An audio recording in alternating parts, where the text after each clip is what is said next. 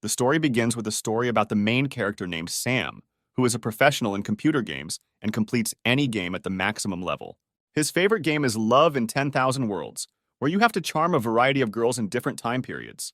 You can gain a girl's affection in different ways, both by physical conquest and by blackmail. Sam has already got 100 of the brightest girls in the game, something no other player has managed to do before him. Our hero manages to seduce even the toughest and most militant girls, and he considers himself a professional in this matter. Victory over girls comes so easily to him that he secretly makes a wish to get into his favorite video game. And then the light began to flash in the room. The computer monitor began to make terrible sounds, and it seemed that he was about to be sucked right into the computer. The wind in the room was increasing and had already turned into a hurricane emanating from the center of the monitor. With all his might, the main character began to be pulled straight into the screen. And despite the fact that the guy was much wider than the screen, surprisingly, he did not feel any painful sensations. There was a loud bang and there was silence in the room, as if a few seconds ago the person had not been sucked into the computer screen. Sam was falling down. It seemed like he was going to throw up. All his organs were compressed, and he couldn't shake the feeling that he was going to break. The hero landed softly and immediately sat down. There was no more pain and fear. The place in which he was reminiscent of the character creation screen in his favorite game, Love in 10,000 Worlds. He saw a girl in a short white dress that barely covered her underwear. He recognized her as the fairy of 10,000 Worlds. Sam began to very emotionally ask the girl how he could get out of here and if he could withdraw his wish and go home right now. The girl answered the hero that he himself knew everything perfectly well. He just needed to do what he could do best in the online game. The girl also said that our hero's old game account no longer exists, and he will have to go through everything all over again, with a 0 skill level. The hero was very angry and promised that as soon as he got out of here, he would immediately sue the developers of this game. The girl replied that after signing the license agreement, his life was in the hands of the game developers. The hero asked if he was entitled to some kind of ability so that he could complete the game faster. Of course, the creator has prepared 5 abilities for you that correspond to the 5 attributes in the game.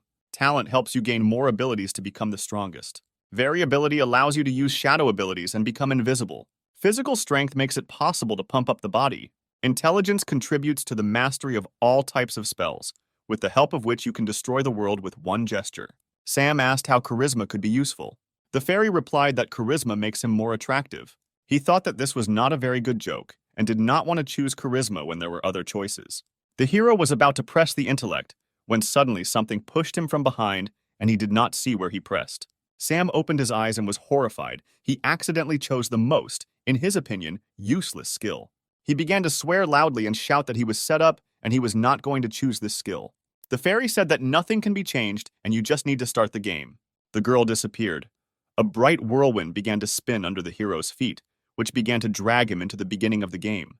The action moves to the first game location, created on the basis of the city of Yunzhou, which is very picturesque and atmospheric.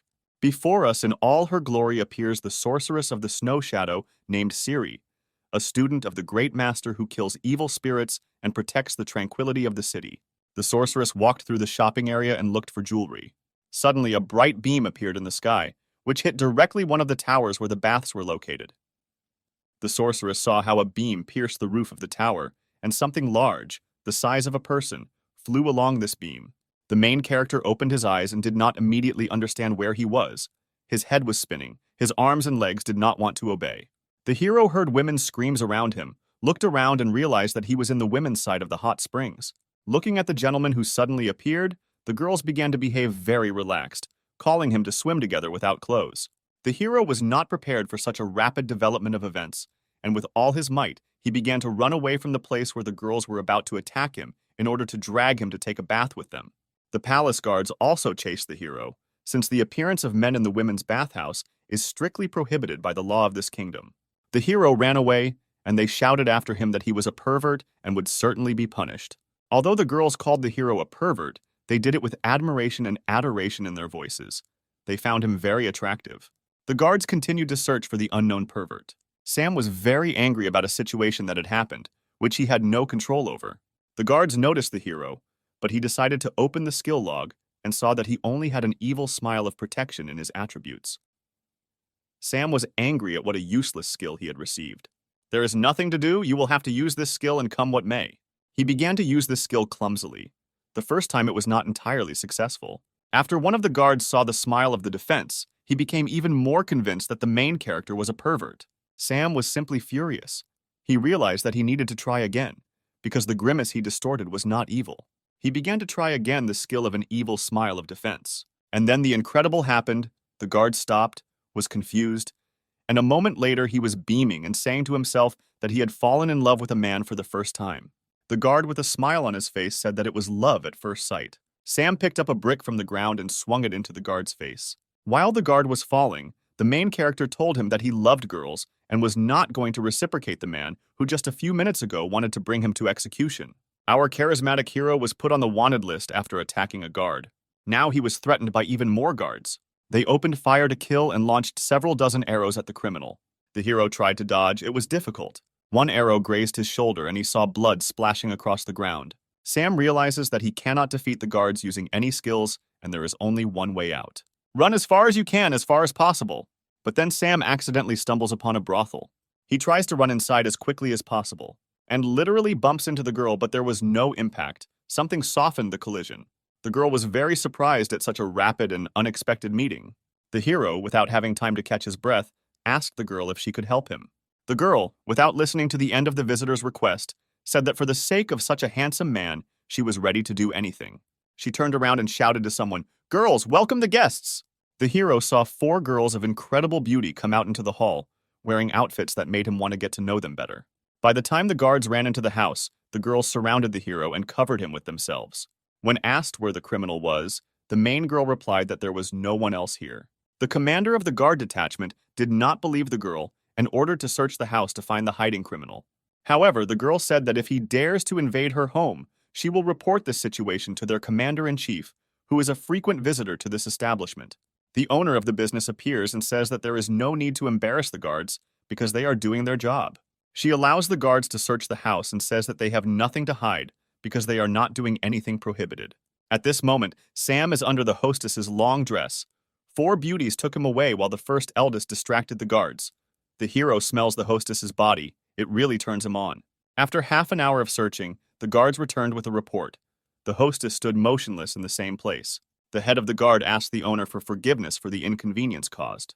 The owner said that they could stay in their establishment since opening time was approaching, but the guards refused. Sam, who had been kneeling for more than half an hour, could barely hold on, and in order not to fall, he grabbed the smooth, tender leg of his mistress. This was very unexpected, and the hostess screamed. The head of the guard began to suspect something and looked closely at the robes of the owner of the salon. But fortunately, someone managed to inform the wife of the head of the guard that he had been in the brothel for more than half an hour. Her evil appearance frightened not only the squad leader. The guard's wife, with a deft, sharp movement of her hand, grabbed him by the ear and dragged him home. The hostess breathed a sigh of relief. Everything worked out as she had planned. Sam no longer had any strength left. His muscles became numb. He could not stand in such an uncomfortable position. He began to fall, holding onto the legs of the owner of the salon, and they fell together. When they fell, the hero's neck got stuck between the mistress's legs and she strangled him. Sam lost consciousness. The girls working in the salon were very scared. The owner saw that he was wounded and blood was flowing from his shoulder. The hero lay motionless. Droplets of sweat flowed from his forehead. Someone began to call a doctor. The hostess was not at a loss and tore her dress so that she could bandage the wound. After a while, we are transported to a room where the hero lies with a bandaged shoulder, and above him stand 3 charming girls in vulgar clothes, who looked after him while he was unconscious. The owner of the salon enters the room. She has medicinal herbs in her hands, and she is wearing the same dress. If she had torn the dress a little higher, you could see her underwear. The girls are discussing how to give the hero medicinal herbs. One of them suggests giving the medicine mouth to mouth. The girls argue about who is most suitable for this role. The owner of the brothel comes into play and says that she herself is able to provide assistance to the victim. The girls leave the room in disappointment and leave the hostess alone with the wounded guy. The housewife drinks medicine from a spoon. Look at the guy with loving eyes. And with the help of a kiss, he transfers the medicine to the patient. The hero immediately woke up and quickly found himself on top of the girl, without opening his lips in a kiss. The hero dreams that he is in the forest, and 2 slugs attack him and fall on his face. He doesn't understand why he can't tear them away from his face.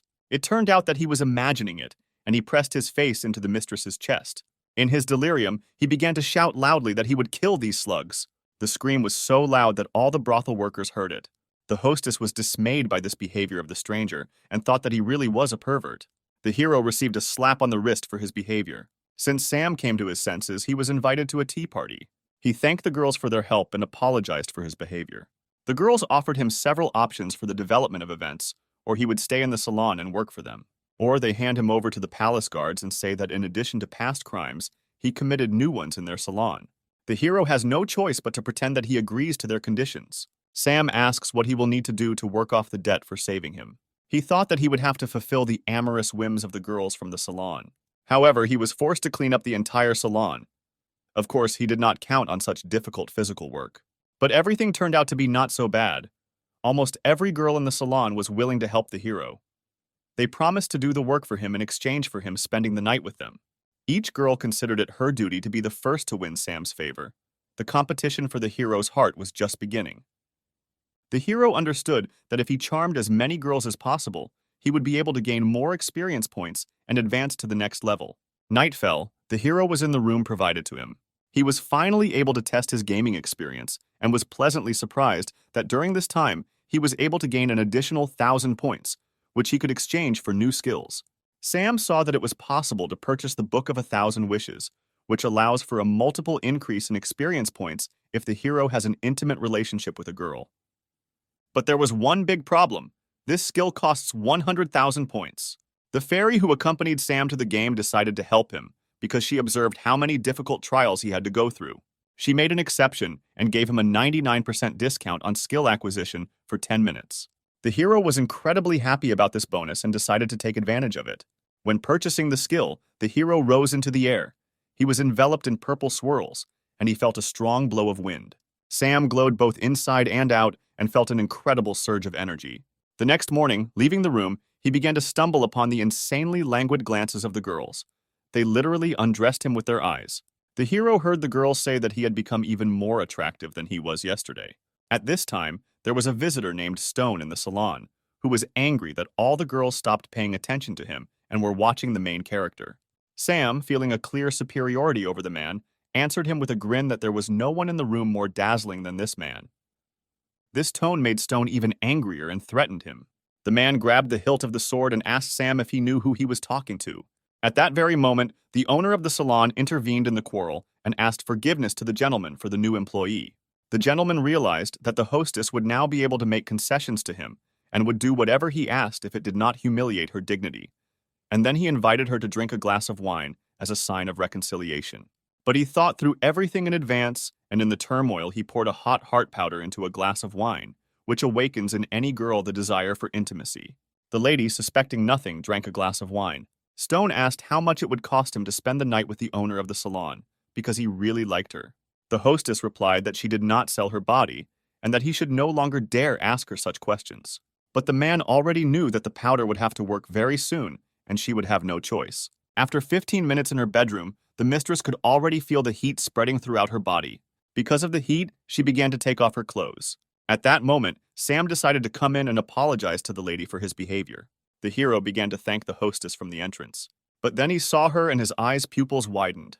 The hostess was only in her underwear, and the hero saw her elastic forms. That hour, the hero ran out of the room at the speed of light, shouting that he didn't have time to see anything. But after a few seconds, a gentle, fragile hand pulled him back into the room. The girl sat him down on a soft bed, and she leaned over him so that her hand was between his knees. She asked him for help. The hero was scared. The girl said that there was a powder in the glass of wine that increased attraction and desire, and now she can't think about anything else. She began to untie her bra, and she threw it on the hero's face. Our hero, the lady, had to be helped 3 times until she felt better and returned to normal. Meanwhile, Stone decided to go to the hostess's room, but got the wrong door. As soon as he entered, the door slammed shut and he thought his plan had worked. He saw the girl's sweet lips at the entrance, but did not expect that this was not the same room. He was greeted by a girl, but she was a little bigger than he expected. Stone did not expect to meet a girl of such size. He tried to run away from the room.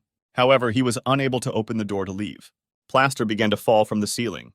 The girls working on the floor below could not understand what was happening. One of the girls began to guess what caused the slight collapse of the ceiling. Loud and rhythmic moans were heard from the hostess's room. The inhabitants of the cabin had to listen to these sounds for a long time. There was blood on the bed. Sam quickly got dressed and tried to run out of the room. he still couldn't come to his senses. He didn't believe that he had succeeded. The hostess said that he should not be nervous, because nothing terrible had happened. Sam told the owner that he didn't expect that the girl working at the brothel wasn't already with a man. The girl, out of emotion, threw a pillow at the hero and began to swear at him. The hero ran away and the girl looked after him. She didn't understand her feelings. Just a few minutes ago, she had experienced incredible emotions, and now she felt empty and used. Sam went out onto the balcony of the floor and was surprised at how real everything was, and that it no longer looked like a game. He saw Stone running away and asked what happened to him. The man looked very bad and whispered to himself that he would never forget such a shame. The salon girls shied away from him. They thought he was sick. The hero shouted to the exhausted Stone that his plan had not worked. While the gentleman was running with all his might through the salon towards the exit, Sam thought that thanks to the man he had moved as quickly as possible to the next level. This was a great opportunity to practice techniques. Now our hero was at the next level, where he had a technique. It's called Charm Living Beings, and judging by the picture, it's activated by snapping your fingers. It seems clear but needs to be checked. And here's the first test subject. Come here, cat. The Charm of Living Beings. As expected, it worked perfectly. I will use it. Sam already began to think through new plans for charm in his head. He went to the shopping area to buy a gift for the girl he would need to get. She was in the square, the same student of the great master Siri, an incredibly beautiful girl in white, whom he saw as soon as he came into this world. The girl asked the seller about the cost of various jewelry, and he promised her a discount for beauty. Siri thought the discount was a very good option. She pointed to the hairpin she wanted to buy. The hero appears and asks the seller how much such a hairpin costs. The seller said that this was a very valuable piece of jewelry because it was made of ice stone and the finest jade, so rare for this area. Very skillful and expensive work. Is she really real? Our hero asked. How dare you say that I am deceiving people? I would really like to believe you, but it seems to me that I am right. The hairpin burst in the hero's hands. The girl was interested, and the hero said that she needed to take a more responsible approach to choosing jewelry in stores. How dare you try to deceive me? I will not tolerate such treatment. The owner of the jewelry store was very angry with the guy for breaking the goods and exposing him as a deceiver in front of the great master student. The store owner called 2 security guards to deal with the hero and teach him good manners. The sorceress of the snow shadow decided to deal with the big men herself and was already prepared for battle. But the hero stopped her. He needed to show himself. He said that he was capable of dealing with these unfriendly guys himself. A third guy approached. He introduced himself as his older brother and said that this battle would not be as easy as he thought. We are professional fighters who graduated from a martial arts academy. They began to show different fighting stances. This was supposed to scare the hero, so they thought. They looked powerful, but not very scary. The sorceress told the hero that despite the fact that they looked like 3 pumped-up clowns, they should still be feared. Don't worry about me, I can handle it. Stay away and don't interfere. How courageous and handsome he is, Siri thought. Enough bragging. It's time to move on to the fight. Catch my fist of death. The hero dodged and hit him right in the stomach with the Essence Seductive Strike skill. The older brother's breath caught, his pupils dilated, his pulse quickened. The fighter lay on the ground and said to himself how pleasant and easy it was for him, and his brothers were in misunderstanding. What kind of spell did you cast on him, evil sorcerer? The brothers asked. If you continue the battle, the same thing will happen to you, the hero answered. But they didn't believe him, and after a few seconds, they were in the same euphoria of love as their older brother. They could no longer continue the battle.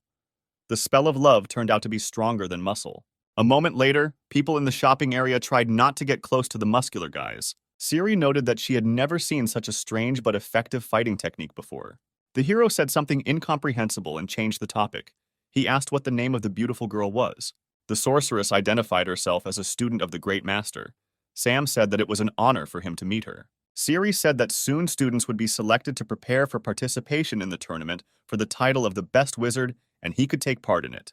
Suddenly, a gentleman from an intimate services salon intervened in the conversation and addressed Siri. He called her sister and said that he had been looking for her for a long time. They most likely had a strained relationship because Siri responded that she shouldn't have to report where she was. Sam decided to take advantage of the fact that the relationship between the sorceress and her brother was not the best and added fuel to the fire by asking him how long ago he had last been in a brothel. Siri, hearing that her brother was visiting brothels, was a little surprised, or rather, she was furious. Stone called the hero a vile dog and asked his sister not to believe a single word he said. Sam replied that at first they had fun together in a brothel with the girls, and now he calls him a dog. Stone realized that he could not win the verbal battle and could only make excuses to his sister. He promised to take revenge on Sam, but the hero grinned and said that he would certainly wait until the hour of reckoning came. They went in different directions. The blonde sorceress was also not visible, and the hero went to the salon. Today is his day off. Night fell. The full moon brightly illuminated the Street of Roses, where the intimate services salon was located. The owner of the salon stood at the mirror in her room.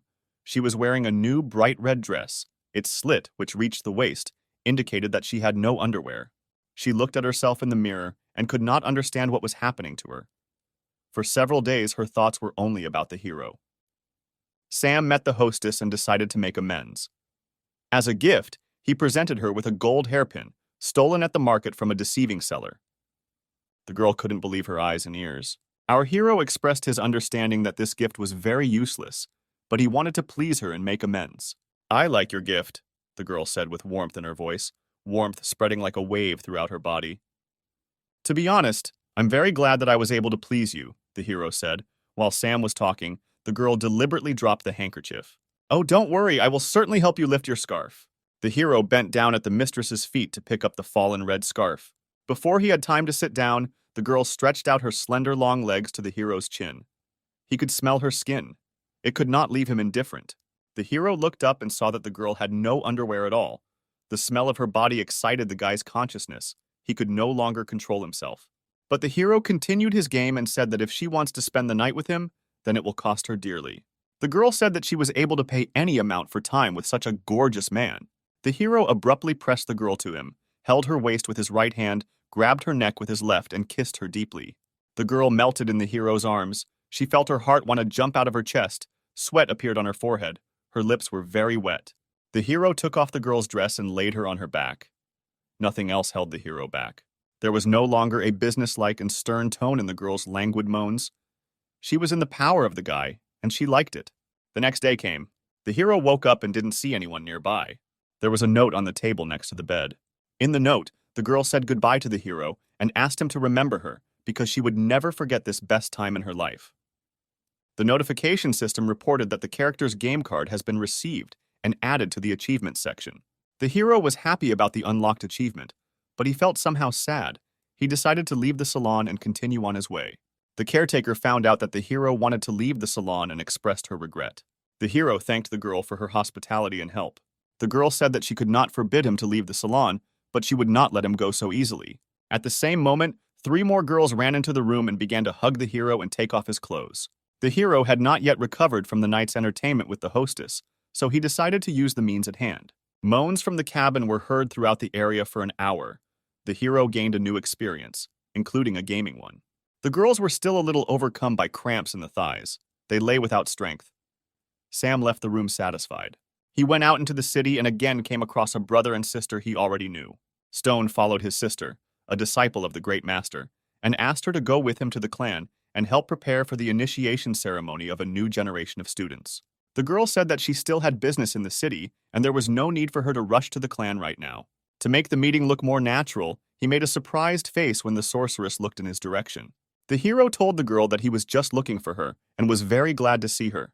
She asked how she could help him. Sam asked her to take him to the clan to meet the teacher and begin training. "Great," Siri noted. "We were just getting ready for the clan."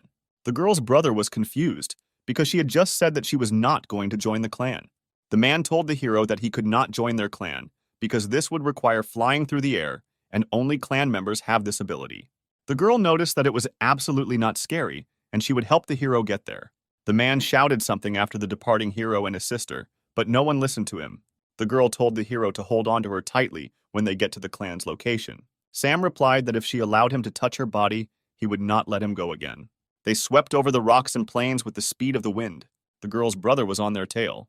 They moved at an incredible speed, and the girl told the hero to hug her tightly, or maybe she specially developed such a speed to force the hero to hug her as tightly as possible. The hero grabbed her just below the waist. He inhaled the smell of her developing hair, felt how her body trembled.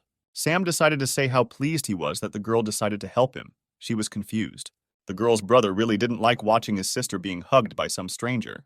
The hero understood this and decided to anger the man even more. Stone was furious and decided to fundamentally solve the problem. I took out a box of paralyzing needles, pointed it straight at the hero's back, and he released a dozen loaded needles to the waiting hero. The girl heard the sound of needles flying in her direction. She sharply turned 180 degrees and covered the main character with her chest. At that very second, she was paralyzed. Sweat ran down her face, and a quiet, "Why, brother?" escaped her lips. The man himself did not expect that such a situation could happen. The girl and Sam found themselves in free fall. The hero did not know how to fly. Stone made no attempt to save his sister. He was only thinking about how he could justify himself to the clan elder. He thought that even if he saved his sister, she would tell everything to the master, and he would not forgive him. And if no one finds out about his action, then he can move on with his life in peace. With these thoughts, the man went further across the sky. The girl was drowning. She could not move. The needles immobilized her with poison. She mentally said goodbye to this world, but suddenly, the main character swam up to her, who managed to take a full lungful of air and through a kiss was able to share it with the girl. Siri opened her eyes and regained consciousness. The sorceress's saber was approaching them, but it flew straight into Sam's hand. Did he really also have the abilities of their clan? In this case, I can save us and take us to the location of the clan. The hero raised his saber up and mentally gave the order to fly. At the same second, there was a splash on the water. The hero held the girl in one hand, and with the other, he pointed the saber upward. They flew at high speed. They couldn't fly for long. The girl needed rest. She still didn't feel well. Having settled down in the shade of the trees, the guy and girl considered that the danger had passed. They did not expect that in just a moment they would have to face a new enemy. There were a little more enemies than the hero expected. The warning system sent a message about the enemy. It was a bloodthirsty wolf, a second-level enemy. There is no choice, you have to fight, because not only the guy's life is at stake, but also his companions. The enemy was not going to give time to think.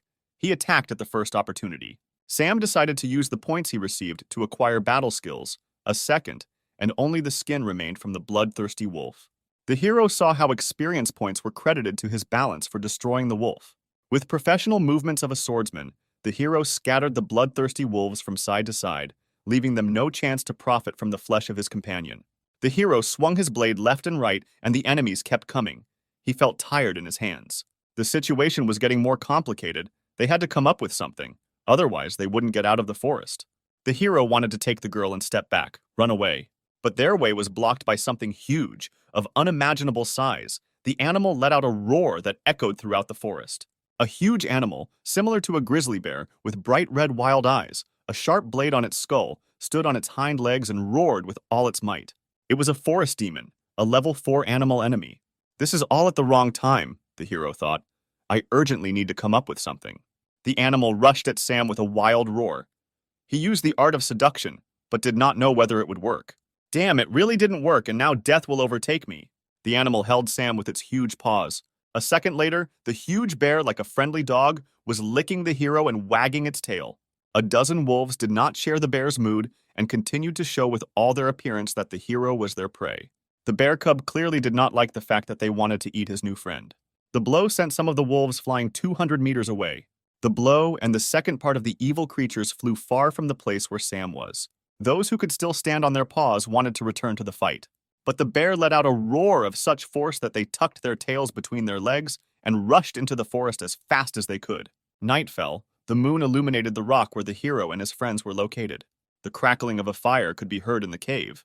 The hero thanked the bear for saving his life and providing a place to spend the night. But it was a bear. She didn't speak, but she hugged the guy with all her might and began rubbing her muzzle against him.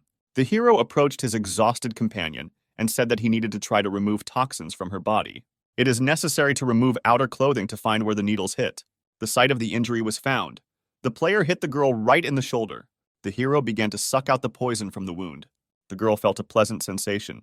The poison is very strong, the guy said, spitting. You cannot stop. Otherwise, the poison will continue to spread throughout the body and lead to death. The hero sucked out the poison, but saw how the girl was delirious. She was making moans and saying incomprehensible phrases. Continue. Don't stop. I feel so good. Morning came. The sun's rays illuminated the cave in which Siri slept. She woke up. She was cold. She was weak. She looked around and saw that she had no clothes on, and there were drops of blood nearby. She thought that while she was unconscious, Sam had taken advantage of her. Meanwhile, the hero returned to the cave, with wild berries in his hands. The girl attacked him with a blade. The tray with berries fell to the ground. The girl said that she would kill him because he took advantage of her helpless state. The hero began to make excuses and say that he did not touch her, but only tried to save her life. The girl pointed the blade at the guy's throat, but the blade resisted. The girl turned to the blade and asked why he was resisting, Was the guy really telling the truth? The hero choked in fear and splashes of red liquid flew out of his mouth. "What's wrong with you?" the girl asked. The hero replied that while he was sucking the poison out of her wound, he got poisoned since he did it for the first time, and now he is mortally ill. In fact, the hero deceived the girl, and it was not blood, but the juice of red berries, which he did not have time to chew. The girl said that she remembers how the needles flew at her, but also one needle hit him. Why is he not affected by the poison? Sam said that his friend gave him a jade pendant in the shape of a maple leaf, and the needle went straight into it. Siri thanked the hero and said that she could teach him her clan's technique, which rids the body of toxins. "I'm not a member of your clan," the hero noted. "I don't want to steal your secrets. You saved my life and therefore I will repay you, reveal a few secrets, especially after what you did. The head of the clan will agree to take you as his student." "Thank you very much, madam. I will not forget this. It's time to start training. Call me mentor," Siri said.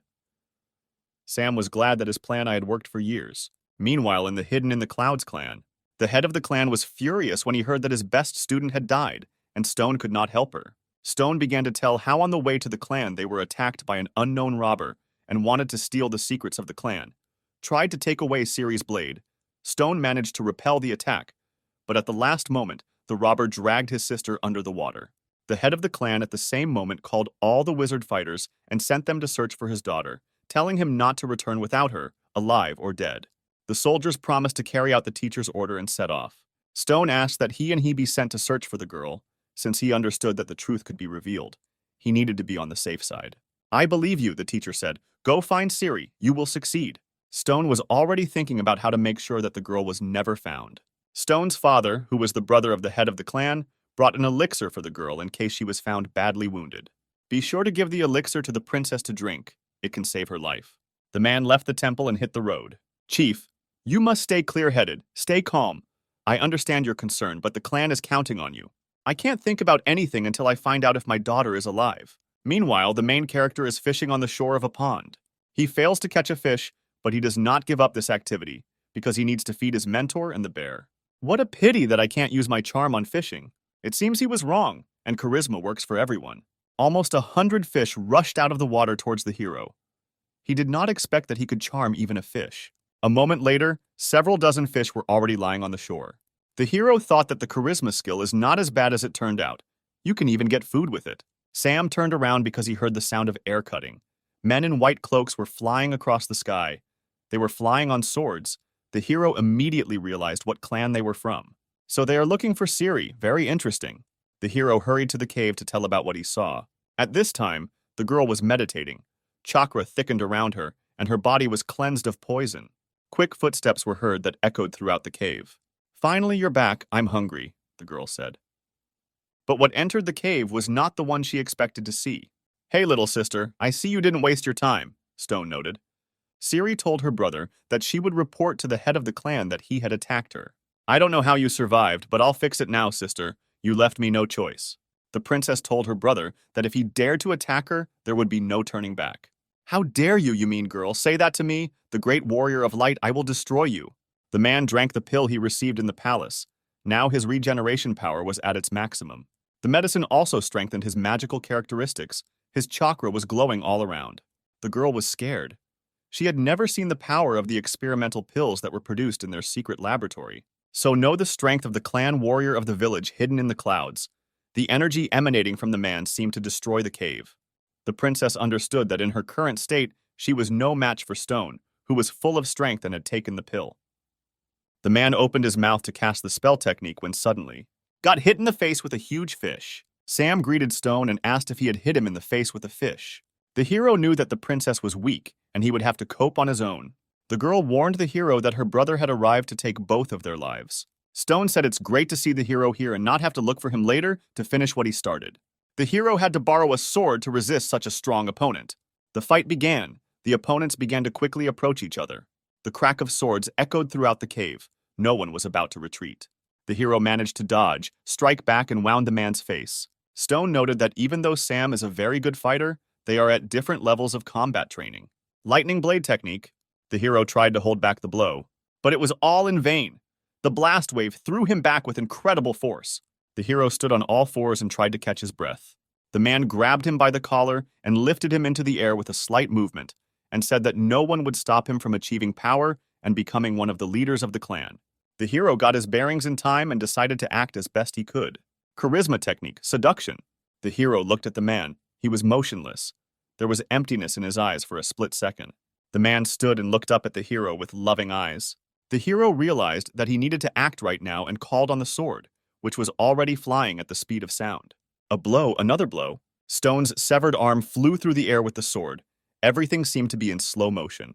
The hero held the sword tightly in his hands, and behind him, blood flew from the man's shoulder in all directions. The man shouted something loudly, but the hero no longer listened to him. Perhaps Stone would have been able to escape from the cave, if not for one thing. On the way out, they were already waiting for him. He hit his head on something soft.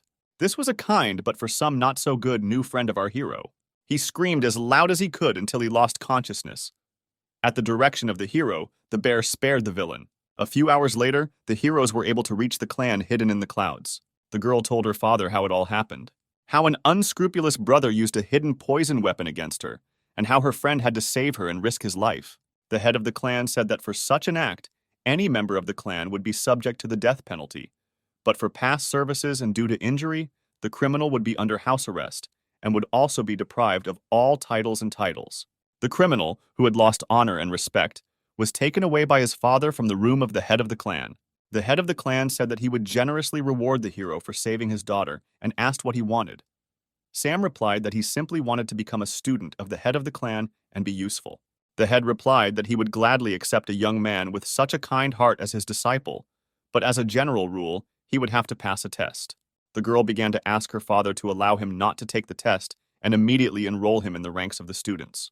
However, the hero said that he respects the principles and rules of the clan, but wants to pass the tests and officially join the clan. The head of the clan was very pleased with the young man's answer and praised his desire and warm heart. In the meantime, the girl decided to give the hero a tour of the clan's possessions. She showed him the very heart of the clan, a magical tree that gives energy to all living things. The girl said that there was no time to admire and she needed to undress as quickly as possible. The hero did not understand what she meant. He asked if it was too early for her to invite him to undress, since they had not yet gotten to know each other properly. The girl was very angry with the hero and said that she brought him here in order to practice the technique of melting the snow of 6 suns. The snow melting technique develops the maximum concentration of energy for the subsequent use of any technique, including combat. Mastering this technique is impossible without a mentor, so the princess was always nearby. The hero successfully reached the 3rd level in this technique thanks to the help of the princess. She watched how strong his strength and chakra became. The hero incredibly quickly reached almost the 4th level of technology. However, this was the first training, and the body could not take such strong loads. The girl did not understand why the sacred place did not extinguish the fire inside the hero. Is there really no choice and I have to help him release this burning energy? The girl couldn't believe that she would have to do this for the first time, and the hero was getting worse. The pain of conscience did not leave the princess. She could not make up her mind, but she also could not leave the hero to die. She gradually began to move her legs in stockings towards the hero's belt. Closer and closer, ashamed, scary, awkward. She had never done this before. She began to massage part of the hero's body with her feet, and he began to make strange moans. She was ashamed to hear the groans of a man who could not control himself. Several hours passed. The hero came to his senses and did not understand what had happened. Even though the sorceress was glad that the hero had come to his senses, she felt dirty and disgraced. She said that she had to save him, free his body from the accumulated burning energy. Thank you very much for saving me, but why are you so upset and your face is red like you just ran? Sam felt a new strong energy spreading through his body. His power and strength were on a new level. Suddenly, he felt danger behind him and turned around. I saw an unknown entity flying in their direction. The unknown first attacked the hero and sent a palm full of energy into his body. Their palms joined, and the unknown person cast some kind of spell. There was a cold blue explosion from which they scattered in different directions. For a split second, the hero was sure of the enemy's weakness, but he was wrong. The palm, which had recently repelled the enemy's blow, became covered with ice, and the ice continued to encircle the entire hand. Another moment and the hero turned into an ice statue. The princess wanted to free the hero, but a stranger stood in her way. He was already rushing towards her at speed in an attempt to strike. The girl could not withstand a blow of such force. She had not yet recovered from helping the hero. The blow was so strong that the girl was thrown 20 meters. However, the princess was able to stay on her feet because at the last moment she recognized the attack technique of the enemy, who used the technique of her clan. Despite the cold outside, a fire was raging inside the hero. He knew that the ice technique was unable to hold back a wizard who had mastered the 4th level of the solar technique. The ice quickly turned into water and evaporated, Sam gathering all his free chakra to strike back. He was absolutely not interested in the motive of the enemy, because of which he decided to kill them. Solar Gate Technique Level 4. The hero moved as fast as never before and was able to reach the opponent's chest with the first blow. The clothes tore and he saw large, firm female breasts. The hero was slightly surprised by this development of events. The girl went on the run. Her level was lower than the new level of the hero. The princess asked the hero not to pursue the enemy, but to help her patch up her wounds. She said that the enemy used her clan's equipment, and it turns out that their own people wanted to destroy them. Are there really traitors in the clan? The hero asked. Let's not talk about that. Take a better look at my wound. It hurts in my chest area, answered the princess. Then you need to take off your clothes, otherwise we won't see your wound, princess. The hero began to help her take off her outerwear. The girl was very embarrassed. She was in pain, but she wanted to continue. The hero touched the princess's chest. She received damage from the ice technique and was very cold. It is necessary to rub the affected area using the hot palm technique. The hero said that not only the chest was damaged, but also the area below the waist, and moved the girl to a horizontal position. An hour later, the hero got off the princess and said that now her body would never freeze. The princess said that her wounds were healed after half an hour, and she does not understand why the hero did not stop there and used her for another half hour. Sam said it was to prevent possible side effects. Siri replied that she understood that the hero simply took advantage of her condition, and although he saved her, she would not thank him. The hero asked if they could continue preventative measures tomorrow. The girl wanted to use the most powerful technique on the hero, but he said in time that he was joking. How can we identify the girl who attacked us? The princess asked. Sam replied that during the battle he wounded her, and a wound should form on her chest, and Siri needed to start watching the girls from their clan more closely. Meanwhile, in the forest not far from the location of the clan hidden in the clouds, the girl who attacked the heroes arrived at the meeting place with the person who ordered the murder. Our plans were disrupted. I could not defeat the newcomer, said the killer from the clan. So, we have been fooled again. This new guy is not so simple, noted the younger brother of the head of the clan and also the chief alchemist, who developed the pills that increase regeneration. He gave the girl his medicine so that no one could identify her in the clan based on the wound she received in battle. The girl was glad that she would not have to leave the clan for fear of being caught in treason, because the scar could give her away. Several days passed. The day came to take the exam for the opportunity to study with the Great Master. Sam noticed how busy the main square was today. He liked the atmosphere. Siri wished him luck and told him that there was only one way for him to pass the test. Otherwise, she would kill him with her own hands. The princess's older sister Maggie intervened in the conversation, expressing interest in Sam, and said that her sister had been talking about him lately. The princess was embarrassed because she did not want the guy to know that she was secretly in love with him. The hero noted that the princess has a very beautiful sister, and he is very glad to meet their whole family. The princess warned the hero not to even think about pushing his balls towards her sister. Not only the sisters from the main family were crazy about the hero, but also other girls from the clan kept looking at him and sighed languidly after him. The guys from the clan did not like the close attention of all the girls in the village to the newcomer. They planned to get rid of him at the first opportunity. The time has come to begin the selection. The head of the clan greeted the candidate students and spectators of the competition. The task of the first test was announced. Participants need to collect 10 flowers of the magic grass that grows on the top of the sacred mountain in 3 hours. Most participants considered this test to be completely childish. The head informed the test participants that if anyone thinks that they do not have enough skills to pass the tests, it is better to refuse at first. The test begins. The participants took off from their seats, and only the hero was in no hurry to accelerate. He stood and watched from the sidelines what was happening. The princess ran up to him and asked what was the matter. Did he really not want to pass the tests and be closer to her? The hero said that the princess should not worry about him. The girl was surprised. She did not understand what he was up to. Meanwhile, other participants searched actively, but not effectively. 2 candidates walked and discussed how difficult the test actually turned out to be, and in a few hours they found only 3 flowers. Suddenly, they saw something beautiful and stopped. It was our hero. He went into the hot springs completely naked. Turning around, he used the gloating love grin skill. He invited 2 girls to swim with him. One of the sisters felt awkward because this was their first meeting. The second was more determined and accepted the invitation of an attractive young man. Within a moment, the older sister without clothes entered the water. Although it was scary, the youngest was not going to give up the guy she liked so easily. Each of the sisters wanted to get to know the hero better and beat their rival in this matter.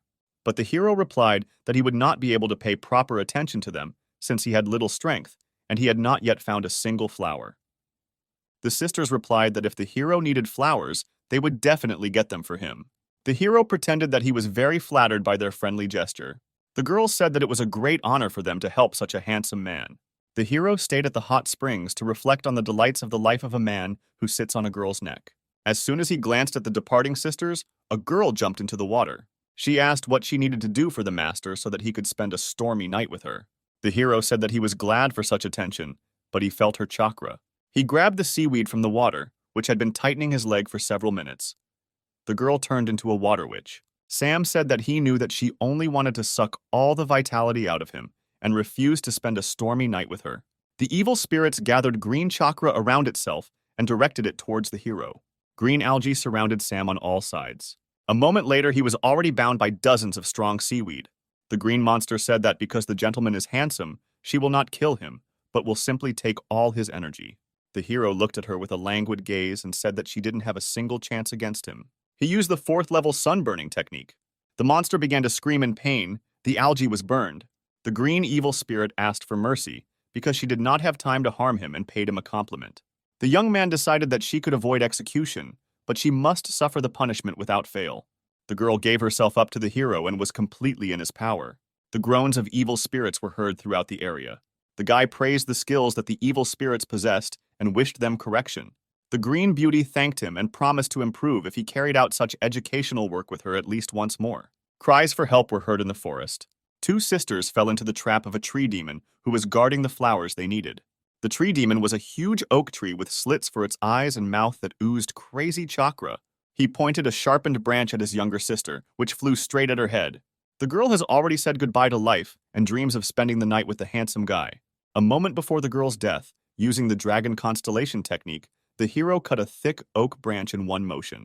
The tree swung its branches from side to side in a rage, destroying everything it touched.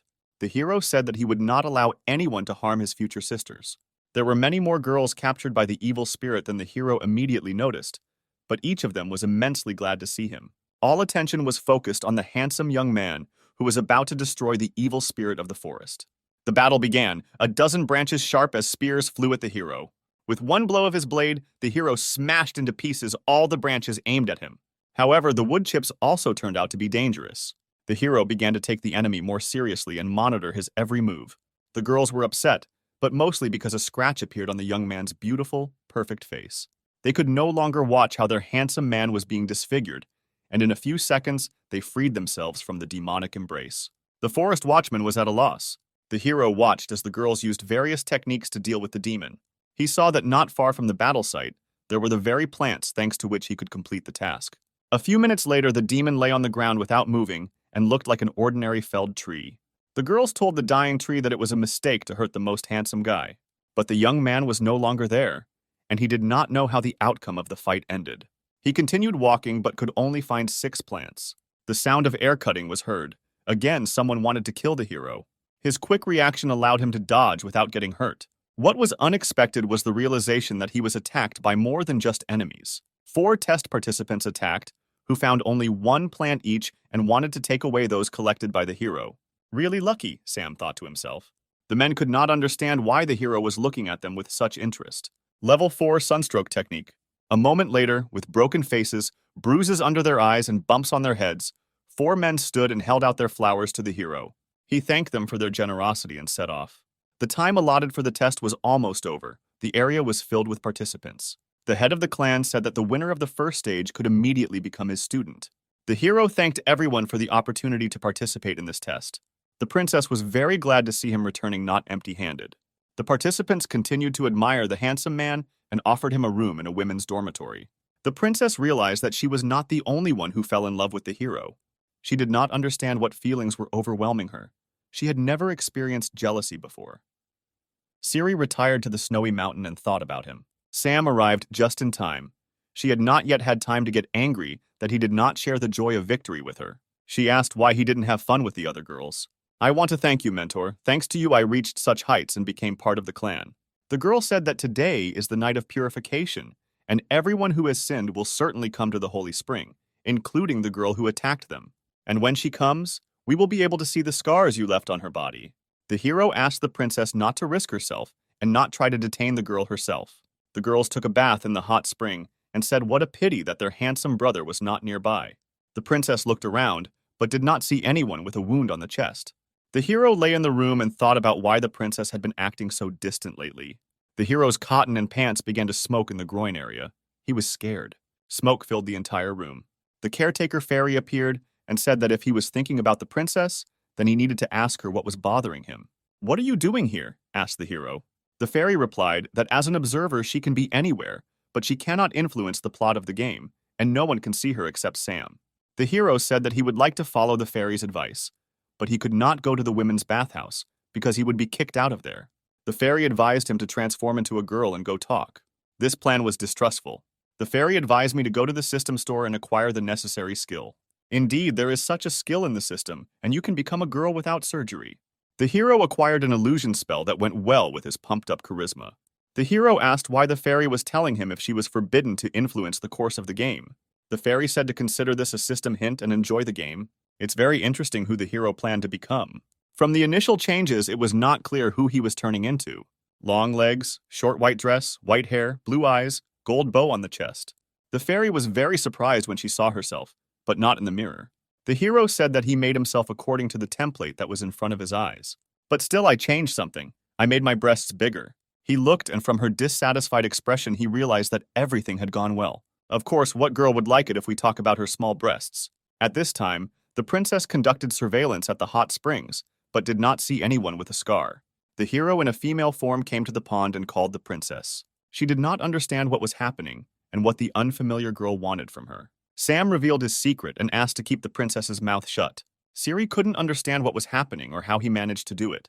The hero explained that he did this as a cover and wants to help her catch the criminal. The princess was worried that the hero would see her naked. The princess's elder sister appeared at the springs. She immediately drew attention to the hero in a female guise and complimented him, thinking that this was a real girl. The princess had already begun to tell who was hiding under the guise of a stranger when Sam stopped her. He introduced himself as Tsunade, the daughter of the ruler of the Hidden Leaf Village. The older sister said she was pleased to meet you. Sam said that there were no people living in these parts who did not know the daughters of the main family. Maggie once again complimented our female hero and went off to take a bath. The princess asked why the hero did not let her tell her sister about him, to which Sam replied that she also needed to be checked for scars. The princess said that she would not dare to suspect her sister of plotting against her. Sam noted that he suspected everyone, including her sister, and until he was convinced otherwise, no one needed to know why they were here. "What should I do?" asked the princess. The hero already had an insidious plan. He climbed onto a rock and began shouting that there was a poisonous snake in the pond. A slight panic began, but the hero still hadn't seen anything.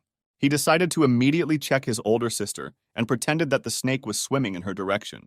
Sam shouted that the snake had gotten under Maggie's towel and he would save it. The towel was torn off. The hero achieved his goal. He began to closely examine the breasts of his older sister. He did not see any cuts and was upset by this. Maggie continued to scream and kick the water, fearing a snake attack. She held the main character by the head, pressing him to her chest. His pulse became stronger. A notification has arrived that in case of excitement, the spell of illusion will dissipate. The girl stood close to the hero and began to notice something oblong right under the water. She decided that she saw a snake and tried to grab it with her hands, and then Maggie caught her. But she couldn't understand why the snake was so hard to the touch. The hero looked at her in fear, and she held his snake in her hand and squeezed it tightly. Because of the steam at the holy springs, no one except Maggie noticed the transformation of the hero from a beautiful girl into a guy. She shielded him with her body from the girls and told them to quickly run away, since the snake was very dangerous, cunning, and perhaps not alone. The girls decided to listen to their older sister because she was from the main family and they had no reason not to trust her. Maggie asked Sam to explain what was happening here and what kind of tricks he was doing here. Sam replied that he could not concentrate on the story while his sister Maggie was standing in front of him without clothes. A little later, two princesses and Sam were sitting in the gazebo, who explained to the eldest of them that they were trying to find the killer in this way.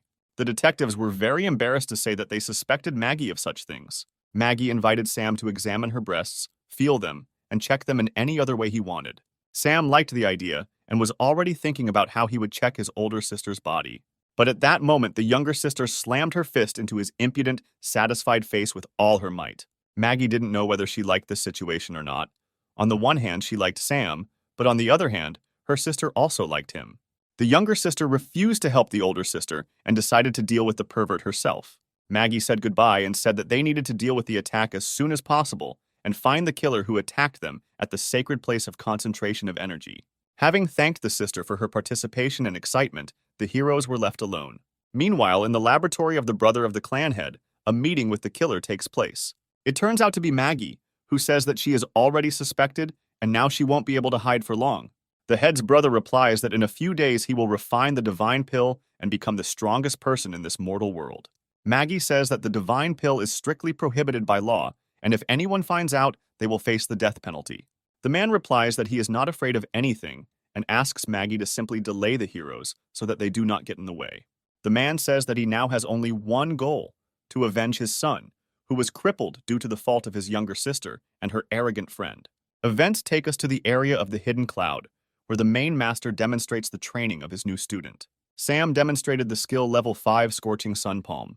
He smashed a huge block of ice standing in the center of the square into smithereens. The impact was so hot that not even drops of water remained from the ice block. Everything evaporated in a split second. The master praised the student for mastering the 5th level of technology so quickly. Sam noted that he achieved such heights because the princess helped him, but this is not enough for him, and he wants to master the last 6th level of technology. The master replied that it was impossible to reach the 6th level alone. One needed to merge with a master girl who could sacrifice her honor for his sake. The hero did not believe that in order to master the technique he needed to copulate while training with a girl. The master said that during the ritual, the girl must lose her virginity with the hero. But will he be able to find such a girl? A dozen girls in the square squealed and shouted that they were ready to give up their innocence for the sake of the hero. The master was shocked by this development of events, embarrassedly turned around and headed towards his palace. When leaving, he replied that he could not help him in this matter and let him figure it out himself. The hero first of all invited the princess to help him master a new level of technology, telling him about the nuances.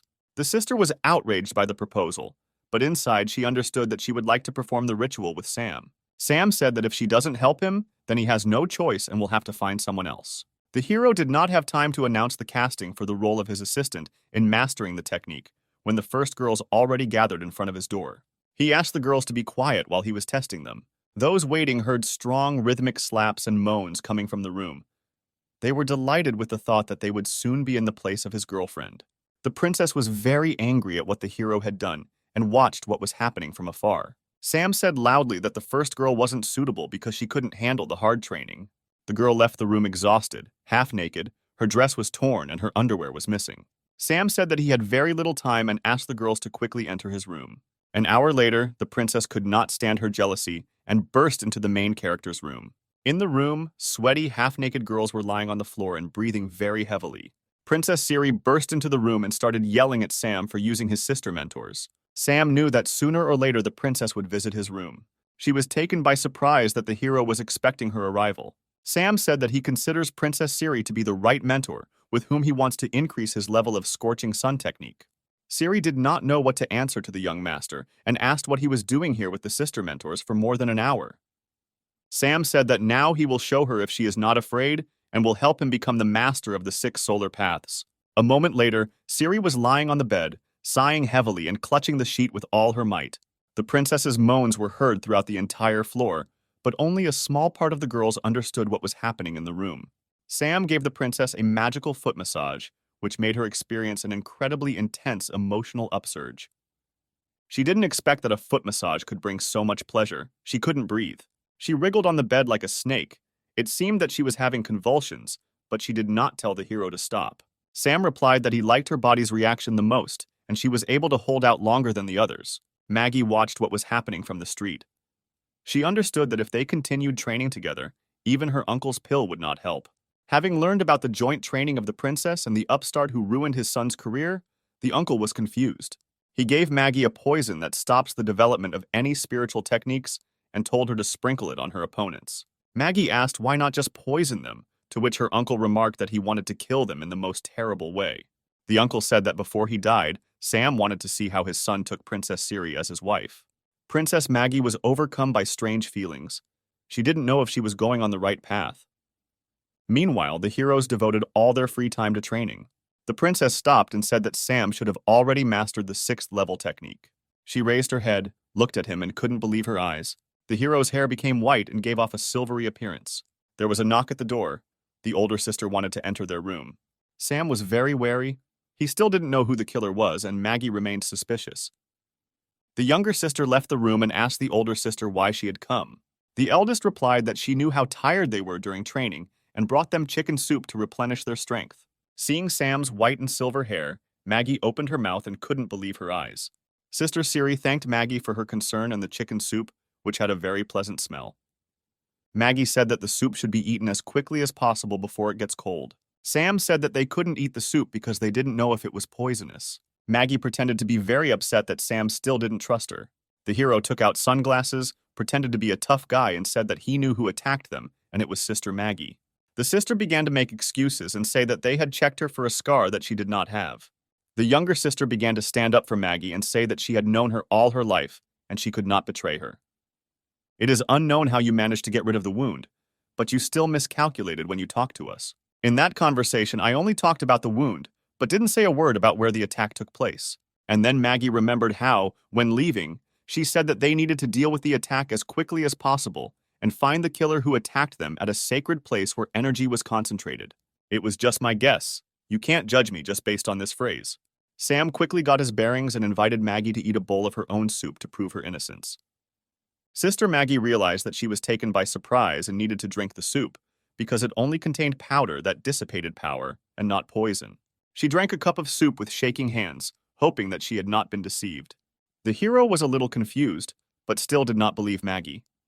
He believed that she drank the antidote in advance.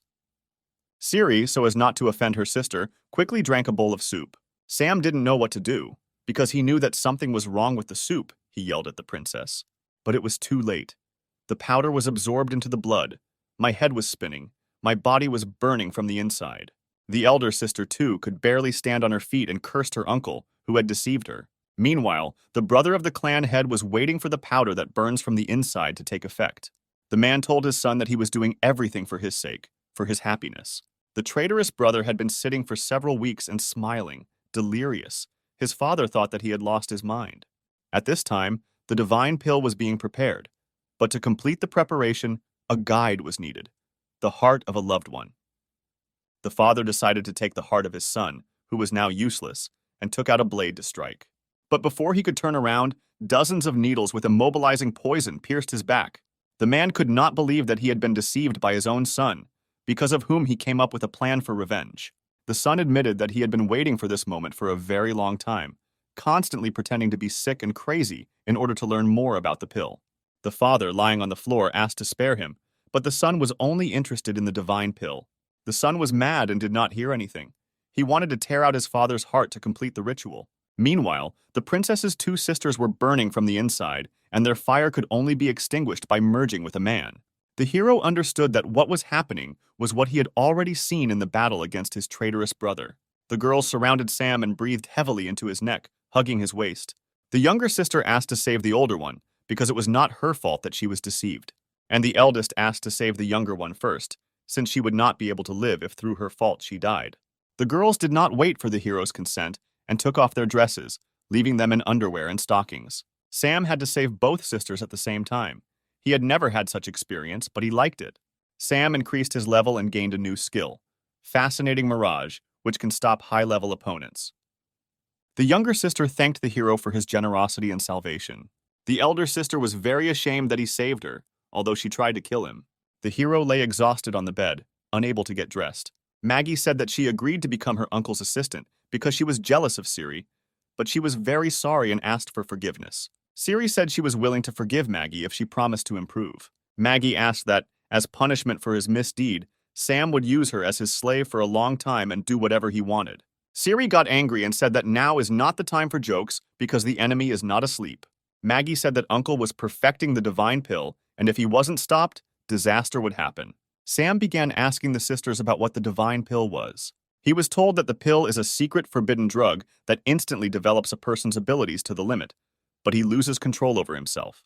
Sam said that it was time for him to visit the family of traitors and punish them for what they had done. Siri gave Sam a magical blade, a relic of the Hidden Cloud clan, which can only be wielded by a warrior who has reached the 6th level of the Burning Sun technique. Sam thanked Siri, and taking the blade in his hands, felt incredible energy. Before he could leave the bedroom, Sam felt a frantic energy approaching the roof of the house. A few seconds later, a huge explosion destroyed the wall and roof of part of the house. Thanks to Sam's new abilities, he was able to create a protective barrier during the explosion. He again saved 2 sisters who could not feel such a lightning attack. On the roof of the destroyed house, a traitor brother named Gao Gan stood safe and sound. The princess asked where he got a healthy arm and the strength to use such powerful techniques. The traitor brother said that his father, whom he sacrificed, perfected the divine pill, and now Gao Gan is invincible. Sam rushed towards Gao Gan as fast as he could to deal him a crushing blow. But Gan stopped the blow of a blade, moving with incredible speed with one hand. He said that now he is at an incredible level of power and cannot be stopped by an ordinary blade. The hero asked what about the blade called Snow Killer, which has the power of divine flames. And at that moment, the blade caught fire with incredible power, and the hero dealt a devastating blow to the traitor on his sore hand. Gao Gan's hand was smoking as if it had just been taken out of an oven. Sam considered that there were a few blows left before defeating the enemy and prepared to attack. Gao, laughing an evil laugh, showed the hero his whole hand and said that he was immortal. At that moment, several magical blades flew into the self-confident villain's chest. The blades were sent by older sister Maggie, who gathered her mentor sisters around her and hurried to help Sam. It was clear that Maggie's blades had reached their destination, but there was not a single scratch on Gao Gan's body. The hero asked the sisters not to interfere in the battle against the immortal enemy. But Maggie, feeling guilty, could not stay away and decided that she would do everything possible to detain the enemy. Together with other sisters, she began to collect chakra to use one of the clan's secret techniques. The enemy knew that he was immortal, but was still afraid of experiencing such a high-level technique. The sisters gathered energy and used the demonic rain of blades technique. The damage was so powerful that it would have destroyed hundreds and thousands of units of ordinary enemies. Dozens of blades passed right through Gao Gan. Red liquid oozed from his body, but he continued to stand. The sisters celebrated the victory. It was impossible to think that anyone would remain alive after such a powerful technique. But the enemy raised his head, a trickle of blood flowed from his mouth, but a mocking smile was visible on his face. With a powerful stream of energy, the enemy shot blades that pierced his body in the opposite direction. The girls had to defend themselves. No one expected such a turn of events. Maggie tried to rush to her sister's defense, but didn't have time. The immortal brother grabbed her by the throat and did not give her the opportunity to help her sisters. The enemy told Maggie that she had a chance to come over to his side and serve faithfully. But the girl refused her evil brother and called him a coward who could never compare with the main character. Then Gao Dan said that she had left him no choice and would have to kill her, and after that kill her vaunted Sam. At that same second, Sam used a magic blade to separate the traitor's hand from his body and free Maggie. Siri was waiting below, and she helped her sister land without injury. The enemy was quickly able to grow a new arm and decided to destroy the hero first. Sam tried to joke with his opponent and tell him that success with women is about attractiveness and charisma, not strength. Sam combined the power of the magic blade and the snow-melting technique of the 6 suns and delivered a direct blow to the opponent's chest. Gao Gan was sure that an ordinary blow could not harm him, so he did not even try to defend himself. It was clear on the hero's face that his plan was a success, and the arrogant enemy would soon regret their meeting. Gao Gan did not understand why his wounds did not heal, and on the contrary, became larger. The hero explained that thanks to the magic blade and reaching the 6th level of the technique, he was able to place the energy of the sun into the enemy's body. After this, to ignite solar energy, the hero struck another dozen blows with his blade at the enemy. The sun began to burn inside the traitor, his body began to glow with fire, and he began to fall to the ground like a meteorite, emitting strong screams. The princesses ran to the hero, fearing for his life because he had spent so much energy. Sam, as usual, didn't show it, because he didn't want to look like a weakling in the eyes of his sisters. But then the hero saw unimaginable fear on the face of one of the girls. Behind Sam, almost out of the ashes, a figure engulfed in flames rose. It was Gao Gan, the flame burning him, and the immortal body became one. The hero, without hesitation or plan, rushed to attack the enemy, who was blazing in the fire. The enemy produced a fiery wave of incredible power with one movement of his hand. According to the hero, he was fought by no less than a demigod who could destroy half the world with a snap of his finger. Sam felt like every part of his body was being tortured and his internal organs were exploding. The enemy was furious. He asked Princess Siri why she continued to protect the weakling. Sam came up with a plan. He decided to play on his enemy's jealousy of Princess Siri, and he used the newly learned technique of a bewitching mirage. Gaogan continued to shout that ordinary techniques would not work on him. In the mirage, the hero created a picture in which he and Princess Siri are going to study new techniques together in the same bed. In order to further anger the enemy, Sam added his older sister Maggie to the illusion. The evil brother was simply furious at such impudence. He did not understand that this was still just an illusion. In an artificially created deception, Sam and the girls discussed Gaogan's inferiority. He couldn't stand it and became even more angry. In an illusion, the princess offered the hero privacy right in front of his worthless traitor brother. The enemy, who had completely lost his mind, decided that if he didn't have eyes, he wouldn't see what was happening between Siri and Sam. Gaodan tore out his eyes, but the illusion still did not stop, and he saw what he feared most in the world.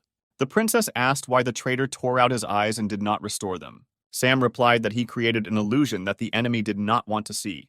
The princess asked what it was, but the hero could not answer anything intelligibly.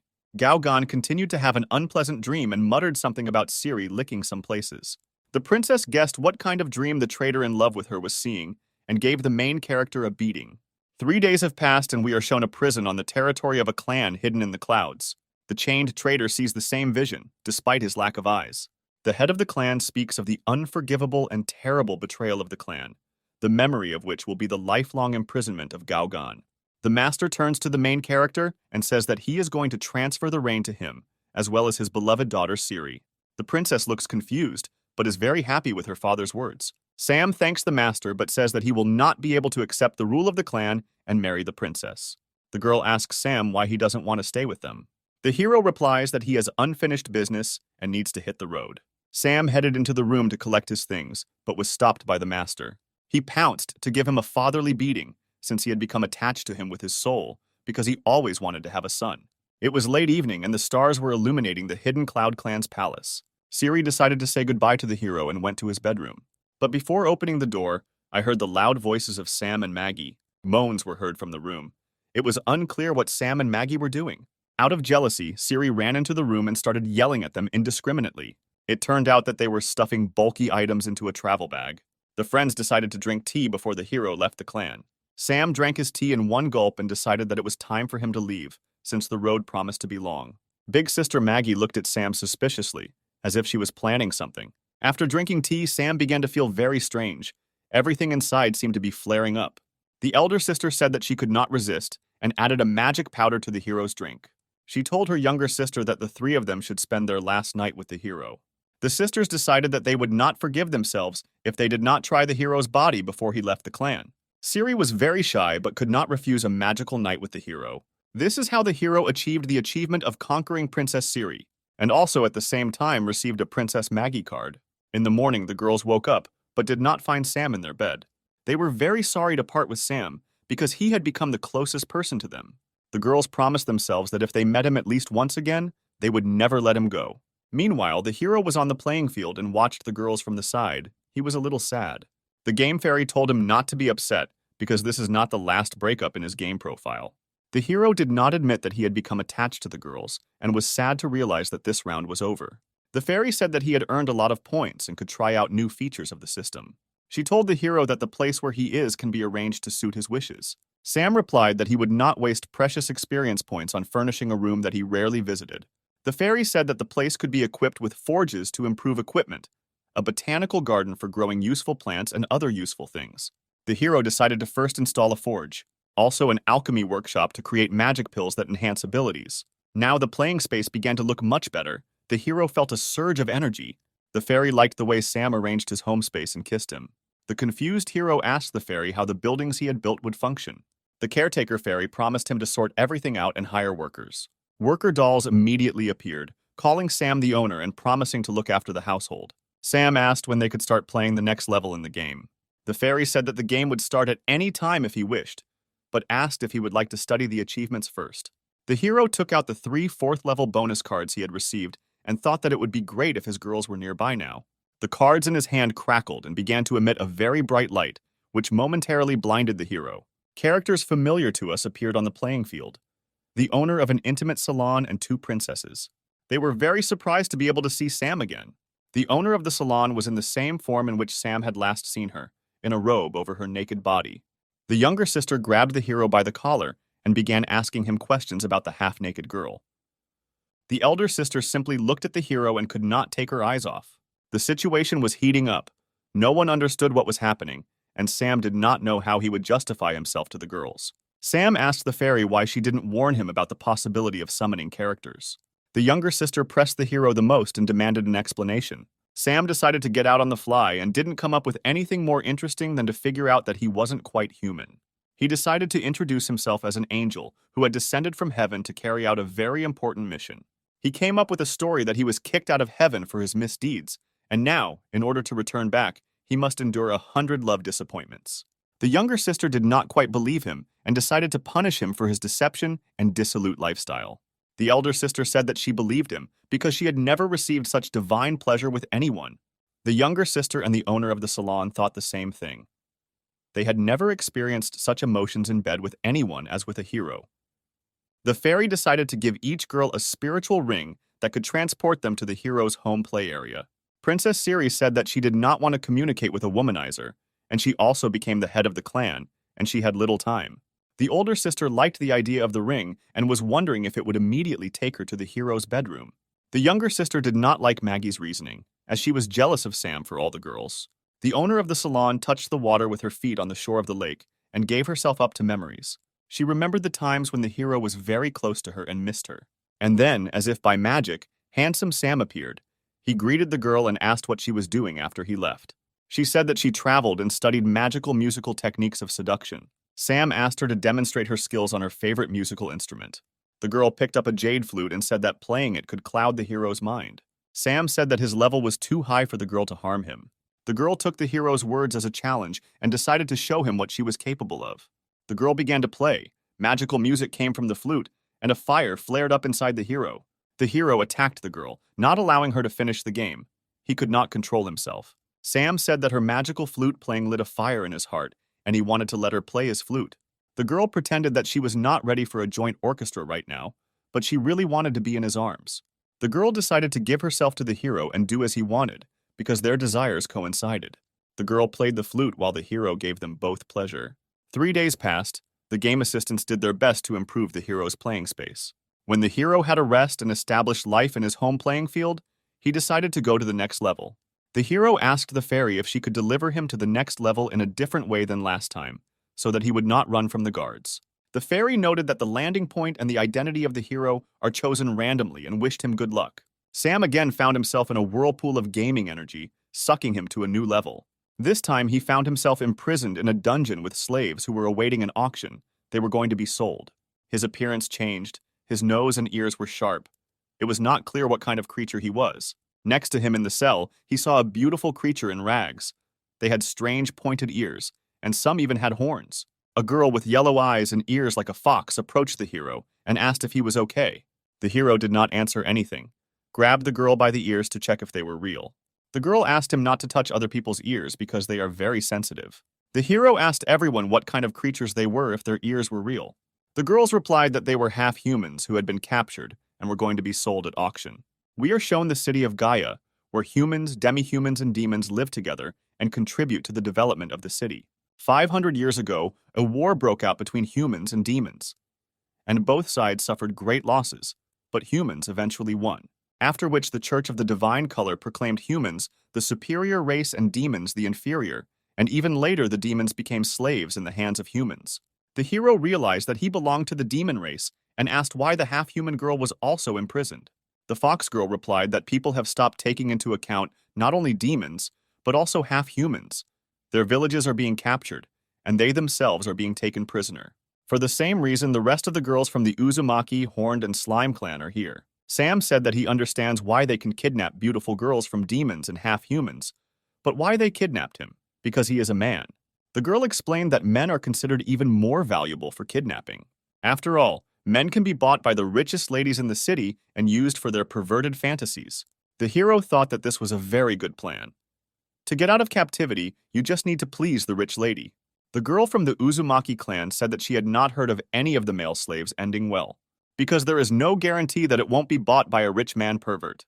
The hero was upset and did not understand how he could get out of captivity and complete this level successfully. The time for the auction arrived, and the richest people in the city gathered in the hall. Rich men in masks discussed slaves bought at past auctions, who had been fed to dogs or otherwise killed because they had misbehaved. The person conducting the auction was already presenting the seventh lot. She was a very beautiful young girl from the Cat clan, who was wearing a gorgeous dress, and there was fear in her eyes. The rich began to raise signs with their numbers and name prices ranging from $3 to $6 million. One of the oligarchs with plate number 599 said that his collection was just missing one more cat and offered $9 million. The deal for the cat girl was closed, and she was placed at the disposal of a wealthy gentleman. The gentleman grabbed her hand tightly and was ready to take her to the room for carnal pleasures. He couldn't wait to try her. The girl attacked the gentleman and bit him very hard on the hand. The girl ran with all her might. It seemed to her that she could run away, and no one would find her. But the people who kidnapped her and brought her to the auction had all unforeseen situations in mind. Someone in charge pressed a button that stopped anyone who broke the rules. The button was responsible for detonating the collar located on the necks of all slaves at the auction. There was a strong explosion. Nothing was left of the girl, only burnt scraps of her dress scattered to the sides. The hero was shocked by what was happening. He did not understand why he had to kill the girl because there are other ways of control. The fox said that this is a rule, since any animal that bites a person must be killed. The hero was very angry. He did not perceive what was happening as a game. He wanted to punish people who do this to demi-humans. The presenter said that everyone will forget this incident when they see the new lot, which will impress everyone. He presented a hero who looked simply amazing and carried himself on stage like a master, not a slave. The rich girls could not contain their emotions. They were ready to do anything to get Sam as their slave. Sam said that if anyone wanted to buy it, they would have to buy 4 more half-human girls standing behind the scenes. The host asked how the slave dared to set his conditions, but the main character told him to shut his dirty mouth. The hero was very serious, and the presenter could not say anything to him in response. Using a charm technique, Sam said that he was going to serve well the gentleman who would buy him and his 3 girlfriends. The start of trading began at $70 million and in a few seconds reached $85 million. A mustachioed man in a mask looked indignant, seeing how everyone was fighting over the product. But then he jumped up sharply and shouted that from today on, he liked men and was ready to pay $150 million.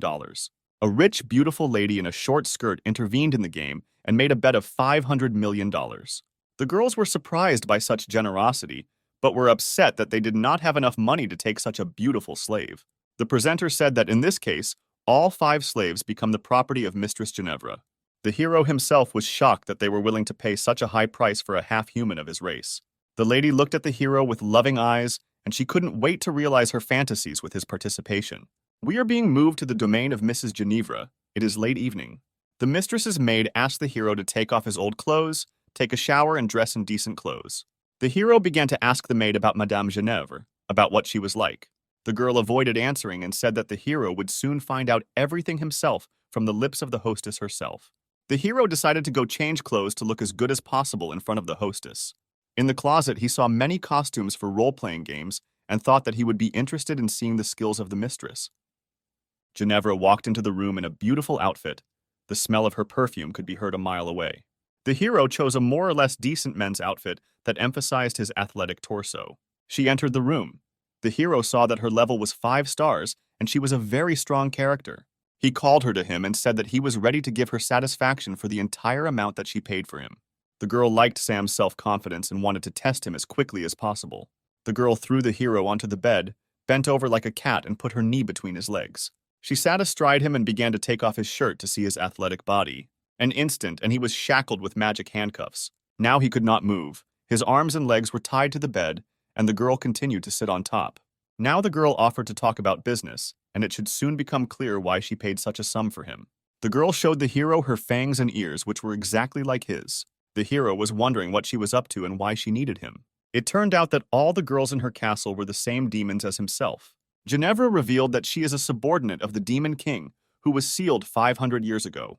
She bought his life so that he could help destroy the hammer and resurrect the king, who was sealed by the 7 sages of divine light. The girl has been trying to find a way to destroy this hammer for many years, but nothing has worked out for her.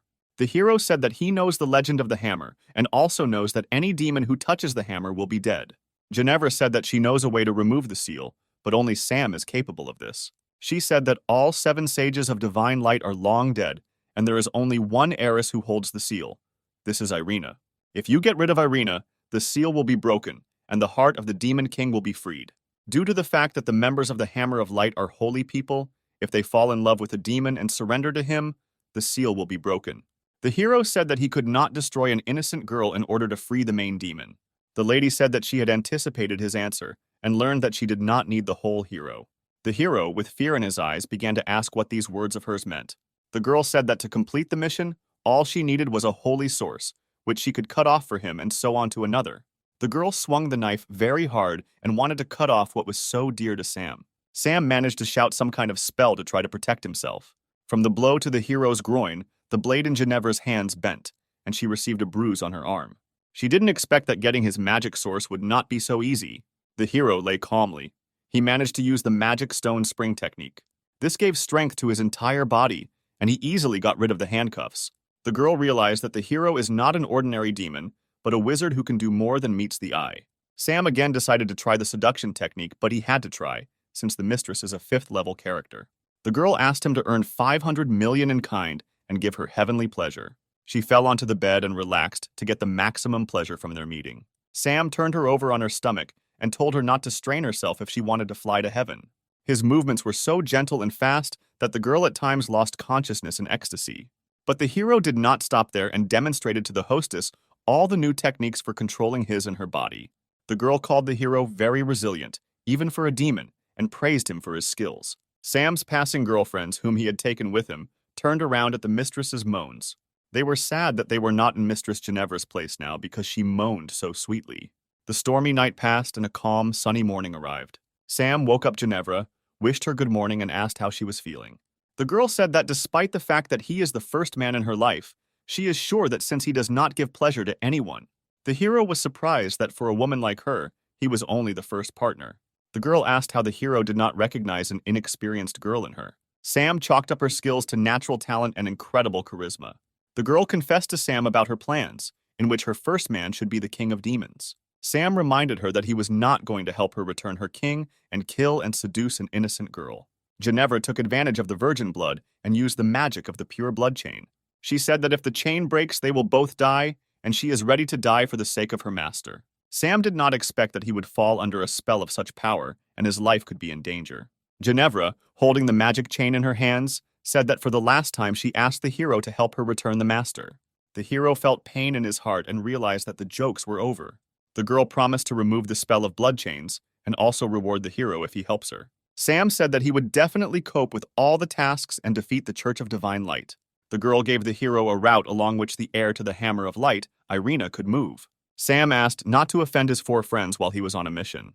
3 days later, the hero was already in the distant forests, where Irina's path passes. There was a roar and blows of the hammer, with which Irina scattered creatures from the underworld in different directions. The girl looked amazing, from her locks of hair to her shiny armor. Irina heard cries for help coming from nearby in the forest. She didn't know what was happening, but she hurried to help those in need. Cries for help were made by our hero, dressed in an eccentric white and red outfit. He was attacked by underground creatures with huge fangs and a bad smell from their mouths. But Sam was not going to engage in battle. He expected salvation, hoped that Irina would come to his cry. And his plan worked. Very quickly, the same warrior, the heir of the 7 saints, was approaching the scene. She struck the ground with such force that the ground disappeared from under the feet of the underground creatures. After the blow, none of them could get up. The hero did not check whether they were alive. The hero thanked the savior and introduced himself as a priest from a nearby village.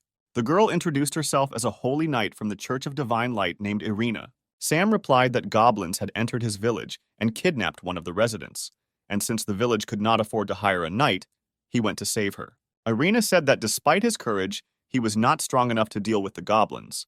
The hero replied that he believed in divine light, which in any case would bring justice, even at the cost of his life. The warrior did not understand why her heart began to beat faster. She looked at the hero with admiration. Irina invited the hero to go on a journey together, destroy the horde of goblins, and save the kidnapped girl. The hero realized that ingratiating himself with the warrior would not be difficult for him. Irina cast some kind of spell using a magic hammer. To the hero's question, she replied that this is a spell of divine light that helps to detect goblins. She pointed to the black aura and explained that there were goblins there that they needed to defeat. She was excited about the upcoming journey and said it was time to hit the road. Turning around, the girl saw a dark aura on the main character and asked what it meant. Sam was sure that it was all over and his plan had failed. But the girl said that he was probably imbued with demonic energy during the battle with the goblins. Sam really liked her version and began to say that Irina is very smart. The girl said that if he were a demon, she would not have spared him and destroyed him with one blow. In fact, Irina lied, because several years ago, when people were destroying the goblin settlement in the valley, she had such an opportunity. She found 2 small goblin children but did not kill them, and she protected them from people with a divine light barrier. She helped them hide and thereby saved their lives. She herself did not understand why she did this. Now, together with Sam, they were in a cave in which it was very hot. The hero said that goblins choose places near volcanic mines, and also asked Irina to take off her armor so as not to get heat stroke. He didn't expect her to listen to his advice and start taking off her clothes so quickly. The girl remained in sports underwear, which emphasized her figure. The heroine noticed how Sam was looking at her and he felt ashamed. Irina said that she plays sports every day, which is why she has such a good figure. The hero decided to make a compliment using charisma and said that her beauty and strength attracted him very much. But Irina said that they needed to hurry and quickly walked deeper into the cave. Sam heard the ground crunch under Irina's feet and tried to stop her. But it was too late, and the warrior was already falling down into a deep hole. Having landed, Irina examined herself and realized that she was not injured. But I noticed that I stepped with my hands and feet into something dirty and disgusting. The hero shouted that this was slimy acid, and that he urgently needed to get out before the body dissolved in it. Irina was very frightened. The liquid burned her skin and dissolved her clothes. The warrior Irina's sports stockings also began to dissolve. The hero tried to give his hand to the girl in order to save her and pull her out of the pit of poison. He succeeded, but the girl still had poisonous mucus on her, corroding her delicate skin. Irina tried to cleanse her skin using the divine light technique, but it didn't work out for her, and she thought that now she wouldn't be able to wear such revealing outfits, since her skin would be ruined. The hero said that magic is powerless here, and we need to turn to folk methods. The hero was ashamed to admit what kind of method this was. Irina had no time for embarrassment, because a few more minutes and her skin would not remain its former beauty. Then the hero sat her down on the ground and took her long, gorgeous leg closer to him. The girl did not fully understand what he was going to do to help her. The hero was worried, but could not allow the girl to be harmed. The hero began to lick her foot, each toe separately. He moved higher and higher, and the girl squirmed in his strong arms. The hero continued to use his tongue. Irina could not restrain her emotions and control her body. The girl asked him to be gentle and said that she had never been with a man before. The hero received a new achievement that made his tongue so dexterous that it could be used to knit a sweater. An hour later, the heroes completed their rescue operation, and Sam gave his outerwear to Irina. Irina was pleased to smell Sam's clothes, but she still felt weak. They moved further into the cave, Sam helping her go. Meanwhile, a fragile girl with a beautiful figure was lying tied up on the floor of the cave. The goblins looked at her. Licking their lips, they dreamed of tasting fresh human meat. There was a strong blow of the mace on the ground, and the goblin was carried away by the blast wave. An angry woman appeared, screaming and asking the goblins why they had brought the girl if she ordered the abduction of strong men. One of the goblins pointed to a man in a cage, to which the woman stated that strong and fat are 2 different things, and with such men, she would not be able to create strong offspring.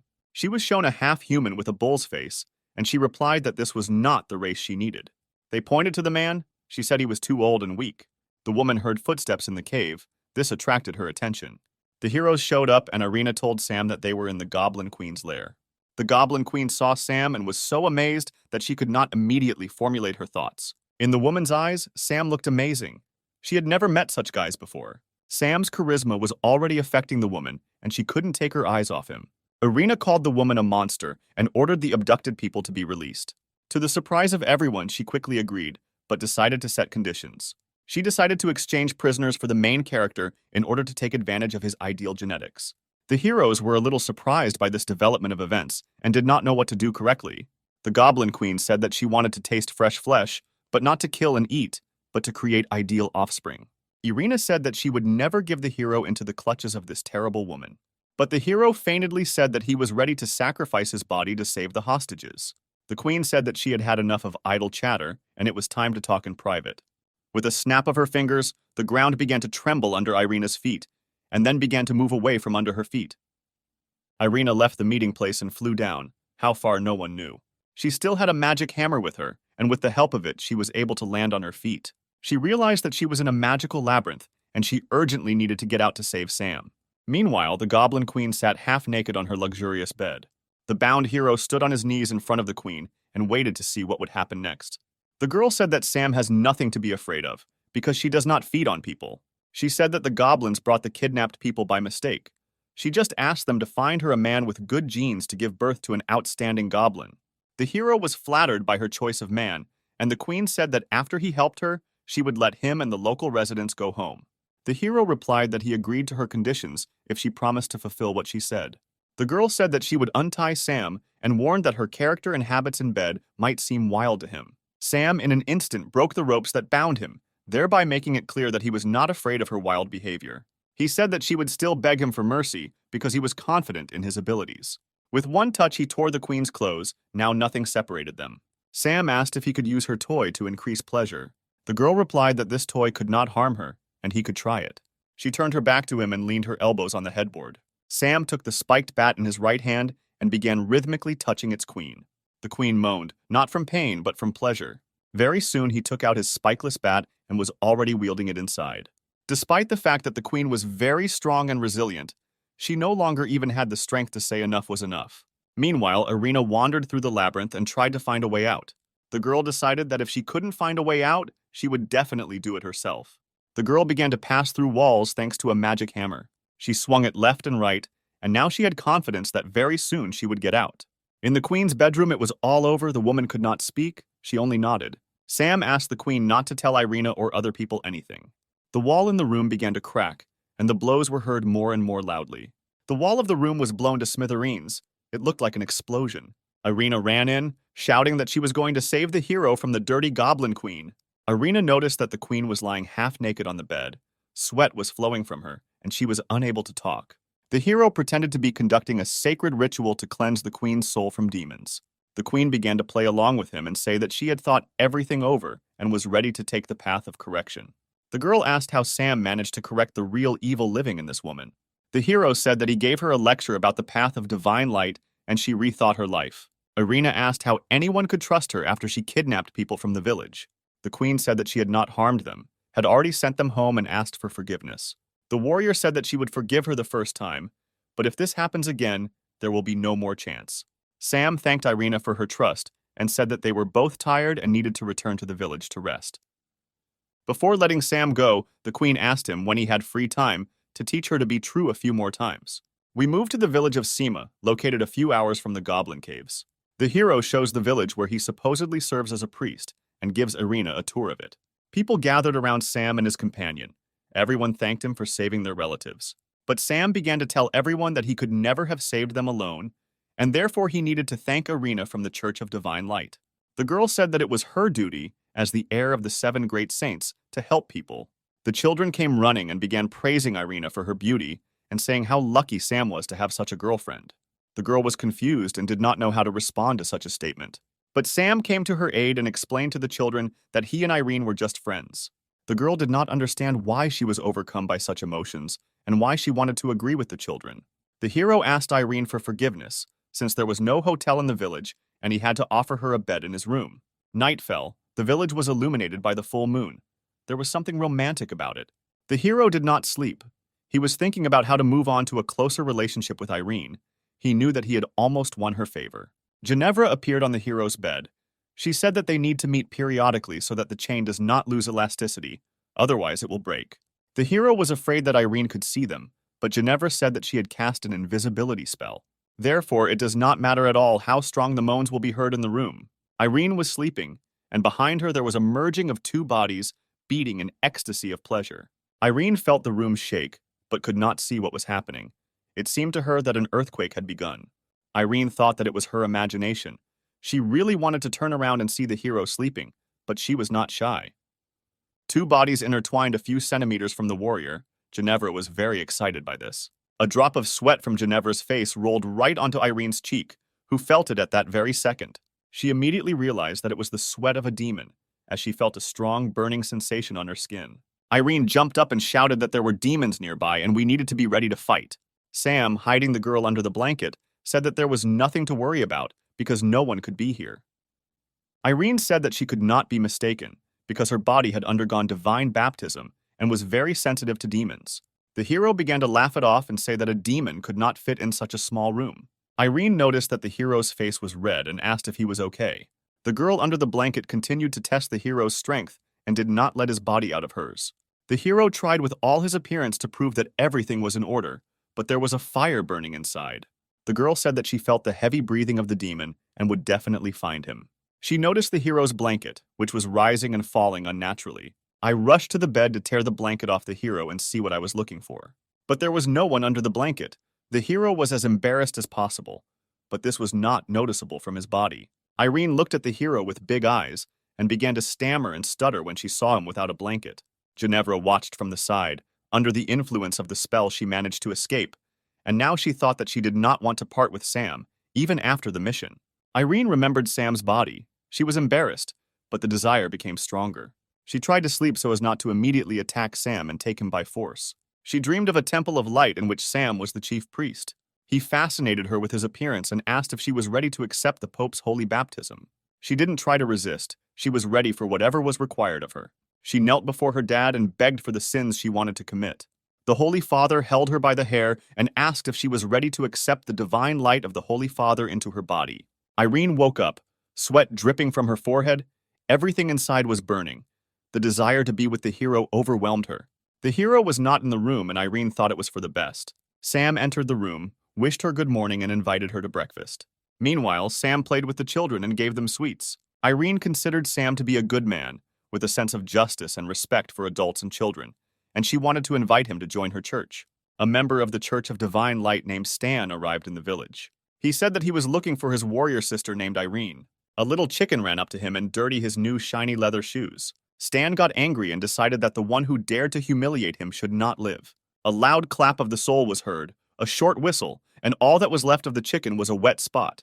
The villagers were ready to rush at the evil man because they loved the baby so much. Stan said that it was just a chicken and there was no need to make a tragedy out of it. But the residents were not satisfied with the killer's answer because the baby was the mascot of their village. Stan said that he was too important a figure in society and could not ask for forgiveness from just anyone. A huge turd flew into his face, covering his eyes, nose, and mouth. The villagers continued to throw poop at the brute with jokes about not underestimating the village. Residents continued to throw whatever they could get their hands on at Stan: eggs, poop, vegetables, and garbage. Stan, under the pressure of the villagers, went back and did not notice how he approached the cliff. He stumbled and fell down, unable to do anything to avoid falling. A surprise awaited him below. He fell into a pit of waste that emitted a foul odor. He was very angry and promised to punish all the villagers who had defamed him. Irene found herself near the garbage pit and asked Stan what he was doing here. He replied that he was worried about her and missed her very much. She asked him not to approach as his smell was a mixture of dead animals and rotting vegetables. Stan told how the people of their village attacked him and threw him into a waste pit. The villagers asked, since when could members of the Church of Divine Light oppress ordinary people and kill animals? The hero said that the killed chicken had been a symbol and amulet of the village for several years, and if Stan did not apologize, the residents would not calm down. In order not to look like a fool in front of Irina, Stan publicly asked for forgiveness for his unworthy behavior and compensated for the damage financially. Stan took a bath and said that the mission was completed and they could return to the Church of Divine Light. Sam said that he was pleased to meet the girl and hopes that they will meet again someday. The girl began to ask the hero to join the Church of Divine Light and follow her. Sam said that he was a simple priest and did not deserve to be near them. But inside, he was glad that the plan worked. Stan began to talk about how not everyone can join the Church of Divine Light, especially not a village priest. Residents intervened in the conversation and began to say that Sam was not just a priest, but the pride of the entire village. Irene said that everyone is equal before the Divine Light, regardless of background and circumstances, and therefore she vouches for it. The hero promised to do everything in his power to meet her hopes. Stan agreed, but said that he would still have to pass the test along with everyone else. Stan invited Irene to ride a horse with him and offered the hero a separate horse. But Irene refused the offer and said that she would go with Sam. Stan was worried that he had ruined his impression of himself in front of Irene, and now it would be difficult to restore it. Stan's horse fell and lost consciousness. He did not understand what happened to it. The hero said that it was because of the stench from the garbage pit, which would not be washed off for several days. Irina suggested that Stan meet at their destination, near the Church of Divine Light. The hero was very happy to travel alone with Irene, because this way they could become closer to each other much earlier. Stan was very angry with the hero and promised that he would not leave it just like that. Irene would still be his girlfriend. The heroes rode on a white horse. It was just the two of them, and nature was all around. Irene asked if it was necessary to ride more slowly, since this was the hero's first ride on horseback. The hero thought that he had already seen this scene before and decided to check it out. He hugged the girl tightly around the waist and used the burning feelings technique. A fire flared up inside the girl. She felt the blood rush to different parts of her body. Suddenly, she screamed and realized that it was just a dream, so terrible and sweet at the same time. The girl said that they had almost arrived at their destination and the holy city was already visible. The city was beautiful. The buildings looked neat and powerful. Irene said that the city is the richest place on the continent and houses the residents of the Church of Divine Light. The hero liked the city and was impatient to begin the test to become a member of the church. The hero wanted to rent a hotel room, but Irene offered him a room in her house. She said that her house was very spacious and he should like it there. 10 minutes later, they came to Irene's house and the hero couldn't believe his eyes. He asked the girl how she decided to tell him that it was just a cozy house. The hero began to think about who Irene is if she has such a castle at her disposal. The girl said that she inherited the house from her parents. Many years ago, the girl's parents were killed by demons, but she miraculously managed to escape. When the demons got their turn to kill Irene, she was not afraid of death. She wanted to follow her parents. And then a flaming ball appeared, and the demons died, unable to bear the heat of the divine fire. She was saved by the previous owner of the Hammer of Light, setting an example that demons were not afraid of her. Since then, Irene has joined the Church of Divine Light and helps people fight evil spirits. The hero pretended to smile, but was afraid that she might find out about his real essence. At the entrance, they were met by the butler Sebastian, who was delighted to have a guest in the house. He said that he was glad to meet Mrs. Irene's boyfriend. The girl said that they were just friends, and he would stay for a few days to prepare for the entrance test. Sebastian said that while his mistress was away, he hired 2 demi-humans as maids who could help the guest settle in the bedroom. And then Sam saw the girls he knew, whom he saved at the auction. The hero was very surprised by such a meeting. He was interested in the question of why they were here. Hannah and Bella said there was nothing to worry about, and they would escort the guest to a place where he could comfortably settle down. The girls led him to one of the rooms of the castle. They said that he could enter. It was a bedroom for guests. Sam entered the room and said that he was waiting for an explanation from his friends. He was interested in how they ended up here, and most importantly, for what purpose. The friends said that they were sent by their mistress Ginevra to assist the hero in carrying out her insidious plan. Sam thought that he still knew very little about Ginevra's capabilities, but in any case, it wouldn't hurt to help him. Hannah and Bella were glad that the hero took their stay in the castle on the positive side. They promised to do whatever it took. Meanwhile, Sam decided to relax in the bathroom. It was nice for him to take off his priest's clothes and take a break from everything. But Sam's calm was broken. Someone entered the bathroom. The first thing he saw was slender legs and a towel put on a naked body. It was Hannah and Bella, who were already without clothes, only wet towels covering their bodies. They wanted to take a bath with Sam. The hero did not immediately understand why they had come and began to ask them what they needed. Hannah said that she and her friends are very grateful to him because he helped them gain freedom and escape death. Now it's their turn to repay him. The girls entered the water. Hannah offered to rub the hero's back, and Bella approached Sam from the front. She dove under the water and Sam felt her hand grab him between his legs. The girl suddenly emerged from the water. Sam was worried about whether she had time to unclench her hand under the water. Bella said that he doesn't have to worry. She will do everything so that he likes it and doesn't regret saving them from death. Sam noticed how transparent Bella had become and asked Hannah what was going on. She replied that Bella is from the Slug clan, and when she comes into contact with water, she can change her body, taking on any shape. Sam decided to touch the girl and his hand went inside her body. He was pleased with these sensations. The girl said that she also felt pleasant sensations from the hero's touches, and she wanted to feel his whole body. It was visible how her watery shell separated and enveloped Sam's body. Both of them were overcome by pleasant sensations. It seems to Sam that he is at the pinnacle of bliss. He felt Bella with every cell of his body. The girl's sensations were even stronger. Pleasure spread throughout her body. The girl could not stand so many emotions. From overexcitation, her watery body began to split into molecules. It seemed there would be an explosion. Hannah managed to pull the hero out of the water body before splitting occurred. Sam looked in the direction where the explosion had occurred a few seconds ago and saw Bella. But she was not alone. There were 4 girls in the water, and each of them looked like Bella. Hannah explained that this is a skill of the Slug clan. They can create several clones that have common feelings. The hero never expected that he could try to play with so many girls at the same time. He was glad. We are transported to the kitchen of the castle, where the warrior Irene communicates with her butler Sebastian. The girl thanks the man for the delicious, freshly squeezed orange juice. Sebastian asks the hostess about her attitude towards Sam, who was brought to her house. He considers her to be in love. But although the girl blushes at these words, she still says that there is nothing and cannot be between them. Sebastian looked at the family portrait of the mistress and her late parents, and remembered her mother's words that thanks to the red skirt, the gentleman fell under her spell. With sadness, Sebastian realized that he would never forget the expression on Irina's father's face when it came to his wife. The girl, meanwhile, left the kitchen, saying that she still had unfinished business and needed to run. Sebastian understood how the hostess had grown since her parents passed away. Meanwhile, in Sam's room, Bella was lying on the bed, exhausted. She was a human again, and she had only one body. The hero, lying with his head on Hannah's lap, thought that if he were not a demon, he would not have mastered so many girls in one night. Hannah looked at the tired Sam with love. She really enjoyed the night she spent with him. It was magical. The hero lay there. He didn't want to get up. After such a stormy night, he needed rest. The hero received a 4-star character card and the ability to transform into a fox. The second game card also gave him game points and the ability to transform into a slime. The calm was disturbed by loud and strong knocks on the hero's bedroom door. It was Irina, and she wanted to talk to Sam. But it was impossible to open the door for her when there were half-naked girls lying on his bed. But the door was not locked, and the girl said that if he was awake, she would come in. Irina sharply opened the door to the room. The hero's heart squeezed harder, and the girls on the bed instantly used their camouflage abilities. Sam was sitting in the bed under the blanket, with a slug on his head covering the tips of his ears, and a small fox lying on his lap. The hero stroked it like an ordinary cat. Irina asked why there was a slug and a fox in his room, and why he was acting so strangely.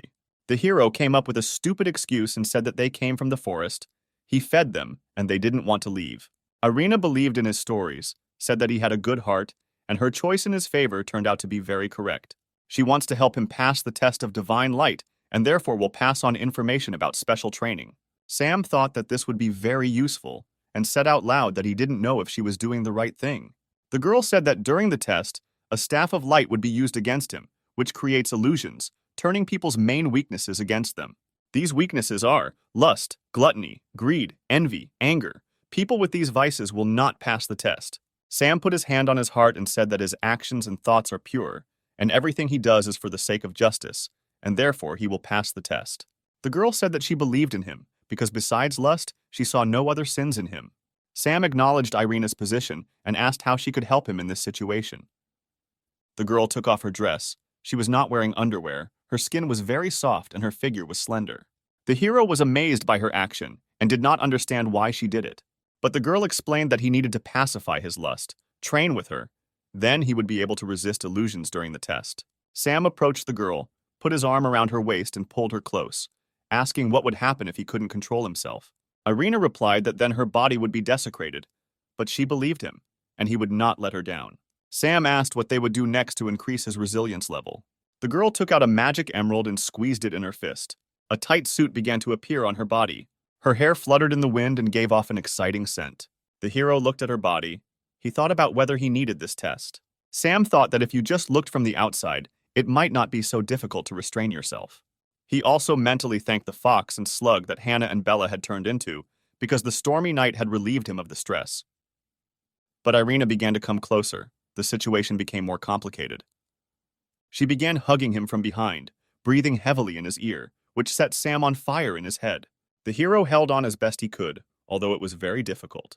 Irina tried her best to seduce Sam, but she really hoped that she would not succeed. After an hour of bullying the hero, the girl got dressed, said that now he would definitely succeed, and said goodbye to him.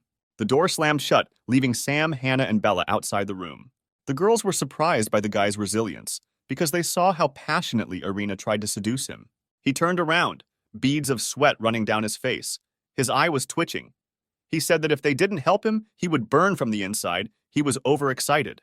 Although the girls were wary of this attitude, they were not against repeating the night games and having fun once again. The next morning came, the day of testing the Church of Divine Light came. Irina asked Sam why his face looked tired. Sam replied that he was nervous before the test and was fine. The girl led the hero to the church, where the test was to take place. Already in the church, Sam saw a man in the robes of a nun. In his hands there was a staff. This person was a delightful girl named Franca. She introduced herself as one of the 7 sages of divine light and the staff of light. Sam introduced himself as the priest of a small village. Stan appeared in the church, who began to call the hero a redneck and also say that he did not have enough strength to pass the test. Franca said that a person whose thoughts are impure will fail the test and will suffer fatal injuries. Sam spoke about his confidence and that he would not let Irina down, who believed in him so much. The girl beamed after hearing Sam's words. She began to see the hero more attractive. "In that case, go to the testing room. We can begin," said the serious Franca. According to the hero, Franca looked very cute, and he thought that passing the test would not be difficult. Irina told him not to be deceived by Franca's appearance, because each of the 7 sages of divine light has very strong abilities. Franca is a staff of light and is known for her love of torture. No one can withstand her torment. Sam walked up to the door leading to the testing room and said he was ready to begin. Franca said that he could come in and the test would begin, which would put everything in its place. The girl took off the blindfold and told me to look into her eyes. They were very unusual. Sam tried to compliment her eyes, but she cut him off. The girl talked about how she was wounded in a battle with demons and lost her sight, but divine light gave her the power to see through people. She found herself in Sam's inner world and decided to take a look around to see what he was like. Franca was very surprised when she was greeted. She was greeted by 5 model-looking guys, all of whom looked like Sam, but dressed in business suits rather than priestly robes. Inside Sam's world, the girl had different eyes and saw everything. She was interested in studying the strange inner world of the hero. Sam, in a business suit, invited Frank to sit down and talk to get to know him better. The girl accepted the hero's proposal. She liked such communication. Sam poured alcohol and invited her to drink a glass of red wine. The girl did not know how it would end, and persuaded herself to stick to what the divine light had bequeathed. Franca said that as the staff of light and one of the 7 sages, she should not drink alcohol. Sam said that they are in his world, and this all happens only in her head, so nothing prevents her from breaking the rules. Franca thought that Sam was right. She wanted to believe him. She began to drink glass after glass, forgetting about why she was in Sam's world. 2 hours passed. The alcohol in the bottles disappeared very quickly. Despite the large amount of alcohol that was drunk, the girl asked for more. Sam told the girl that she was already drunk. Everything was going according to the hero's plan. Frank blamed Sam for her condition and promised to punish him in the name of divine light. He gently took her hand and said that he understood her soul. She understands her loneliness, which has already become a part of her. Franca replied that she did not need anyone or anything except the divine light, for which she was ready to give her life.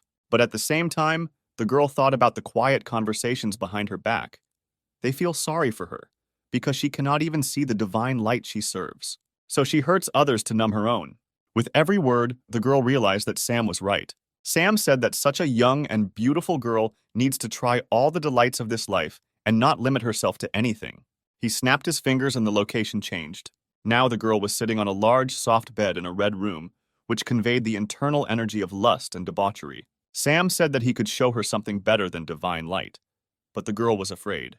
The hero said that what was happening was unreal, and she had nothing to fear, because it would not affect her in real life. He extended his hand to her and told her to follow him into a world of delight and lust. The hero took out his staff of light and showed it to Franca. She was pleasantly surprised. Their bodies merged together, and Sam inserted his staff into the girl, spasms of pleasure accompanying her body. And then she felt a pleasant, warm energy spreading throughout her body. She couldn't control herself and let out a long groan. The hero received an achievement card and the ability to use divine light. The girl woke up in the real world, in the hall where the test took place. She saw that she and Sam were lying on the floor and some of their clothes were missing, and she realized that everything had happened in the outside world. Sam replied that it doesn't matter whether it's fantasy or reality, but the main thing is that Franca liked it. She asked Sam who he was and why he did this to her, to which he replied that he was just a priest from the village who believed in the divine light. Sam said that if the girl doesn't want anyone to find out what happened between them, then she needs to give him a test. The girl realized that she had no choice, and now the situation has changed radically. Now it is not she who keeps people in fear, now she is afraid. The girl almost screamed. She only now noticed that her vision had returned. Sam, putting on the shirt, said that the reason for her blindness was that her mind and soul were not one, but when she began to listen to her desires, she was healed naturally. The hero said that Franca should arrange her personal life, then everything will work out in other areas of life. The girl was delighted with the meeting with the hero and could not refuse him his requests. The two of them left the testing room, where Irina was waiting for them. Franca said that the test was over. Irina began to ask how everything went and what the outcome of the test was. Stan was prematurely happy, even offering to help take Sam to his village on his own horse. But Franco loudly declared that Sam's faith in the divine light was stronger than ever, and that he had passed the test. Irina sincerely congratulated the hero, said that she believed in him, and was very happy. Stan was very upset that Sam was able to pass the test and become closer to Irene. Iena also noticed that Frankie's vision had been restored and asked how she did it. Franca did not know how to tell anyone about this miraculous healing. Sam intervened and said that Mrs. Franca had been blessed with divine light for her devotion and sincerity. The lady replied that everything was so. Her body was filled with divine light and healed. Irina was very happy and told Sam that successfully passing the test should definitely be celebrated. But Franca stopped them, saying that Sam had just joined the church and he needed to go there to accept the teaching. The hero said that if the instructions require it, then he agrees to go to church right now. Sam and Irina walked towards the exit of the castle. Stan angrily looked after them. He turned to Frank, said that he did not believe Sam's honesty, and asked if she had made any dubious deals with him. The girl replied that she respects Stan, but believes that he is minding his own business, since taking the entrance exam is her business. On the way to the church, Sam and Irina stopped at a cafe where a guy bought a milkshake from a cowgirl. She looked very attractive. Next, Irina invited the hero to go to her favorite clothing store. They were met by an attractive girl who greeted Irina and said that she had not visited them for a long time and asked what her boyfriend's name was. Irina sheepishly told the girl that she and Sam were just friends. The girl said that she understood her because everything starts with friendship, and then invited her into the hall to choose purchases. When Irina headed into the hall, the girl quietly turned to Sam and said that he had made the right choice because Irina was a very good girl. Irina asked Sam to come to the changing room so that he could help her. She couldn't fasten the clasp on the back and asked Sam to do it. She was very shy. She said that this dress size was just right for her last year, but now she can't button it up. The hero decided that this request would not be difficult for him, and he would cope. However, the clasp did not give in to the hero, and he decided to use magical power. He pulled the clasp with such force that he tore it out of the dress. It completely came apart and began to fall from Irina's beautiful figure. He did not expect that this could happen, and now he did not know where to run so as not to run into Irina's wrath. The girl burst into a loud scream. She called Sam a pervert. It could be heard far outside the store. And Sam also received a punch in the face for his tricks. But it was a rush of emotion, and the girl quickly regretted what she had done. She told the hero that she would meet him later and left. She was embarrassed. The hero once again thought that he needed to be more careful, because if Irina found out about his essence, she would definitely kill him. We are transported 3 days forward to the place where Mrs. Franca lives. The girl lets out a muffled groan, her strength running out. Sam says that with every prayer they share, his faith grows stronger. She can't say anything to the girl, she just nods her head. The hero has tired her. The hero notices that the girl is worried about something and asks him about it. The girl says that Stan is planning something bad, and the hero needs to beware of him, because he is a very powerful sage of the Divine Church of Light. Sam said that he had nothing to fear, because Mistress Irina was next to him, and Stan would not dare to harm him. The hero went to the castle across the street. It was late at night. He heard someone sneaking behind him and said out loud that the pursuer had better leave. He turned to look at the man who was following him. Behind him stood 5 men with weapons. They were aggressive. A fight could not be avoided. Based on their outfits, Sam determined that they were mercenaries, and they were following the instructions of the customer. And it was true. One of them, with a bald head, said that their task was to blow off his head. The hero decided not to give them a chance and to attack first. He used his magic. He called upon Princess Siri for help, throwing away her achievement card. Siri shows up and immediately reprimands Sam for throwing her card so hard. But after a few seconds, her mood returns to normal, and she asks how she can help him. Sam says that mercenaries who received a task from an unknown person want to kill him. The thugs do not take the princess seriously and invite each other to have fun with her before killing her because she looks very attractive. The girl asked the hero if he wanted these stupid, impolite pigs to die. The hero said that she had the opportunity to have fun and train on weaklings. The bald gang leader told them to shut up and surrender or face a harsh death. The battle began. The long-haired bandit sent a fireball at the heroes.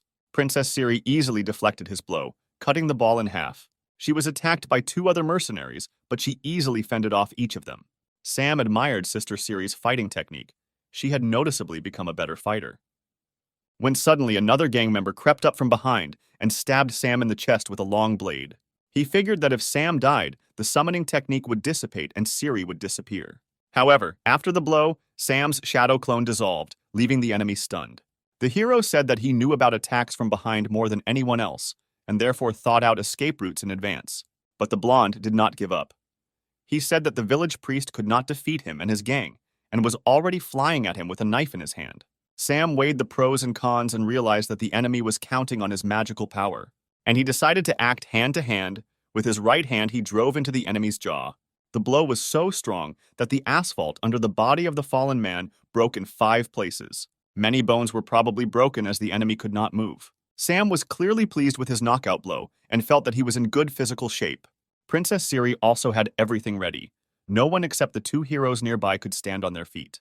The girl said that he should find out who was behind the attack so as not to wait for a second time. Sam replied that he could guess who the customer might be and would look into this matter. The hero thanked Princess Siri and said that it was time for her to return to her world. The girl asked if he really considered her just a tool that he could use at any moment, without giving anything in return. Sam felt embarrassed and asked what he could do for her so that she would not consider him a bad friend. The girl said that if they spent the night together, he would not owe her anything and would be able to call her again if she needed help. We are transported to the hotel, where the manager asks the heroes if they have a preference for the love room. Sam said he wanted to try the most unusual room they had in the hotel. Princess Siri was embarrassed and surprised by such a hotel, which has unusual love rooms. Sam told the princess to put aside her worries and trust him, even though he himself didn't know which room they were going to. In the room, they saw various oblong-shaped objects. The girl said that it was the first time she had seen such strange objects and was not sure that she wanted to use them. The object began to move and vibrate. Siri fell into a stupor and could not say a word. Sam said there was nothing to worry about, and they would figure out how to use it as the evening went on. The girl lay down on the bed. She did not understand why she felt shame. We are abruptly transported to the Church of Divine Light, where Irina, Sam, and Stan are standing. The hero yawns because he spent the whole night exploring various oblong-shaped objects with his girlfriend. Irina asks the hero why he didn't get enough sleep. Sam says he studied new techniques all night and didn't have time to sleep. Stan warns that when the Archbishop of the church comes, Sam needs to behave decently, and not as usual. Sam said he was much better behaved than Stan Stinky, who liked to kill little animals. Stan gets angry and promises to impale the hero when they leave the church. The Archbishop appears on the stage, greets the arrivals, and addresses the newcomer. Sam greets the boss and feels the fashionable aura emanating from him. The Archbishop immediately gets down to business and says that the activity of demons has increased recently, and he has 3 tasks for them. Stan needs to destroy the demons who are killing merchants outside the city. He accepts the task. Irina's task is to track down the demons that live in the city and destroy them. The girl accepts the task. The hero is sent to the Red Moon nightclub. Without finishing the task, he immediately accepts it. Then he realizes that he has already heard about this club and asks again about the task. The Archbishop says that he has information about the sale of demon slaves in this club, and his task is to prevent transactions from happening and demons from entering their city. Irina asked why Sam had such a difficult task. The main one replied that the Church of Divine Light does not need useless people, and if she believes in him, then he will cope. Sam confidently stated that he would cope with the task and would not let Irina down. The girl was pleased to hear the hero's words, and she decided that she needed to help him in his mission. Irina took out a bag full of money and gave it to the hero. The girl said that he needed a lot of money, since he would not be able to withdraw it through the security. He would have to ransom the slaves. Sam realized that the Church of Divine Light is not as simple as it seems from the outside. The hero thanked Irina, but refused the money, saying that he had a plan according to which he would not have to spend her money on slaves. The girl asked what his plan was, but Sam said that she would see everything herself when the time came. Night had fallen in the city. The moon illuminated the main street. A man leading a horse shouted at someone on the road to get away. A girl with a very familiar hair color was lying on the ground, showing her hopeless situation with all her appearance. The horse driver told the girl to get out of the way and not disturb his important gentleman. An obviously rich gentleman, covered in gold chains, looked out of the carriage and asked what was happening.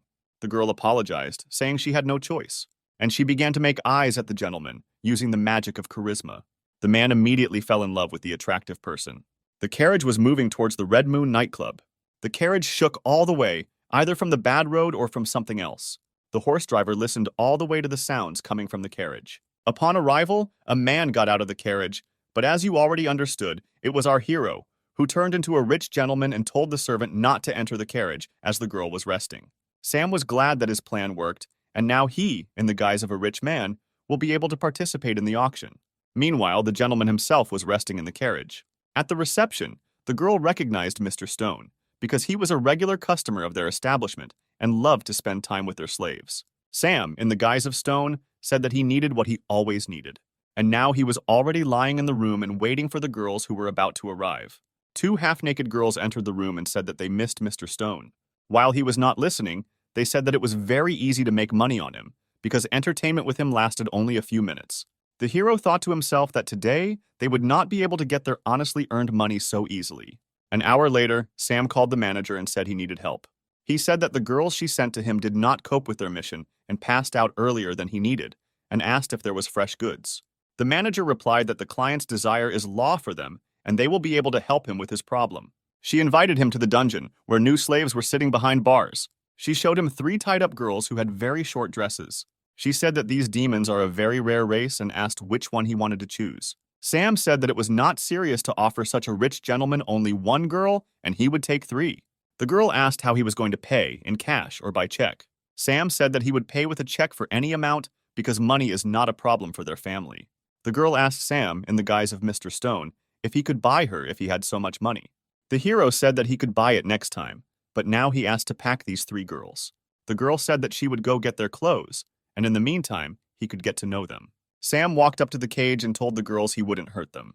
The girls were afraid of the hero because everyone who wanted to buy a slave said that they would not cause harm. Then Sam took off his mask for a while and told them that he was a demon like them and had come to save them. The girls were very happy about the amazing rescue and thanked the hero. Sam said there was nothing to worry about and they would be free soon. The manager returned with the clothes, but Sam completely forgot to return to the guise of Stone. There was silence. Sam used charisma magic and ordered the woman to submit. The manager obeyed and sat down on her knees in front of the new owner. Sam turned into Stone, told the girls to change clothes and follow him, and act natural. When Sam was leading the girls, other club guests were jealous of the amount of money he could afford to buy 3 slaves at once. Sam pretended to be a tough gentleman and rudely answered and asked why they were looking at him like that. They left the club. The hero's plan was a success, and now they needed to go to a safe place. But then the real Mr. Stone appeared and began shouting that the imposter needed to be stopped, and the slaves returned. Sam realized that he had been discovered and there was no need to hide anymore. The hero and the girls began to run away, with the nightclub security chasing after them. Irina walked by and asked what Sam was doing here. The hero shouted that he needed help and would explain everything later. The girl reacted very quickly and rushed to the hero's defense. She used magic and created a barrier of divine light through which the pursuers could not pass. 30 minutes later, Sam and the demon girls were already at Irina's castle. The girls were exhausted and scared. They were afraid that they would be killed because they knew what the castle was. Irina asked Sam why he brought demons to her house, because the archbishop told him to destroy them. Sam said that he was not going to kill them and wanted to give them freedom. Sam said that it is wrong to kill creatures just because they are not of the same race as you, because among people there are also evil people who kill others. Irina said that they could no longer be in the castle, to which Sam replied that he would teleport them to a place where they would not have contact with people. And indeed, Sam used the device to transport the girls to another area. The girls were moved to a safe place, to the hot springs, to a place where our old friends, Princess Maggie and the former owner of the Intimate Services Salon, will take care of them. The princess looked at the girls. They were confused. The girls did not know what awaited them, but the situation was favorable. Sister Maggie said that she would teach them how to survive and that they should not be afraid of her. She began training the girls one at a time, with the goal of increasing their stamina to further satisfy Brother Sam. We are transported to the house of Franco's sister, where the hero arrived.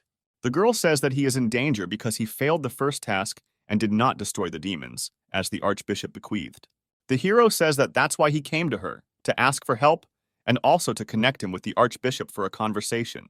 The girl says that he is lucky and he can atone for his guilt, since today the only daughter of a rich businessman was kidnapped, and if he saves her, he will be forgiven. Sam was very happy about this situation and asked Franca to tell him more about what happened.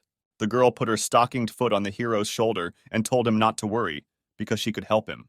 Franco said she was trading information about the businessman's daughter for a sensual and gentle foot massage. Sam said that the mistress will be pleased, because giving girls pleasure is the meaning of his spiritual path. Loud female moans began to be heard from the room. The parishioners heard that they were coming from Mrs. Franco's bedroom. People said that Mrs. Franco was punishing infidels for the safety of all believers. The girl held her mouth with her hand, barely holding back a scream, waves of pleasure convulsively spreading throughout her body. Sam decided to play a joke and said that in the eyes of people she is still the same saint as she was before meeting him. Franco replied that nothing has changed since then. He just opened her eyes and now she sees the path of divine light even better. The hero said that it was time to discuss information about the stolen daughter of a businessman. The girl said that with the help, we cut to the Razor Gang building, where Sam is already trying to come up with a plan to break in. The hero decides to use a plan that always works. Cotton, a smokescreen, and we understand that Sam is turning into an attractive girl. He, in the guise of a girl, approaches the entrance to the building, and he directly asks the guards how he can find the Razor Gang. It is worth noting that Sam chose a very elegant appearance in order to save the girl as quickly as possible. The security confusedly asks the beauty why she needed the Razor Gang. Sam decided to come up with the most elegant lie and said that the leader of the gang invited him, and if he didn't show up on time, they might get hurt, so they needed to let him through. But the guard turned out to be not so simple. He knows that his owner does not bring girls home, but goes to have fun outside his borders. Sam has to use the skill of seduction to prevent the situation from getting out of control. The men thoughtlessly decide to listen to the hero and let him in. Sam, in the guise of a girl, thanks the guards and goes into the house. Sam walks through the house and notices how huge it is and what extensive renovations it has. Sam notices two large men guarding the door to the room and decides to go through that door. Sam greets the men and calls them handsome and asks them if they would like to spend their time with health benefits. Men also easily fell for the hero's charisma in the guise of a beautiful girl. And while they were unconscious and drooling, he knocked them to the floor with 2 knockout blows. Sam burst into the room where the prisoners were and said that he had come to save them. 2 girls in short dresses, one younger, the other older, were sitting tied up on the floor. Sam began to untie the young girl, who he thought was the daughter of that same rich businessman. But when he released her mouth, she screamed that the second girl needed to be freed first. The hero smiled and said that he would save the maid too. They were no longer in danger. But the girl shouted that the maid was her, and the tied girl was the daughter of a businessman. The hero did not understand how he could be so mistaken, because the first girl looks younger and more beautiful than the second. The girl shouted that she was also beautiful and young. Sam apologized using his charisma skills and the girl stopped screaming. Sam assumed that the girl was beautiful. She just got hit in the face for a very long time. The businessman's daughter said that no one beat her and that this was her usual appearance. Then Sam decided to buy the floating fist skill, which can edit people's appearance. He grabbed the girl, pulled her towards him and swung as hard as he could. He struck dozens of blows in the face of the businessman's daughter. She began to feel dizzy and asked the hero to stop. The maid began to worry about the young mistress. She thought that she was about to be killed. But Sam finished his technique and decided to show what came of it. The girl's face changed, her facial features became more gentle and sweet. He succeeded. The maid was shocked by such changes. The businessman's daughter noticed this and angrily asked her if she really thought she was ugly. Popping noises were heard and someone entered the room. It was the boss of the knife gang. He asked Sam how he dared come to his house and try to take hostages. Sam suggested that the gang leader go out and talk like men to find out who is more right. The leader asked who he works for and whether he even knows how to fight. Sam said that he works for the Church of Divine Light, the head of which is the Supreme Archbishop. The man said that he did not care about the Church of Divine Light, and anyone who came to his house without asking should be punished. The leader ordered his maid to kill Sam. She said that she would carry out the order. The girl was holding a golden whip in her hands. Apparently it was a weapon that she knew how to handle. The gang leader headed out of the room, leaving the girl to destroy the hero.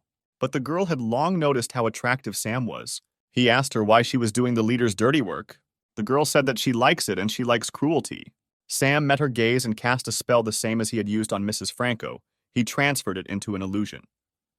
The girl stood in a brightly lit room all alone and wondered where she had ended up. Sam said that now she is in his power and will play by his rules.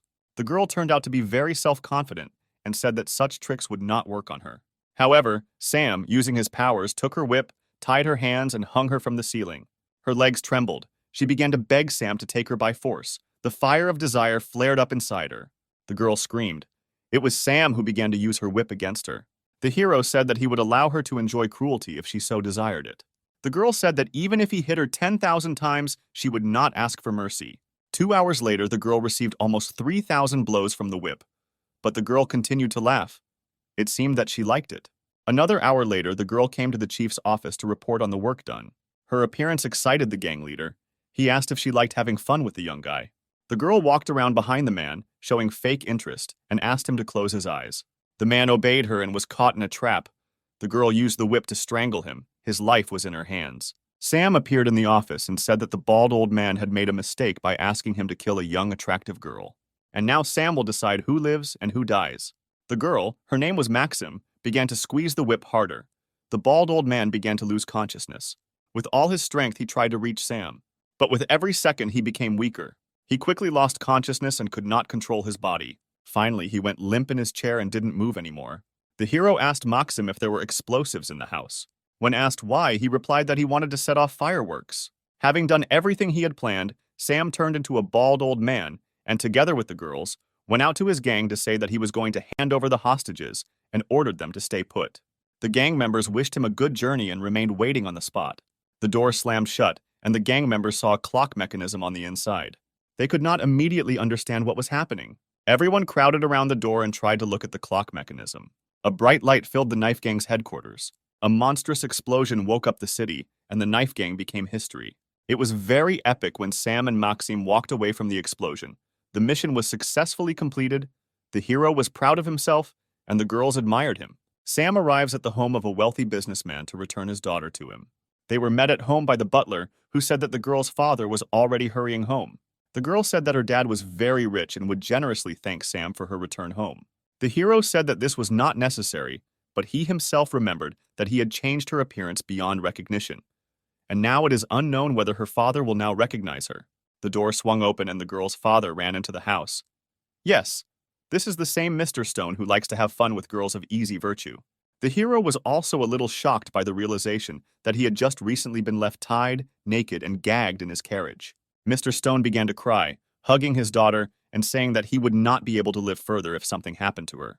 The only thing Sam didn't understand was how he recognized his daughter when her appearance completely changed. The man replied that any parent would recognize his child among thousands of others. Their family also has a distinctive mark, star-shaped birthmarks on their necks.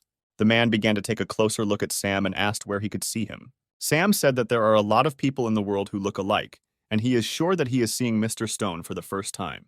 Stone's daughter said that whether they had seen each other before or not does not matter. Now the main thing is to thank the hero for saving her life. Stone said that in honor of saving his daughter, he was organizing a banquet today and inviting Sam, where he would give him a big gift. Sam accepted the invitation and said that he would definitely attend the celebration. Meanwhile, at Stan's house, the maid brought him a fresh newspaper with news.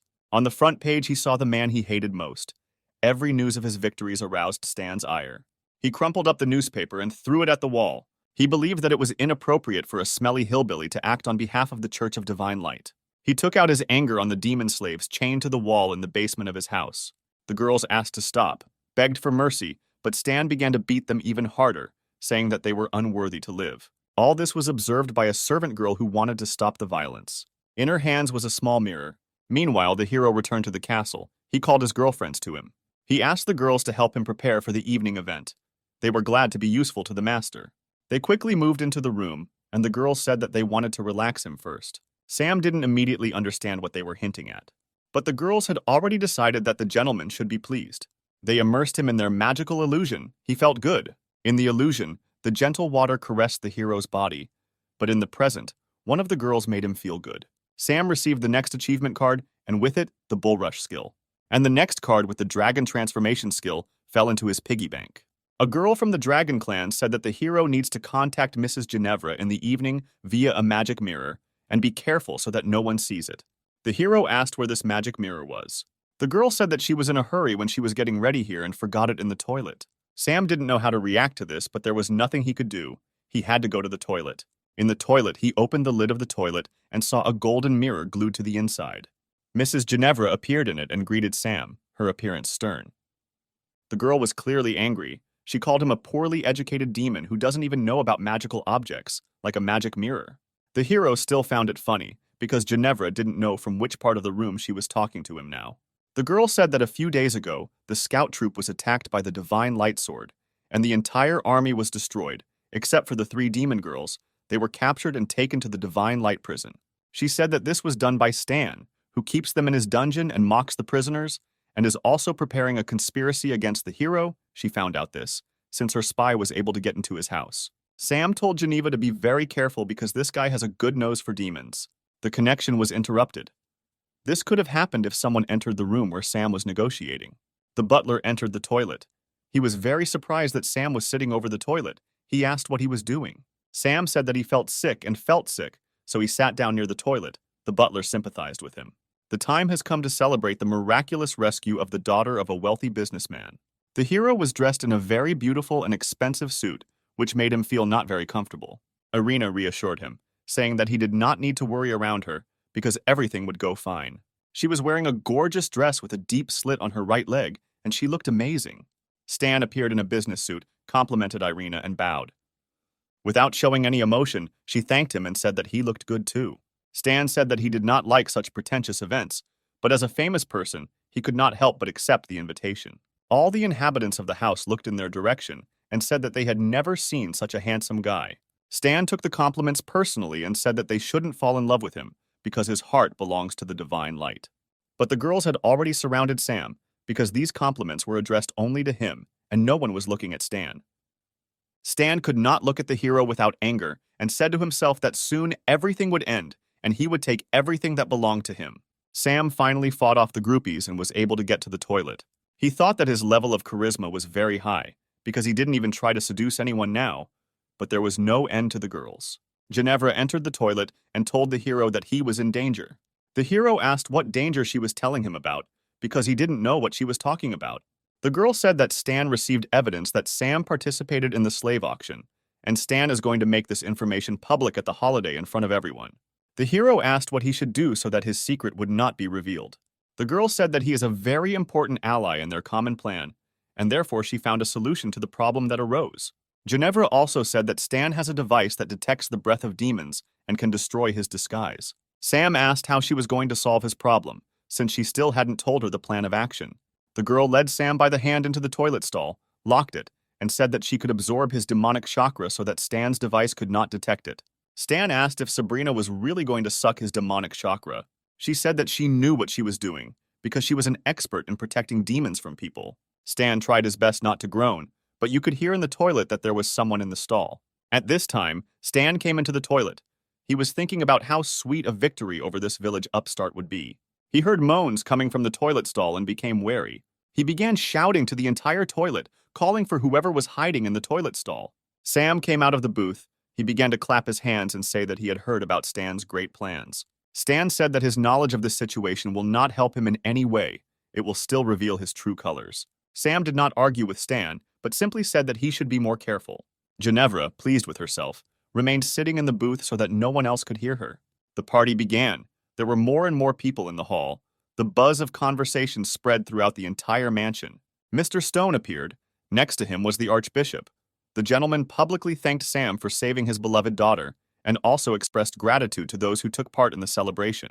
Mr. Stone's speech was interrupted by Stan, who asked and began to say that everyone present had been brazenly deceived. He started pointing his finger at the main character and said that he was hiding his demonic origins and had hidden goals, which is why he joined the Church of Divine Light. Irina began to stand up for Sam, saying that he had passed the test with the Staff of Light, and Mrs. Franca confirmed this. Sam was as calm as possible. He said that he did not need to be protected and asked Mr. Stan to continue his speech. Stan said that he had convincing evidence that the crystal captured how Sam was being sold at an underground auction. Stan threw the crystal up so everyone could see what he wanted to show. The crystal turned into a transmitter and began to tune in to show the recording. He was sure that now everyone would see Sam's real face. Gloating overwhelmed him. The guests looked up at the screen with shame on their faces. They could not look at it for long. Sam asked Stan to stop this disgrace because he is in decent society. Irina lowered her eyes to the floor. She could not look at this shame. On the screen, there was a recording of Stan in women's stockings and underwear being beaten with a whip by a demon girl. Stan was furious. He yelled at Sam and said that he was the one who switched the crystal to make him look like a fool.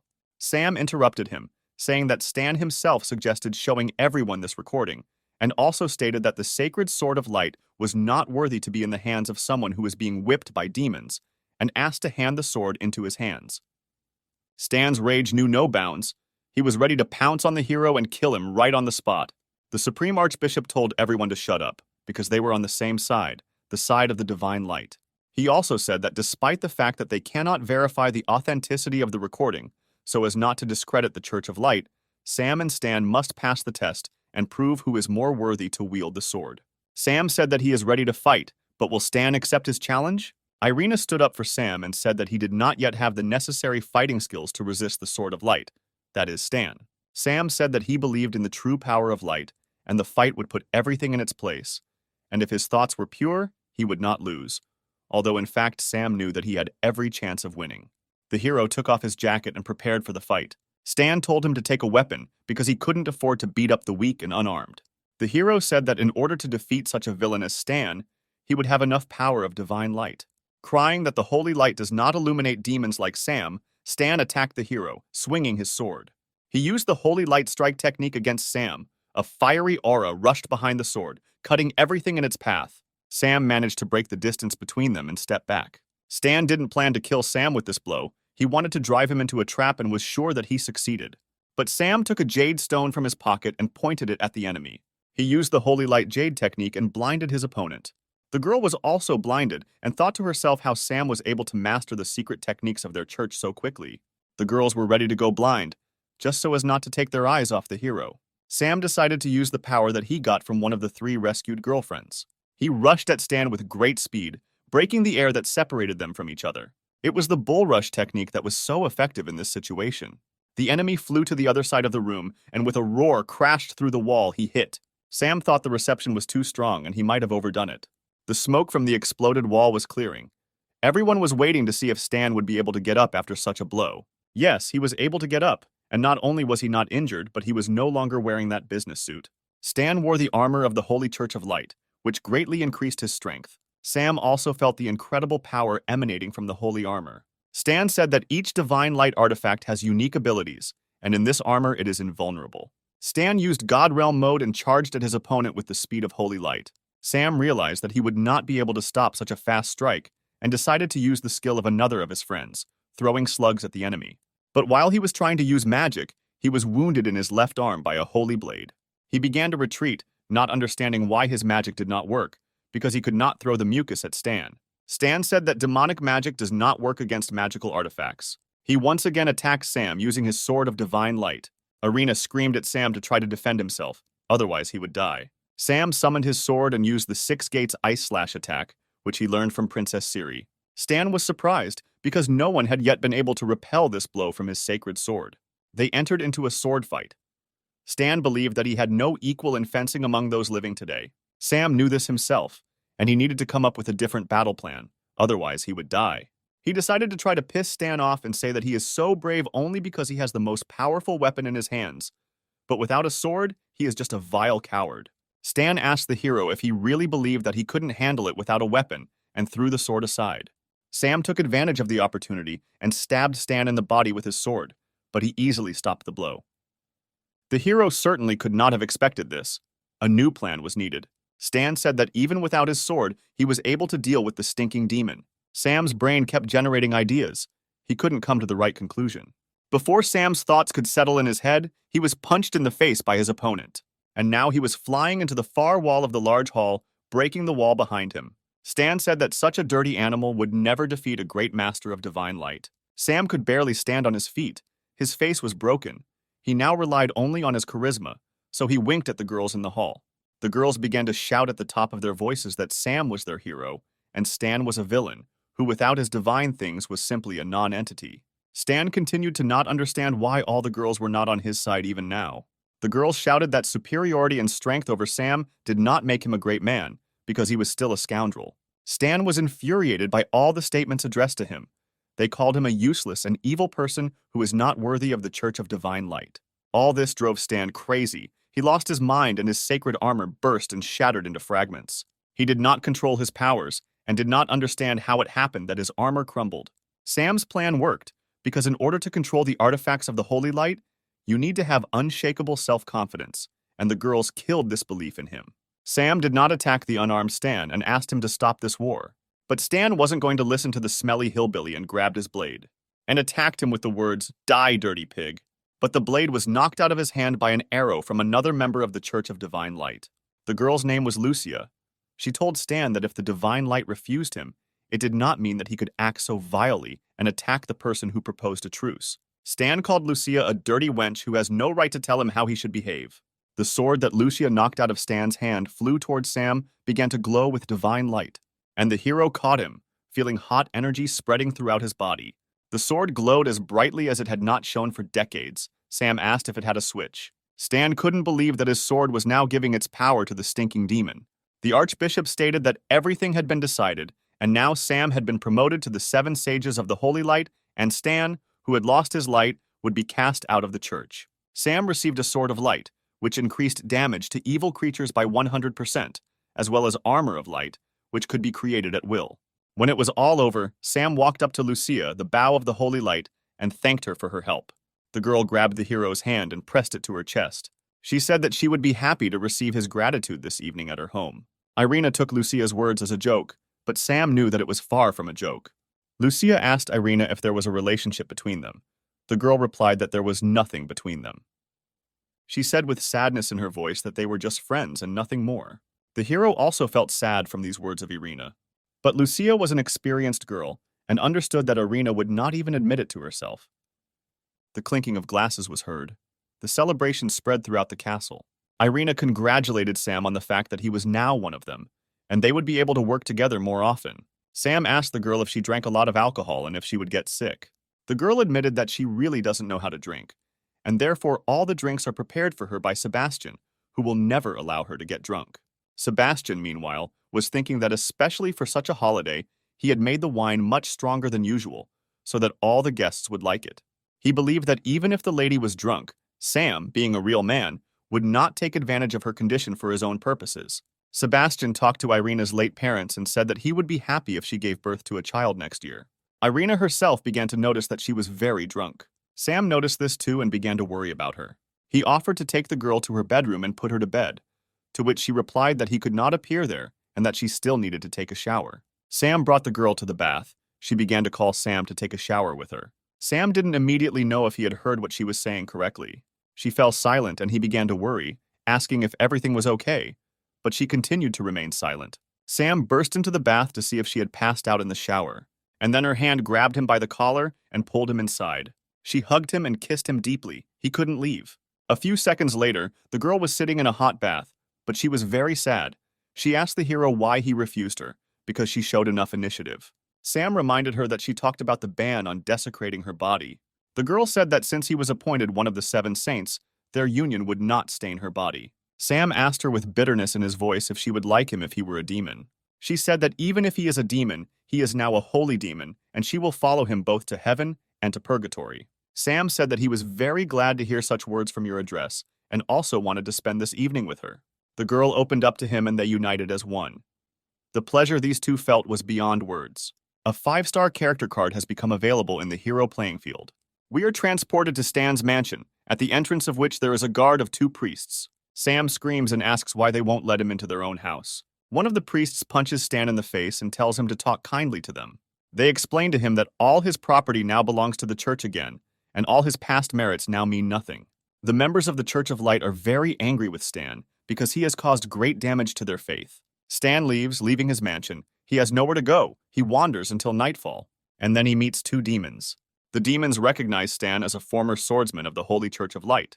Stan asks them what they are up to. The demons want to repay his debt, to avenge the thousands of relatives he killed. Stan begins to run away, because he no longer has the powerful power that the artifacts gave him. But they surround him from the other side and say that it has been decided to take him into account. He tries to justify himself and begs for forgiveness from the demons. But they do not want to listen to his dirty words. The sounds of blows and screams of the victim are heard. Morning comes, we are transported to the castle of Mrs. Irina.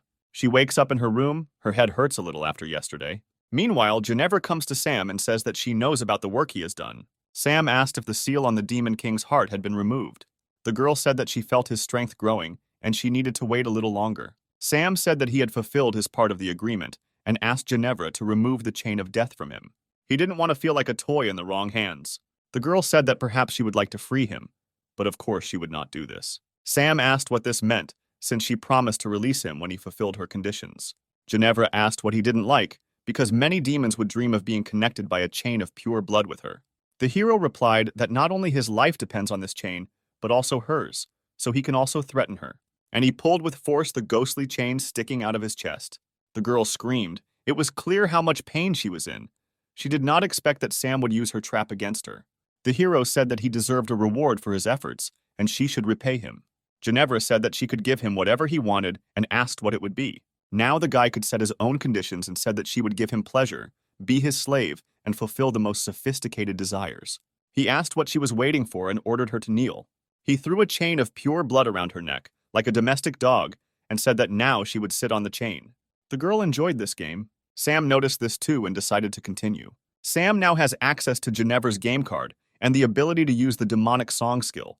We go to the city outside the castle, where the demons are discussing how they cruelly humiliated the former saint of the Church of the Holy Light. They say that there is no need to tell anyone that they did this to Stan, because despite the fact that he is now a weakling, you can run into revenge for him from other saints of the church. Stan lay on the ground, beaten and disgraced, and suddenly he saw how the demons who attacked him were blown to pieces with one blow. Stan did not immediately understand what happened and who destroyed them. The familiar robe and boots appeared in front of his face.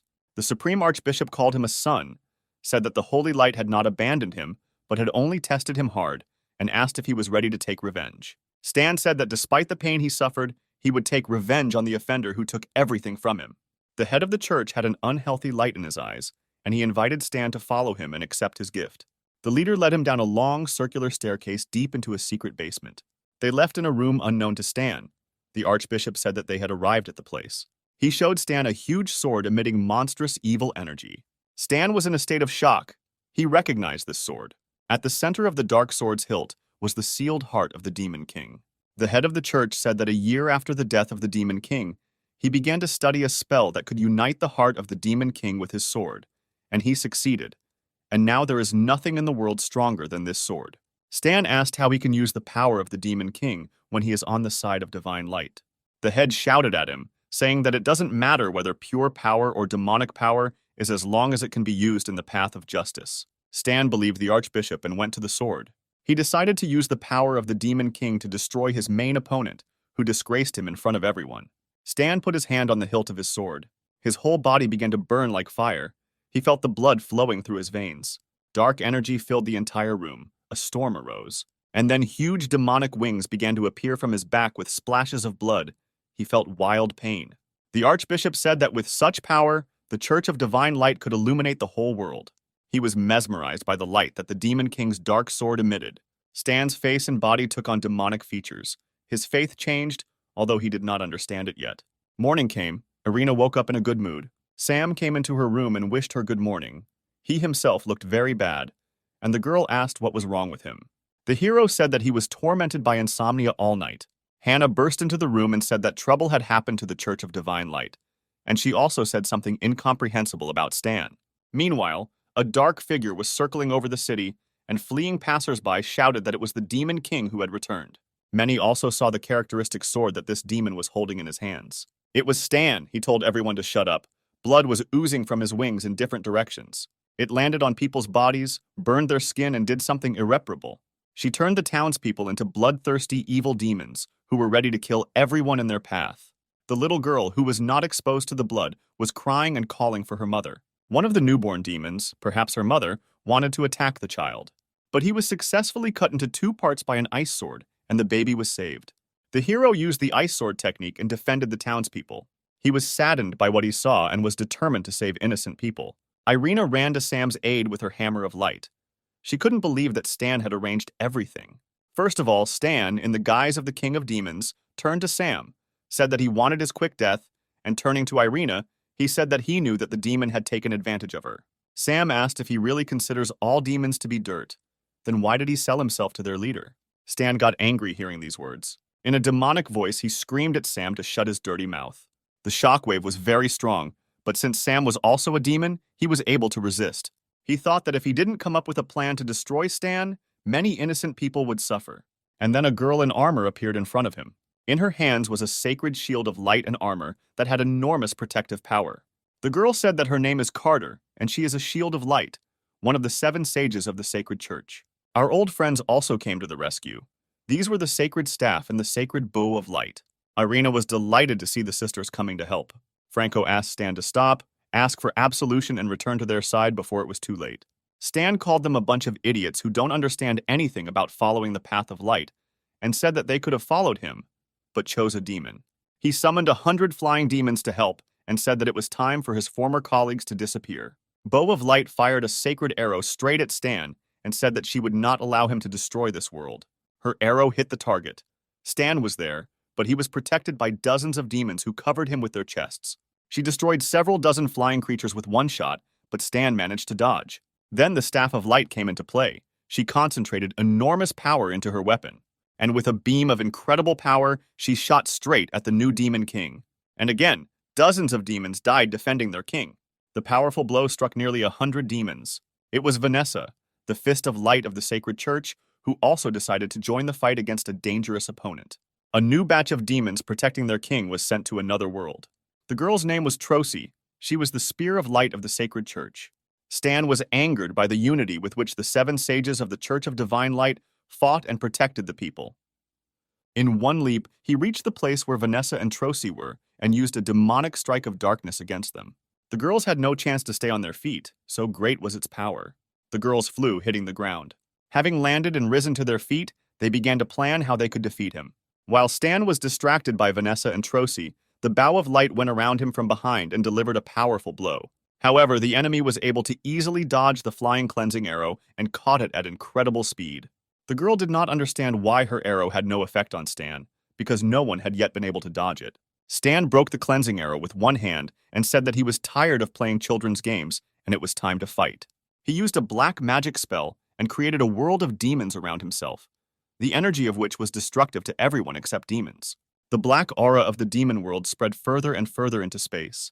The members of the 7 saints began to feel how demonic energy was taking away their vitality. Stan said that demonic aura will take away all the energy of the Holy 7, and then this energy will be transferred to the demon race. This energy had a different effect on Sam. He felt an incredible surge of strength. After all, Sam was a demon and had an advantage over the 7 of the Sacred Church. He tried to attack Stan using the Sword of Divine Light, releasing a scorching flame with a blow. The flame was of enormous power and rushed towards the enemy at speed. Stan cut the flames with one swing of the Demon King's sword, and it disappeared. He said that despite the fact that Sam is also a demon, he does not have the strength to resist the Demon King. The battle took place in the sky. Irina saw that Sam was not affected by the demonic aura. She realized that he was really a demon. Stan said that Sam was still alive only because he wanted everyone to see how he would suffer, and began to generate demonic energy in his hand. Energy comparable to a tsunami erupted from his hand and was directed at Sam. Shield of Light rushed to Sam's defense. She was in time, but from the impact her shield began to crumble into fragments. She lost consciousness and began to fall from a height to the ground. The fall was very fast, no one had time to catch her, and the fall broke the ground under her feet. Irina asked why the Shield of Light helped Sam, because he is a real demon who deceived everyone. Carter called Irina a fool, and said that the race of a creature does not matter if he stands guard over the divine light and fights for the lives of other beings. Irina was surprised to hear Carter say this, but was very pleased, because she still loved Sam no matter what. Stan told Sam that the Holy 7 could not save him or themselves from death, and there was no point in trying. Stan said it was time to end these games and move on to a more serious fight. Sam stood on the demonic barrier, and Irina shouted to him that the other saints would transfer their powers to him through their sacred weapons so that he could resist the Demon King. At this moment, artifacts of other saints began to appear on the sacred blade of the sword. Sam began to feel an even greater surge of strength.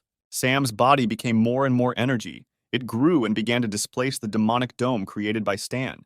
And then the hero felt how the chakra became stable, and its level increased 6 times. A powerful bang and puffs of smoke filled the space where Sam was. The smoke began to clear. Something happened. Sam stood, and in his hands was still the restored and improved Shield of Light. The Night King was surprised that Sam managed to restore the artifact he destroyed. Sam thought how cool the battle would be, because it contained everything he had ever heard about from ancient stories: 7 artifacts, 7 sages, a Demon King, a demonic barrier. The Demon King looked at the hero and did not understand whether he should be afraid of him, or if he was just the same dirty piece of crap as before. Sam said that he may not consider him his equal, but he should know that his strength has increased manifold. The hero took out a Spear of Light. It was also improved. The Demon King became increasingly worried, because he had never seen 2 sacred artifacts in the hands of one person at once. Sam used the tornado technique and Stan was spun in the insane energy of the power of the Seven Sages. He could not defend himself and stopped spinning under the rush of energy. And then Sam, taking advantage of the moment, used a fist of light to strike his enemy. With the help of the third artifact, Sam was able to strike an enemy who had recently been out of reach. Stan recovered quickly from the blow and got to his feet.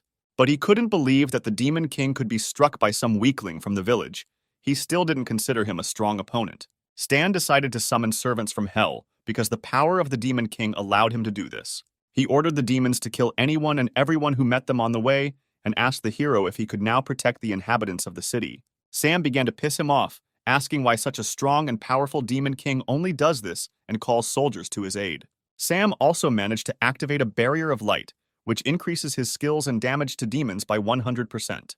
The barrier of light began to act on the demons in a murderous way. They tried to escape from it, and the hero asked them to go back to their purgatory so as not to die fighting for the wrong Demon King. They listened to Sam because they saw that he was also from their race. Stan became angry when his servants listened to Sam's words and left the battlefield. He said that he had many more tricks up his sleeve to kill Sam. But Sam shot a sacred arrow from a bow of light and distracted the enemy. He said that he was not going to wait for the Demon King to use a new move and swung the hammer of light at his opponent. The blow landed straight on Stan's body, and he had no way to dodge it. He flew across the entire city square, unable to stop. Sam used the technique of concentrating all the energy in one weapon, hovering in the air to accumulate it. And the hammer of light in his hands united with other artifacts and turned into an improved blade of light. Sam has a new ability, Demonic Wings of Light. He raised his new blade upward and began to gather the energy of light and darkness. It looked like he was now a Demon King, but fighting on the side of light, the fire blazing, fanned by a sacred aura. He used a strike of divine light and sent all the energy towards his opponent. An explosion occurred. The ground shook underfoot, but this fire did not destroy anything living. Only the Demon King received damage. And so we see Sam standing in the middle of the square, exhausted and trying to catch his breath. He succeeded, Stan disappeared, the demonic aura began to fade. But she did not completely leave the city and continued to fly in the air. Ginevra appeared. She was shocked by what she saw and decided to help get rid of the Demon King, and said that the black aura would not dissipate until it acquired a new body. Then it could be sealed. We see the broken sword of the Demon King on the ground, in the hilt of which his heart is pulsating. Ginevra says that she has a plan to seal the Demon King forever, but it is very dangerous. The hero asks her how to do it. The girl says that only a very strong demon who is not afraid of the sacred light can try to seal the Demon King within himself. Sam asks what could happen if he doesn't succeed. Ginevra says that she does not know this, since no one has tried it before. It is just an ancient legend, and it is unknown whether anyone's body can withstand the king's power and not succumb to his dark heart. Sam's in-game interface shows that the quest has been completed, and he can complete the mission. Meanwhile, a dark aura begins to fill the city again, and members of the Holy Church begin to lose their powers. The hero decides to stay and help the people who believed in him, despite the fact that he belongs to the demon race. He picks up a dark sword with the heart of a Demon King, and he feels pain piercing him from the inside. His body is burning, and his mind is switching off. He begins to cough up blood and feels his internal organs melting. The saints do not know how to help him, but they really want to save him. Ginevra says that he can be helped, but this requires as many people as possible. He says that they can absorb the power of the Demon King from Sam's body and destroy it in small portions inside their bodies. Ginevra used her demonic power and began to create a place to suck the energy out of Sam's body. She created a large room with a huge bed on which she laid Sam. He felt bad, he was shaking. Ginevra asked to be the first to come to Sam's aid in the fight against the Demon King. Irina wished her good luck and said that she would restore her strength and wait in line. Ginevra said that she would be able to contain the infection spreading throughout the hero's body for a long time, because she has demonic power, so she is very resilient. Irina and Franco waited for Ginevra for a whole hour until she began to come out. The girl could barely drag her feet, said that she did not think that everything was so serious, and she could no longer stand on her feet and experience these constant cramps. Franco volunteered to help the hero next. Irina looked at her angrily and said that she would go with her. 2 hours later, the girls crawled out of the room where Sam was and began asking who else could go into the room and replace them. This is where our old friends come into play. 4 half-humans saved from death by Sam. They looked happy. It was finally their turn. 3 hours later, even these assistants gave up. Sweat was dripping from them, their legs were trembling, and their voices were hoarse from screaming. Ginevra and Irina did not know what to do, because the demonic energy had not yet been sucked out of the hero's body, and their powers had not yet been restored. The girls were ready to die for Sam. But suddenly the sound of heels and the voices of girls was heard. These were the beautiful demons whom Sam had released during the fight with Stan. Now they did not look like the inhabitants of hell, because the hero illuminated them with divine light, saved them, and thereby freed them.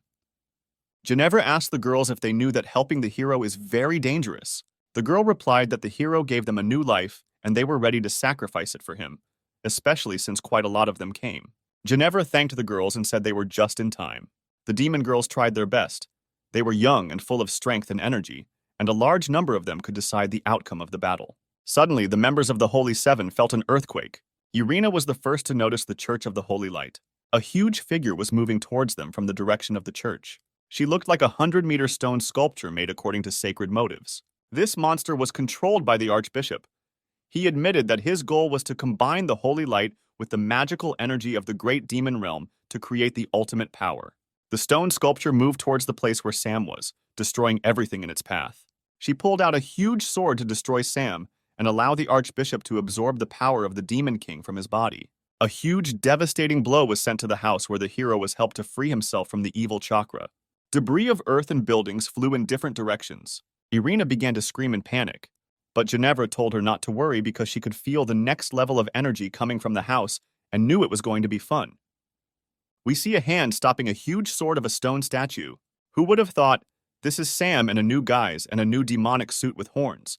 He holds the enemy's sword with one hand.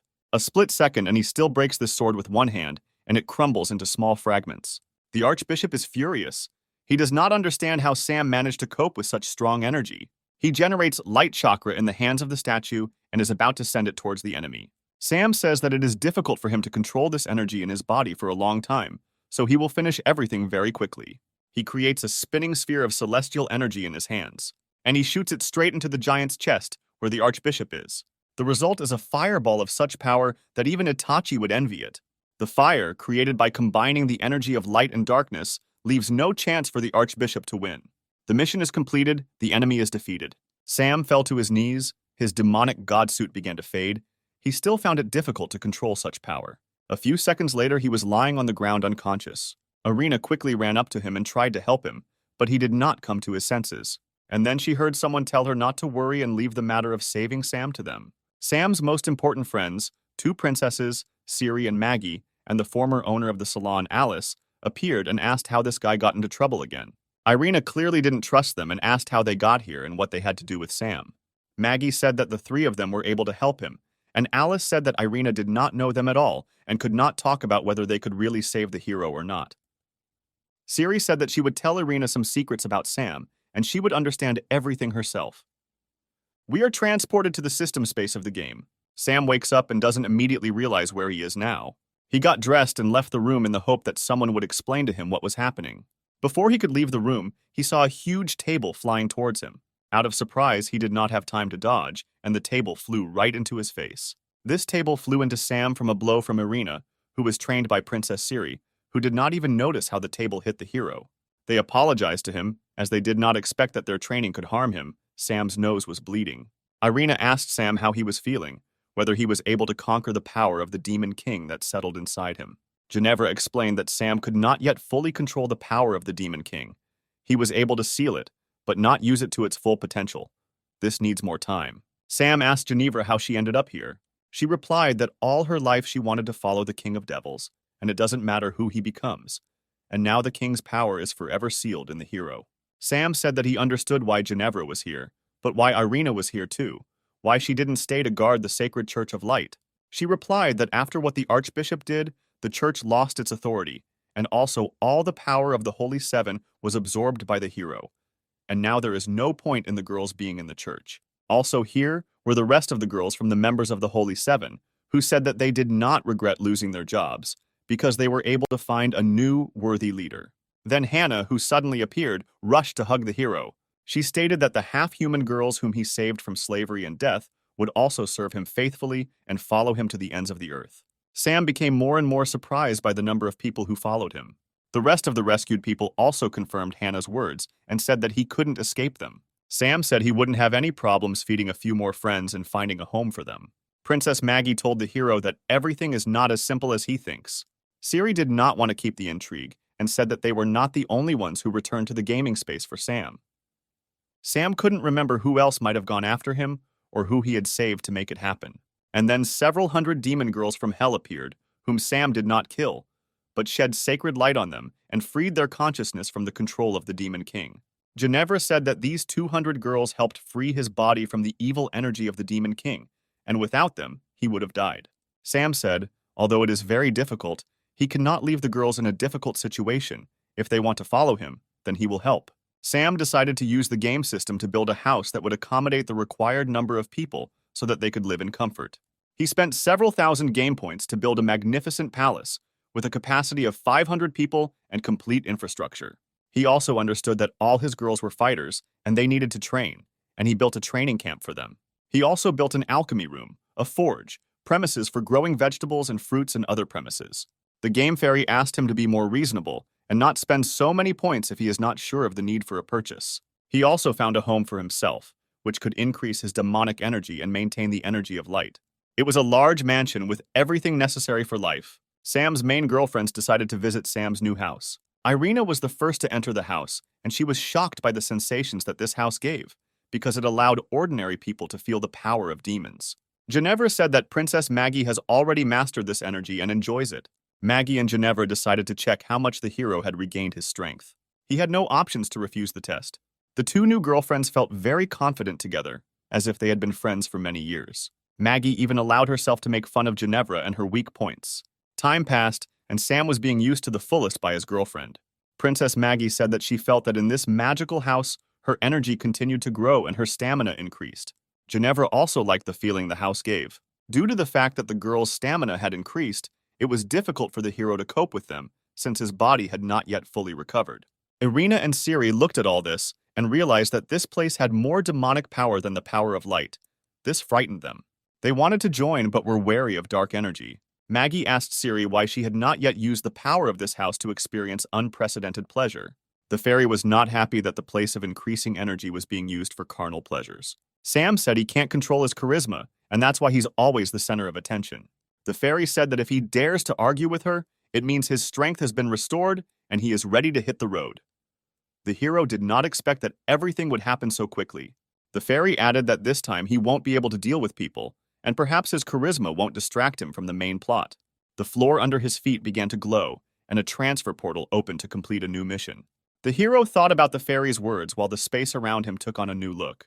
He was in a big city with high-rise buildings. This city was similar to the city from his world, perhaps it was a copy of it. On the screen at home, the girl was telling the news, saying that attacks related to infectious diseases had recently become more frequent, and residents were being asked to take protective measures. Sam was familiar with everything in the city. He decided to take a walk and enjoy the atmosphere. He saw a girl run out of the store and turn in his direction. She tried to grab him, but he dodged away just in case, because he didn't know what to expect from her. He immediately thought that she had fallen for his charisma and wanted to meet him, but he felt something was wrong. She caught up with Sam, and he saw her red eyes, dead skin, sharp fangs, and smelled the stinking odor from her mouth. He didn't know what she was. He had never seen such creatures before. And then this creature, at full speed, was kicked in the head by an unknown girl in a bright outfit. She braked effectively, leaving marks on the asphalt. Sam asked the girl what happened. She asked how he could afford to walk around the city when such things were happening around him. And why didn't he even try to escape from this creature? Or he doesn't know what zombies are. Sam was a little unprepared for this development of events. She said that her name was Samantha. She was a member of a special rescue squad, and she would take him to the shelter so that other zombies would not kill him. The girl said that she would not deal with why he did not know about the infection of the population, but he must be careful if he did not want to die. Men quickly die after contracting the infection, and women become the walking dead, who keenly smell the scent of men and come after them to kill and make offspring. Sam began to think about how he could use his previously mastered skills in this world in order to survive and pass the level. First, he decided to meet a girl to learn more about the situation and introduced himself as Sam. But as soon as he said this, sharp tentacles flew at them from above. The girl with a quick kick brought him out from under the attack of the tentacles. An agile zombie with tentacles stood on a lamppost and was ready to attack again. The zombie was not going to let Sam and his new girlfriend Samantha think. She screamed for Sam to run away, and she would delay the enemy. She pointed the gun at the zombie and started shooting. but the bullets flew off him like from a steel wall, and she failed to harm the enemy. The pistol was knocked out of Samantha's hands by the blow of the tentacles, and it flew towards Sam. He caught it with a flick of his hand. He decided to use a pistol since his magical skills were blocked. The girl shouted at him not to try to shoot at the zombies, because without training he would not be able to hit the target accurately, but would only anger the enemy. Sam told her not to worry and quickly logged into the game interface to improve his shooting skills. He traded several of his magical skills for his marksmanship skill. He received confirmation of the skill he had acquired, and he applied it. At the same second, he fired a pistol, pointing it at the enemy. Despite the heavy recoil from this powerful pistol, he knew that he would hit the enemy right where it was vulnerable. And so it happened. From the very first shot, the hero hit the zombie with an accurate shot in the heart. Sam was glad that he could be useful in this fight even without magic. But while the hero was distracted, Samantha grabbed him by the collar and dragged him along with her. Sam did not understand what had happened. But a crowd of zombie girls were already running behind them, ready to pounce on him. Sam realized that his charisma was working against him here. Because of it, more zombies were trying to take over his body.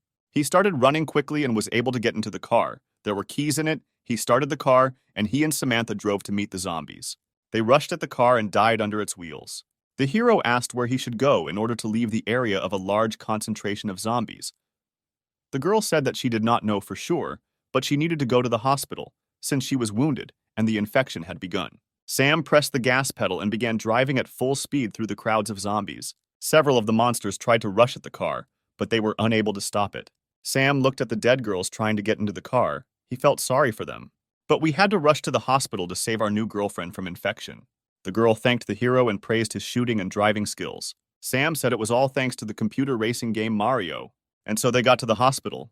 It was surprising why there was no one in the hospital, because just a day ago there was a rescue squad base here. And then it became clear why there were no people here. A zombie was running towards them at full speed, and again Sam was the target. Before reaching a few meters, the monster was destroyed. The girl asked how early she came to them. Sam thanked the unknown girl and asked who she was. The girl said that her name was Lena, and she was the head of the surgical department. She said that her job requires her to know how to use a scalpel, and she also learned how to kill zombies with it. Samantha asked if they could meet later, because she needed help from a doctor. And then Sam remembered why he was driving so quickly across town to the hospital. Lena said that she doesn't know if she can help Samantha, since a lot of time has passed since the infection, but she will try to see how bad it is. As they walked into the operating room, Sam asked where all the people who were supposed to be in the hospital were. Lena said that everyone was evacuated when zombies attacked the hospital, but they couldn't get through to her because she was sleeping in the morgue, and there was no mobile phone service there. She was forgotten. Lena told Sam to remove Samantha's clothes so the examination could begin as soon as possible. Sam said that he didn't want to offend her, but she needed emergency medical attention. Otherwise, she wouldn't be saved. The girl had no choice. She did not have the strength to undress herself, but had to hurry. The hero undressed the girl and laid her on the operating table. She was very beautiful. Sam could see the infection spreading through his arm. It would be a shame if this girl turned into a zombie. Lena warned that the infection could also be transmitted sexually, and that he didn't even think about it. The examination of Samantha began. Lena tried to identify significant changes in her body. Sam asked what was wrong with Samantha. Lena replied that she should have taken an antiviral drug earlier, but now it is unknown whether something will help her or not. She said that we need to go to the place where antiviral drugs are stored and bring it here. On the way to get the medicine, Sam asked Lena why, after infection, girls turn into zombies and men die. Lena replied that no one knows the exact answer, but probably the virus selects women as reproducers, and men are just a tool that can be thrown away in the process. They walked along a long corridor, and the hero heard someone screaming for help on the street. He looked out the window and saw a guy running along the avenue, followed by a dozen zombie girls. Lena said that you shouldn't pay attention to this guy, because he doesn't have a single chance of survival. Female zombies surrounded the guy. Sam could not quickly move to him to help. He felt very sorry for the guy, but this is natural selection. Lena said that he needs to distance himself from what is happening around him. He will see many more deaths, and therefore there is no need to be nervous and blame himself, because it is impossible to save everyone. The girls, having killed the guy and taken advantage of him, dispersed in different directions with a calm look. For a while, they no longer needed to hunt. There was a smile on the dead guy's face. He did not die a terrible death. Lena said that the virus puts a man's body into a state of continuous arousal, after which it is used until there is not a drop of the required liquid left in it. They say that some guys themselves are looking for thrills and go to certain death. They came to the medical department and began to look for an antiviral drug. It was difficult, since the group of evacuees took almost everything with them. Lena said that if they want to save Samantha, they need to hurry, because the minutes are already counting. The girl will be attacked by a zombie in the form of a nurse. Sam manages to get between Lena and the zombie, but while protecting her, he is bitten by the creature. The zombie bites into the hero's hand and chews it with sharp teeth, bleeding. Lena uses her scalpel and kills the zombie with a blow to the head. The enemy is neutralized, but another problem appears. Lena asks the hero how he feels after being bitten by a zombie, whether excitement is already setting in his body. But Sam doesn't feel anything, only pain in his arm. Lena tells him to take a virus blocker, despite the fact that he does not feel changes in his body, since everyone has their own body, and perhaps it will manifest itself a little later. The hero said that he doesn't see the point in this. He feels good and is not going to die. He asked the girl to give the only medicine to Samantha so that she would have the opportunity to continue the fight against the creatures. They returned to save the sick girl. She was covered in sweat and her body temperature was rising. Lena gave Samantha an injection. All that was left was to wait. When Sam asked if the medicine would help her, Lena replied that they would be able to find out no earlier than in half an hour. Lena said that he should think about himself, because no man has ever survived a zombie bite. Sam said he had already come to terms with his death, but was glad to help another person survive.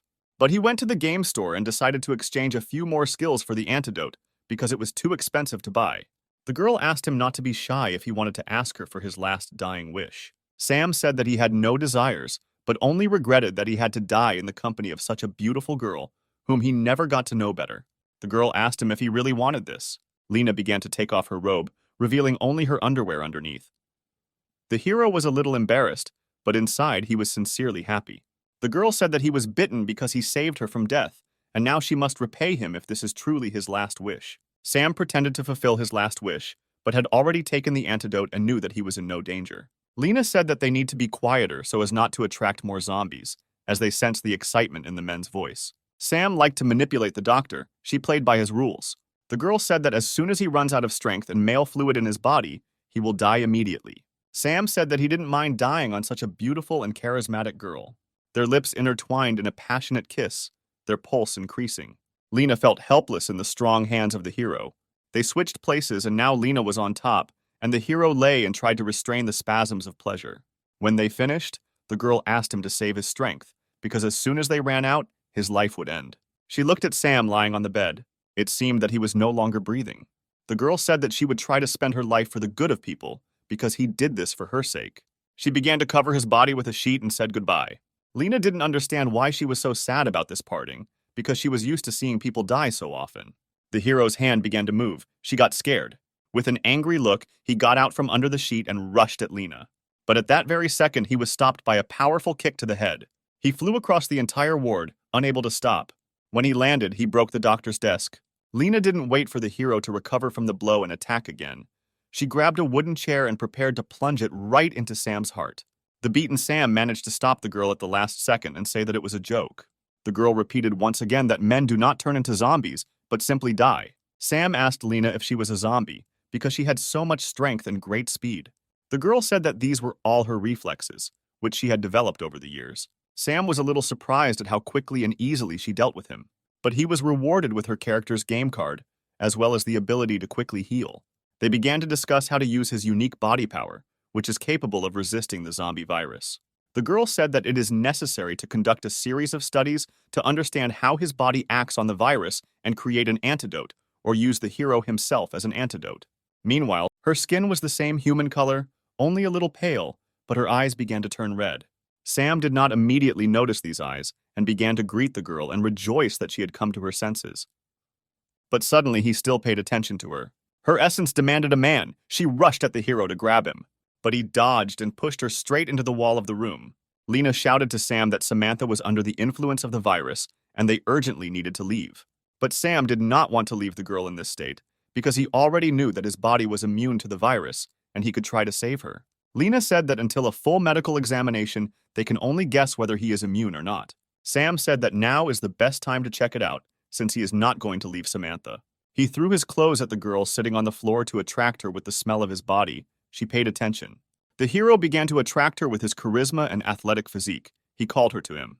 And then the girl attacked him. He lay on the floor and did not resist, and the girl lay on top of him. Sam was ready to have fun and let the girl do what she needed so much. But nothing happened. The girl froze on him like a stone sculpture and did not move. It was clear that she was lost in thought and did not know how to behave. Lena said that if a girl has never tried to unite with a man during her life, then even in the guise of a zombie, she will not know how to do it. Sam didn't know what to do to make sure everything went according to his plan. The girl hid in a corner and did not approach the hero, but he tried with all his might to call her to him. He began to explain to the zombie girl that this was the only way he could try to help and return her to her human form. He told her not to worry because he would guide her. Samantha trusted the hero and began to follow his instructions.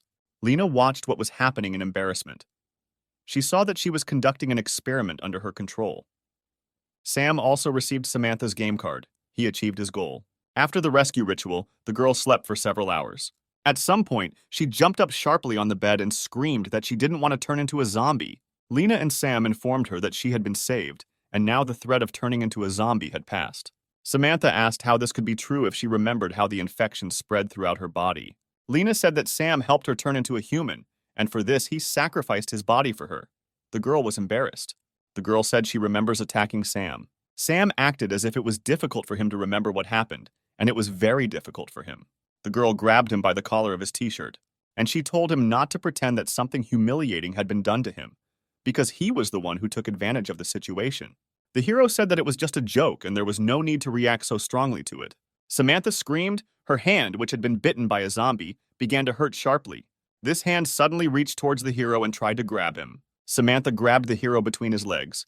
He was shocked by this development of events. He asked the girl what he was doing, but the girl answered in fear that she could not control her wounded hand. It moved on its own. Lena examined the girl and said that the virus had not yet completely left her body. Sam said that he had an idea on how to fix the situation and protect Samantha from the remaining virus. He called her with him into a separate room. Lena heard voices coming from behind the door, Samantha asking Sam why he would take off her clothes. Lena waited for the heavy breathing and moaning to stop. She did not understand what was happening behind the closed door. And then the hero appeared. He looked very joyful and said that he had succeeded. A new Samantha came out of the door. She looked like a fighter from a science fiction action movie. Her infected hand was in a metal glove. Sam said that he created this combat suit specifically for Samantha. It will be able to increase her strength and destroy the virus in her body. Lena asked who he was, that he could make such complex inventions. She was delighted with his skills, but Sam replied that he studied a little robotics. Sam decided to show what his super suit was capable of and pointed the gun at Samantha's chest. She was scared. She did not fully believe that the hero would shoot her point blank with a pistol. But the hero was determined. He was confident in his abilities and fired a shot. The bullet hit the girl right in the chest near the heart, and the shot knocked her slightly off balance. She remained unharmed, and the hero thought that she would now be grateful to him. Sam said that now she is not afraid of ordinary bullets, and accordingly, any blows that are weaker than a bullet. But Samantha did not look happy. It was clear that she was filled with anger. The girl grabbed the gun and stuck it in Sam's mouth, and said that if he shot her again, she would tear it apart with her new universal hand. Lena said that now is not the time to argue, because the world needs to be saved, and Sam is best suited for this. Samantha asked Lena what plan she had developed to save humanity. Sam, wiping his drool, also began to ask questions about how soon Lena would be able to develop an antidote. Lena said that it is high time to understand that the same thing should be done as was done with Samantha, since he is not only not susceptible to the virus, but can also treat people through close contact. Then this must be done. Samantha said that first he needs to save 100 people who were part of the resistance unit and were infected. Now they are in quarantine. Sam's sweat dropped when he learned that spending time with 100 zombies was just the beginning of a mission to save the world. Lena said that he would not be able to save so many people with his body, so she needed to develop an antidote so that this virus could be destroyed en masse. Samantha asked Lena if she knew how to create an antidote, to which she replied that she was the best student at her university and also wrote a dissertation on the topic of viruses. But in addition to Sam's blood, she needed the source code of the virus. Samantha said that the source code couldn't be bought now, even on the black market, and asked where they could look for it. The source code was located in the Central City Laboratory, on the 3rd floor in room 308, Lena said. Lena said that she has a twin sister who participated in a secret project related to viruses and told her about it, and then disappeared. The hero told Lena not to worry and leave the investigation of her sister's disappearance to him. He will try to find traces of her presence in the laboratory. The girl said that she has already come to terms with the loss of her sister, because if she can stop the zombie apocalypse, then her sister did not live her life in vain. And if Lena manages to make an antidote, then she will not only save the world, but will also gain eternal fame and wealth. And he will also be able to become the chief physician of the hospital and stop obeying stupid bosses. Samantha was surprised by this answer. Sam and Samantha arrived at the laboratory. Many monsters were roaming around it. They understood that with so many zombies around, it would be difficult for them to get inside the building. But Sam, as always, came up with a brilliant plan. He was going to distract everyone so that his partner could get into the building unnoticed. He took off his t-shirt and invited all the zombies to try a small piece of fresh young meat. They could smell Sam's body and were very excited. Some of them shouted at him to stay where he was. Sam told Samantha that once he got away from them, he would meet her inside, and he sped up. He ran faster and faster and hurried the Walking Dead. He needed to take them as far as possible from the entrance to the building. When the zombies were distracted, Samantha ran as fast as she could towards the laboratory. She understood that Sam was now risking his life to save humanity, and she could not let him down. Sam, meanwhile, led several dozen zombie girls behind him. He decided to get on the bus so that the girls would follow him. When the last zombie entered the bus, Sam closed the doors, asking everyone to fasten their seatbelts and hold on to the handrails. Samantha watched this picture from the side and waited for him to free himself and join her. Sam knew that he needed to neutralize the zombies and save them if possible. Samantha watched the bus rock from side to side. The girls tried to climb out of the windows and asked for help. After a while, each of the girls stood and tried to breathe air. Sam did a good job. But Sam decided that once was not enough, because they still had not begun to turn back into people. Soon Sam left with a feeling of accomplishment. He felt a little hot because he had saved so many girls in a row. Samantha met him as he got off the bus, but he was surprised why she didn't take advantage of the time he'd bought especially for her. She replied that she could not get in because the doors were bulletproof. This once again confirmed for Sam that they were on the right track, because who would put such protection on an ordinary laboratory? He said it was worth trying out the equipment he made for Samantha. She replied that she did not yet know how to use the new metal hand. The hero said that she is directly connected to the brain, and if she imagines a weapon in her thoughts, her hand will turn into this weapon. The girl said that if this was such a joke, she would kill him. She began to concentrate on laser weapons, which were capable of opening a thick metal door like a tin can. The hand obeyed her. She felt how it was being rebuilt. And just minutes later, the door was almost opened by a laser beam of light. Samantha was delighted with what she could do with her new hand. But Sam said now is not the time to be surprised, because they are in danger. And indeed, the laboratory was filled with monsters. But they were a little different from those on the bus. Samantha said that these are stalker-level zombies, since they have been converted for a long time, and now they only want to kill. And they also have enormous power. Sam asked how many levels of zombies there were. The girl said that the most important division is between those who can still be saved, who have turned recently, and those who have already lost their minds. These zombies no longer hunt for the entire body of men, they only need their brains, and the one killed will not die in pleasure. Sam said that this was very good, and he would not be ashamed that he did not even try to save these. Samantha asked to underestimate the guy of these high-level monsters. They can cause a lot of trouble. Sam pulled out 2 huge pistols from the sacred stone, which have an unlimited number of cartridges and incredible killing power. He warned the monsters for the last time that he would shoot if they attacked him. But judging by the girls' growls, they did not hear him or did not understand him. And then Sam showed his skills in shooting a pistol and began hitting zombies with shots to the head. Thanks to his skills, Sam never missed and every shot hit the target. The girl understood that the weapon in the hero's hands was a non-standard pistol. Otherwise, the bullets would have bounced off the zombies like they were off a wall. While the girl was watching, they began to walk around her from behind. The zombie tried to use his long tongue to kill Samantha, but she already knew how to use her new arm and imagined a new weapon in her head. A sharp, double-sided, huge blade was preparing to meet the attacker. With a striking blow, Samantha overtook the enemy. Only once was enough. The attacker's body scattered in different directions, as did the blood that filled the entire space around. Samantha strikingly struck a winning pose. It was disgusting to feel dirty blood on my body. The hero said that the suit has a cleaning function and she can try it. The girl was again surprised by such technologies. She liked her costume more and more. Mechanical arms with brushes emerged from the suit and began cleaning. Sam said that these brushes could clean even the most hidden corners of her body and suit. The girl was embarrassed. She felt the cleaning work. Sam asked if she liked feeling such soft and gentle brushes on her body. The girl was embarrassed. She had just experienced a surge of pleasure on the battlefield. Suddenly, the ground began to shake underfoot. The building swayed from side to side. Something huge began to break out of the ground. The heroes began to worry about whether they could get out of this building alive. A huge, fat, purple monster of terrible size came out. Samantha said that there was no point in engaging in battle with this monster because their strengths were unequal. She suggested that they go in different directions and meet in room 308 after escaping. Sam did not come up with a better plan, but simply began to run away, wishing his partner good luck.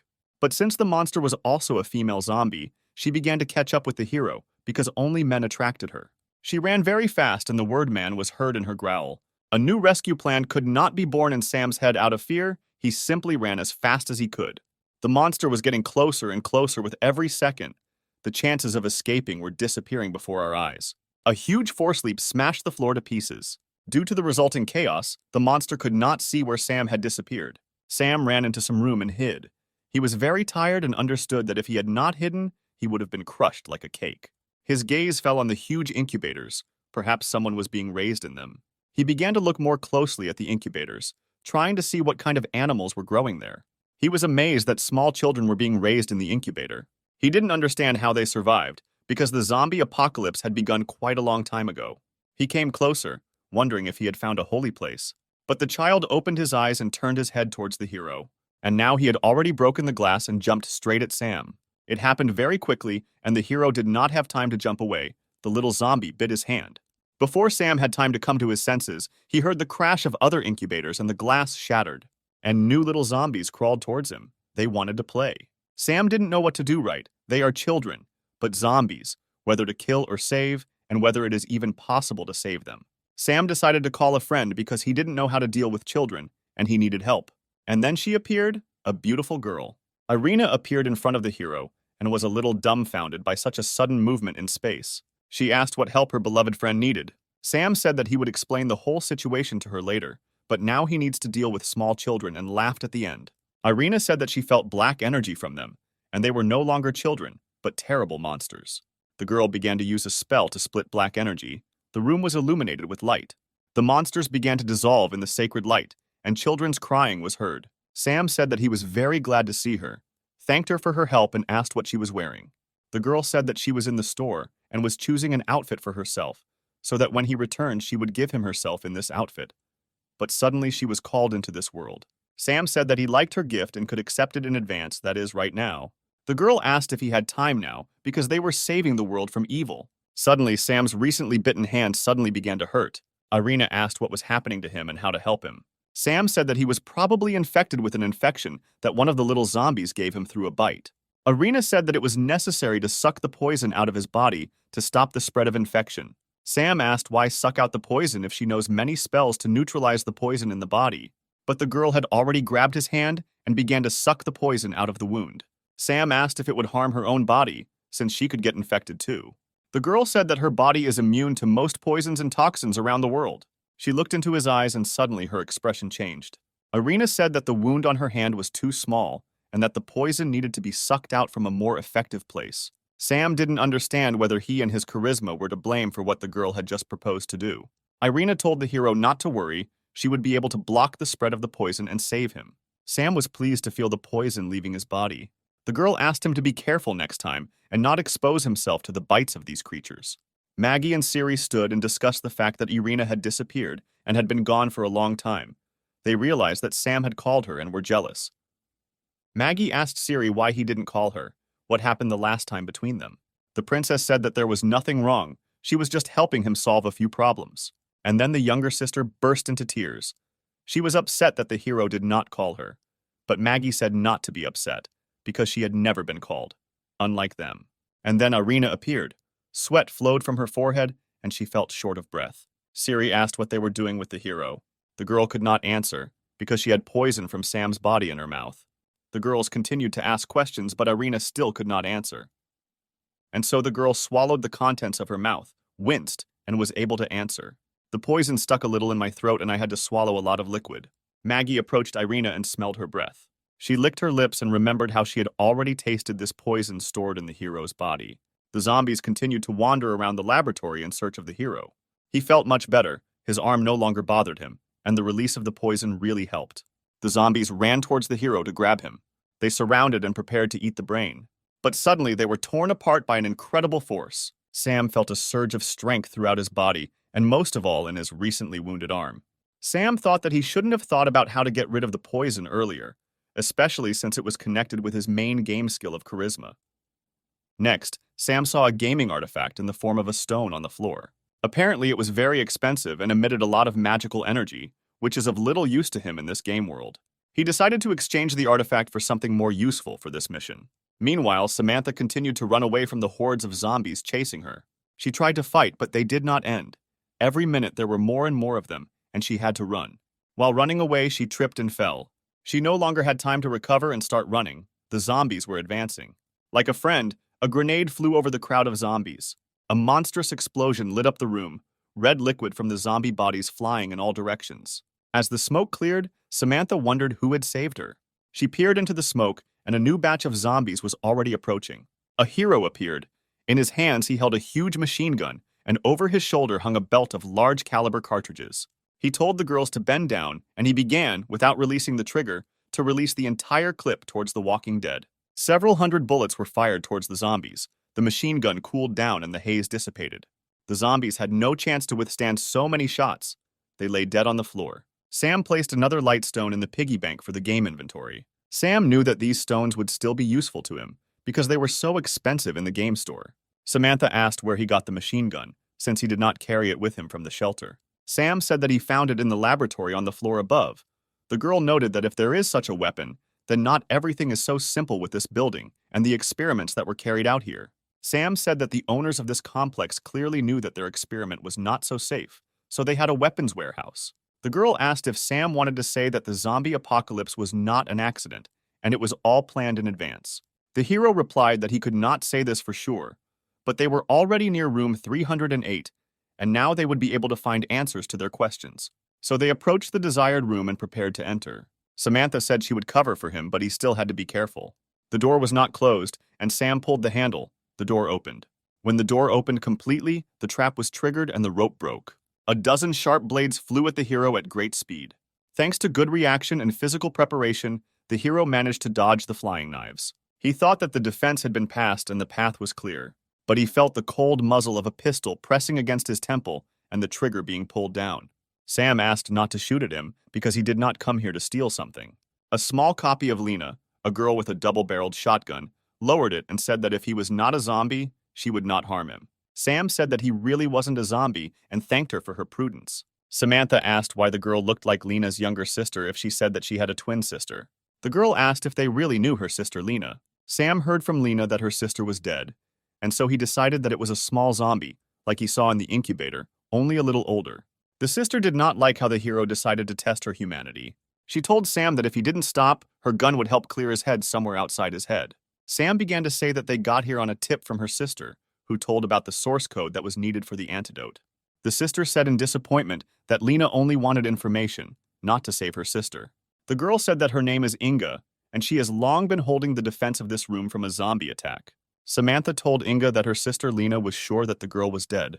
Inga said that her sister does not think that she is dead, but wishes it. Sam asked why Inga is so small if she should look exactly like Lena. Inga said that it was due to an incorrectly prepared antidote. It reduced her body in size and made her look like this. Sam drew attention to Inga's chest and asked if she thought that some parts of her body still remained as adults. She replied that her breasts also became 3 times smaller than they were. Sam was shocked by this information. He imagined what she looked like before her body was shrunk, and he began to drool. But Samantha quickly brought him to his senses with a blow to the head from a mechanical hand. Inga said that from childhood she surpassed her sister in everything: studies, relationships, career. She said that if Sam helped her, then she would allow him to enjoy her body not only in his dreams. Sam said she didn't think well of him and he was going to help her not because she offered him her body in return. Samantha didn't know what to say to this because she had already studied the hero and knew that Inga's proposal was a hit on target. Sam said that he could not refuse the girl and asked how he could help her. She replied that her goal should be his goal too, because the antidote would restore her to her former appearance, and he would be pleased. Samantha asked how Inga plans to make the antidote and what it will take. She replied that to create it, she needed her mother's zombie genes, which she didn't have last time. She said that there were 3 very first experimental subjects in whose bodies the infection was placed. They became the first zombies. Sam asked where the 3 were now and what to do. Inga said that all the necessary information is stored on the computer, but it is under a password, and if you enter the wrong password again, the computer will self-destruct. Sam asked what password options there might be and where to look for answers. The password for the computer is Lena's birthday, but for some reason Inga does not remember this date. Samantha asks how the password associated with Lena ended up on this computer. The password was set by Lena's father, who was one of the creators of the project. He said about the password a moment before he died from an infection that he himself created. Sam asked how she could not know this date because it was impossible. The girl said that a long time ago she decided to forget everything that once connected them because she always tried to offend her as a child. The hero asked why she had not yet gone to her sister and asked her date of birth. If this is so important for humanity, or because of childhood grievances, she decided to die and kill everyone. The girl said that she could not go out all this time because in addition to the zombies, there was a Class B zombie walking around the building who would crush them all and not even wince. Sam said that he wants to make explosives, but he needs materials for this. Inga said that there were explosives, but in order to destroy the zombies of rank B, they needed to be detonated at close range. Sam said that he was a man and could attract her as close as possible. A huge zombie was wandering around the building, carrying in his hand the corpse of a young, recently turned zombie. Sam began to call her to him. She heard a man's voice and became interested.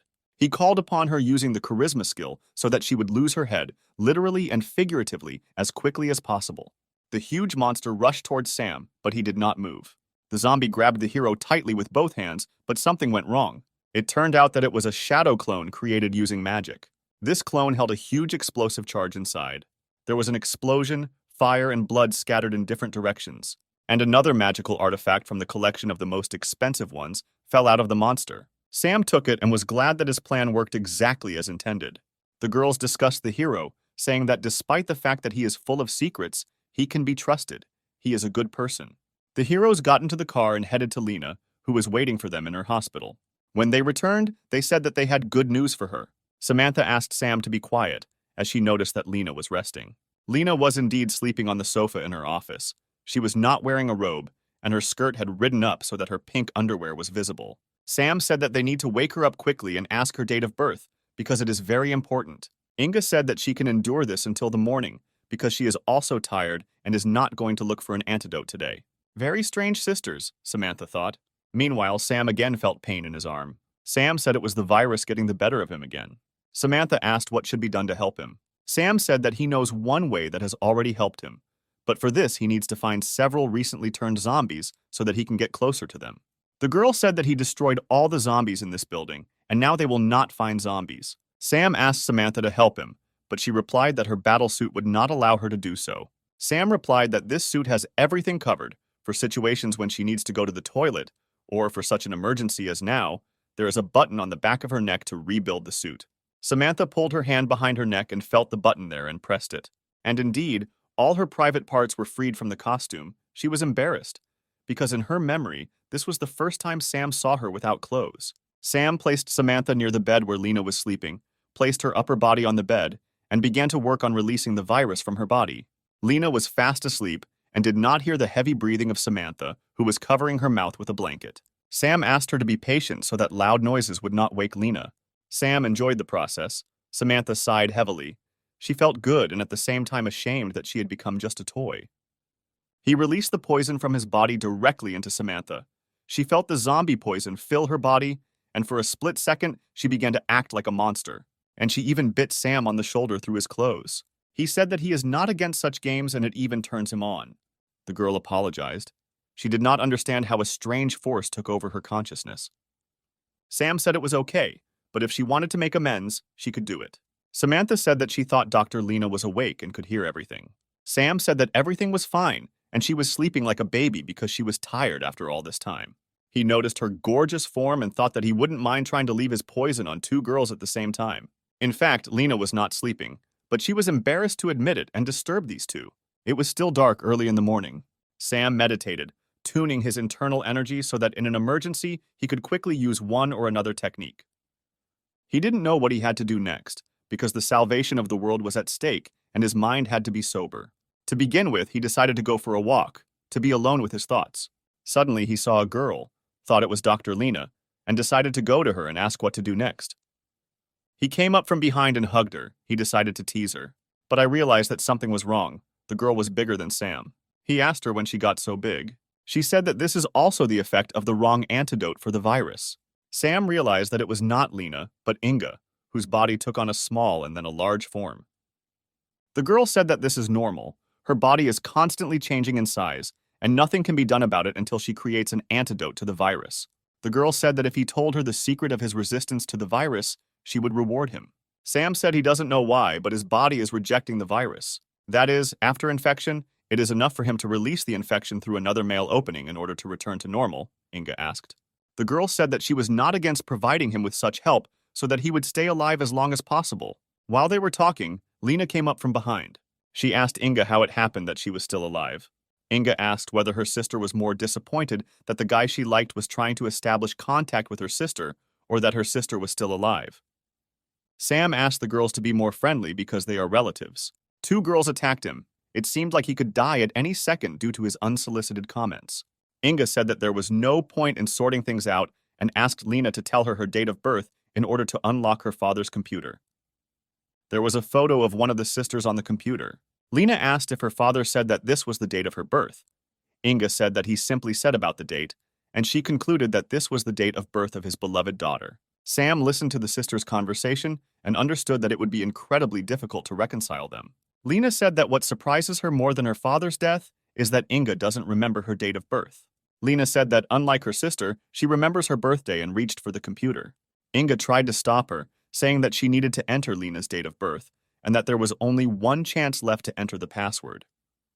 Lena said that she herself knows what she is doing and there is no need to interfere. She entered the expected password. It was Inga's date of birth. A photograph appeared on the computer screen of two sisters standing next to their father. Inga was shocked that the password was her date of birth and not her sister's. Lena said that as a child, she had the wrong impression about their father's attitude towards his daughters because he treated her so warmly so that Lena would not feel inferior compared to Inga. One day, Lena heard her father say that he considered Inga a genius who would change the world. Inga had tears in her eyes. She didn't know that all this time she had been thinking badly about her loved ones in vain. When she calmed down, she said that even if this was all true, it did not cancel the difficulties she faced in childhood. Lena said that she was not interested in her speculations, and now it was only important to find the first experimental subjects and create an antidote. All data on the 3-0 patients was blocked. Everyone was surprised by this. Inga did not expect anything else from her father. After all, this information cost him a lot. They would have to wait at least 48 hours to unlock it. Sam was only happy about this. They could rest, and in the future a serious battle would await them. To his words, the eldest added that there was a good healing bath here. She was definitely hinting at something. Our hero immediately realized what Mrs. Inga was hinting at. He would be happy to receive help from such a beauty. Lena clenched her fists because Sam was planning something bad with his sister, perhaps some kind of obscenity. Not even a second had passed, Sam began to deny his words, calling the previous dialogue a joke. He was very scared and decided to run away before he was cut to pieces, adding that the sisters should talk to each other. The eldest could not believe that her Lena could be as greedy for handsome men as a vulgar woman. A smoldering cigarette scattered clouds of smoke, and the beauty tried with all her might to convince her that she didn't say that she liked Sam, and that she could do whatever she wanted.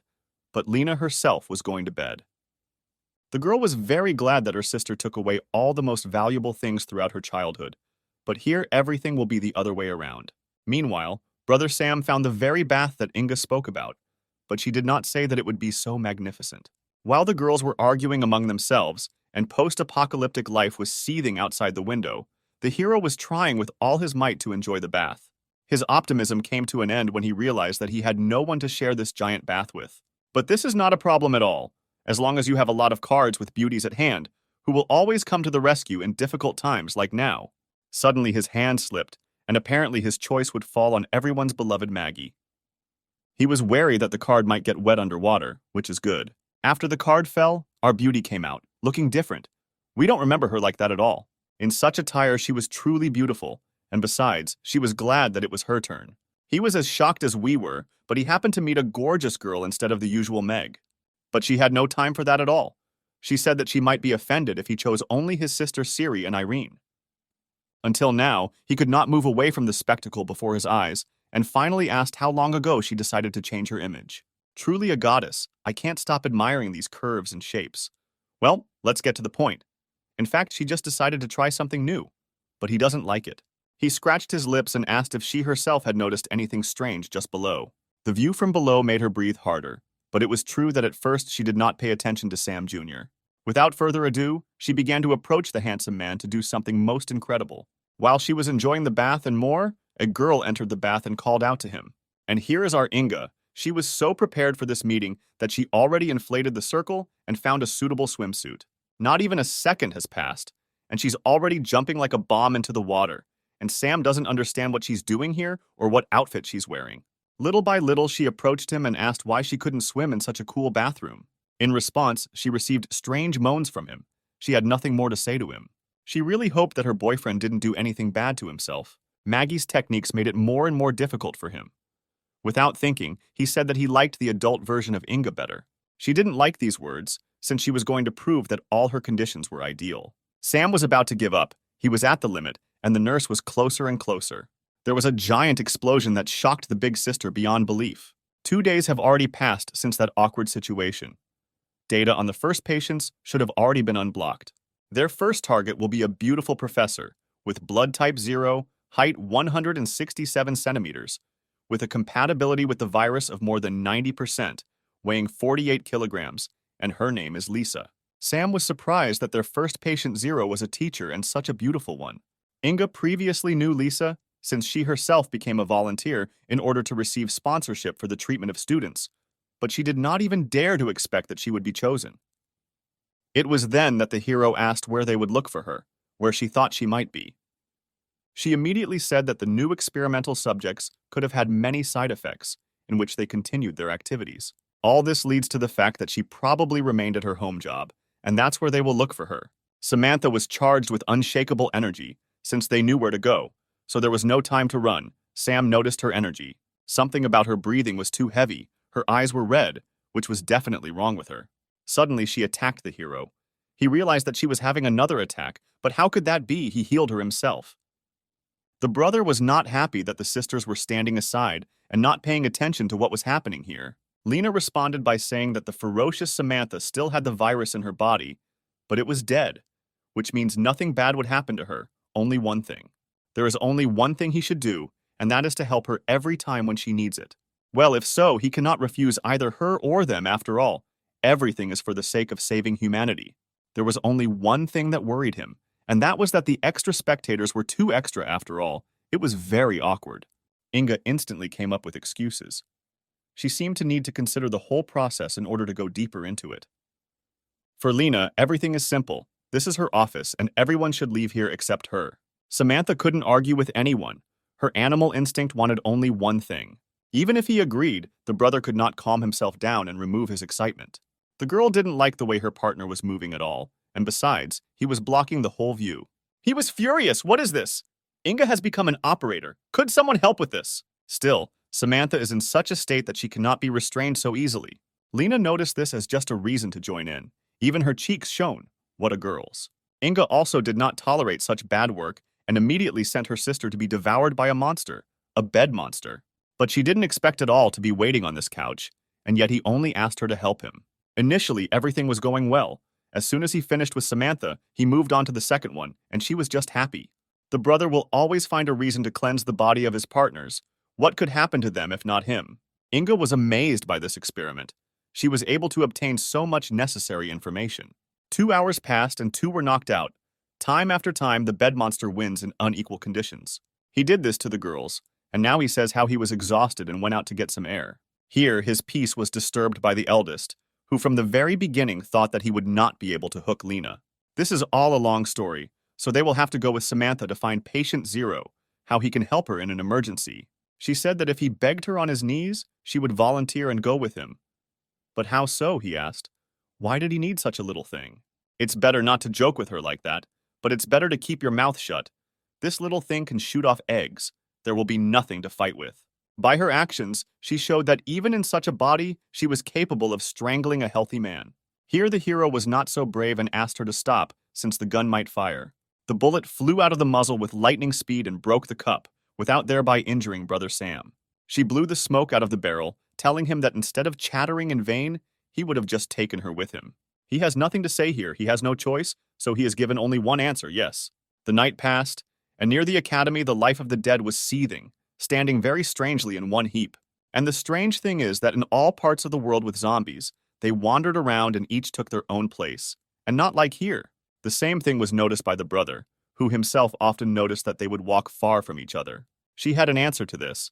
The fact is that the mind of the experimental sample, so to speak, the mother, wants to return to the past, and the zombies themselves fall under its control and obey her.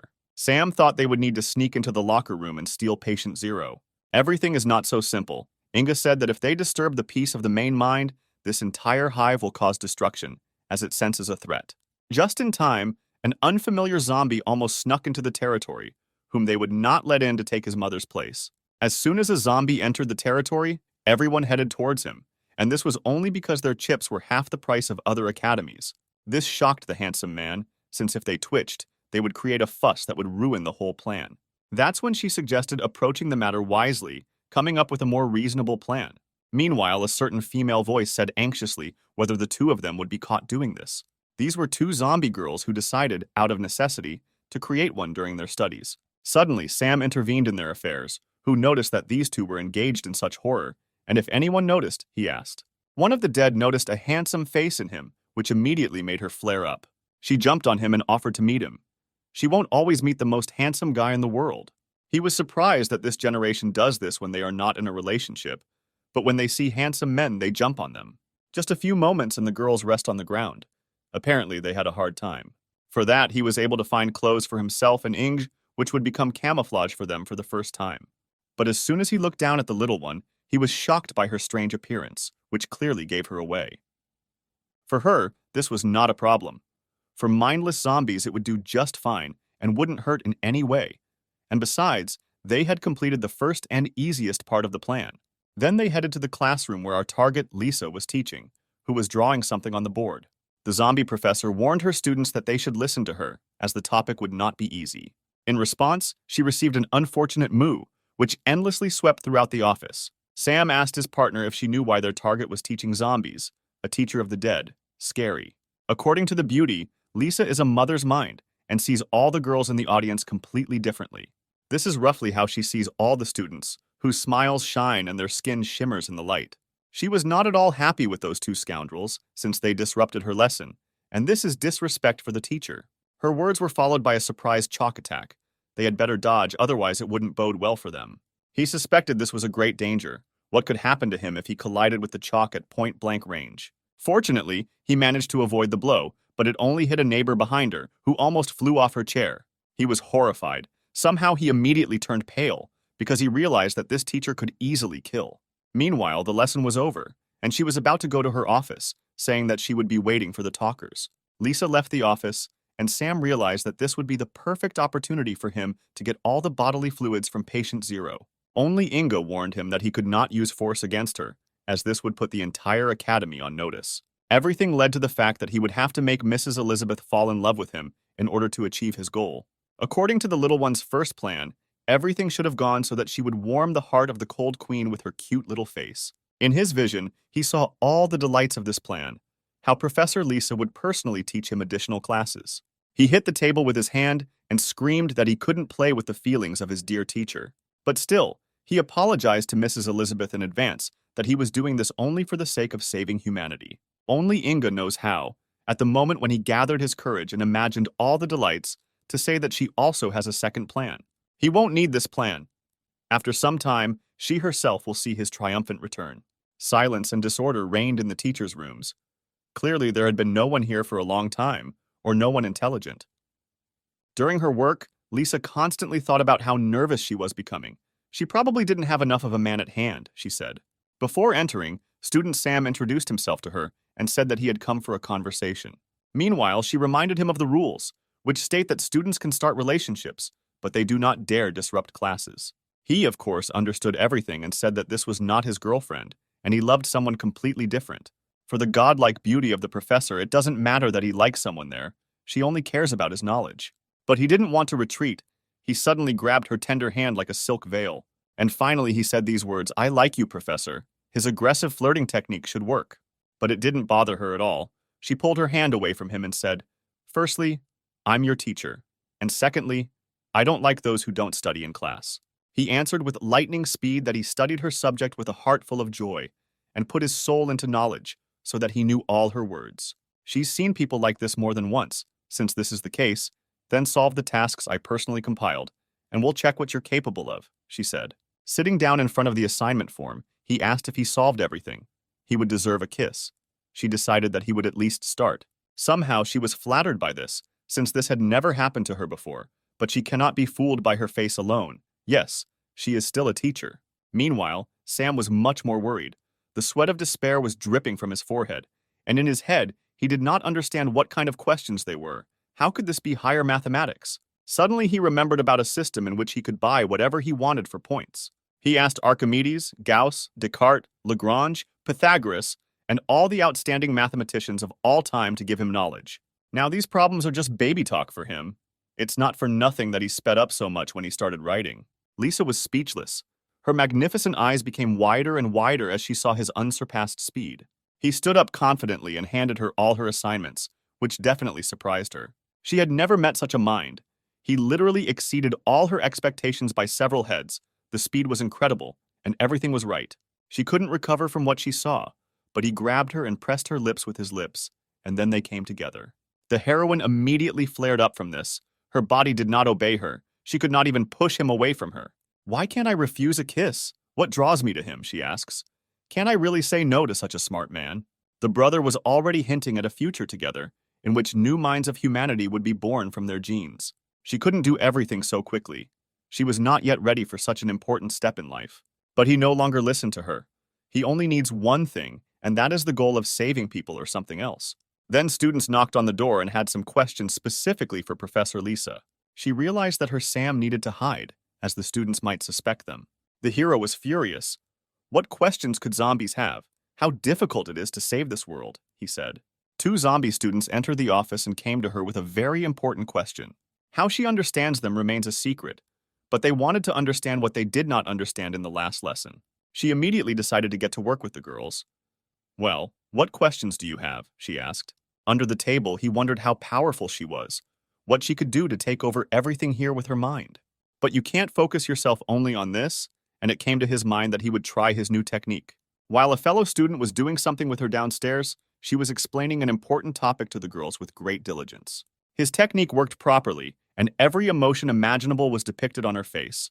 The girls became very interested in what was happening to their teacher. Meanwhile, our hero tickled her heels through her tights, thinking that although she was a zombie, she was still sensitive. She tried with all her might to understand to the students that she was just a little unwell today, but her body was trembling, and she couldn't say a word without moaning and groaning. The heat filled her. In this state, she could not work and told the girls to go, and they would deal with the topic tomorrow. Then the beauties came out of the teacher's room and wished the professor all the best, which she deserved. Here she lowered her gaze towards Sam, not understanding what he was doing there. He responded by saying that her legs were too gorgeous. He simply could not resist, and reminded her that she should become his girlfriend, according to the terms of the bet. In the depths of her heart, she understood that she could not meet with the student, no matter how good he was, and came up with a new test for him, where he had to be not only a thinker, but also a soldier. It will be done, he said. You just need to come to the gym. I will wait for you there. I will show my best sides. Then he decided to leave anyway, saying that she was obliged to come to him. Following him, she screamed that she would not come anywhere, even though he would beg her on his knees. All this time, Inga was waiting for him at the entrance to find out how the process was going and whether there were any problems. He replied that everything was normal, and for the sake of saving humanity, he was ready to do anything that was hard to believe in. She confirmed my words. She would never have believed what he was doing in the name of the common good. Later, the brother said that he wanted to return the heroine to her previous appearance, which seemed more true to her. And in the teacher's room, Lisa couldn't get this meeting out of her head. She was thinking that a second ago, she said that she wouldn't go anywhere, and now she doubts it. How can she be strong? Be an example. She looked into the sports building, where the light was burning in the glass. This could not mean anything other than that he had come. Time passed, and the clock hands were dipping towards night. The sun went below the horizon, and all living things were preparing for sleep. Even at this time, the Ice Queen worked tirelessly, and more than 6 hours had already passed. Again, she looked out the window, where she saw the building and the light was still burning in it. What a misfortune. She entered the hall with a roar and screamed, and asked if her student Sam was still there. Looking into the depths of the hall, Lisa was greatly surprised by what she saw, as if she had not expected anything like this. And here you are, Elizabeth. I knew that you would come. What kind of test will you come up with now for me to become your man? This chatterbox kept saying endlessly. She picked up a nearby basketball and challenged him to shoot 100 three-pointers.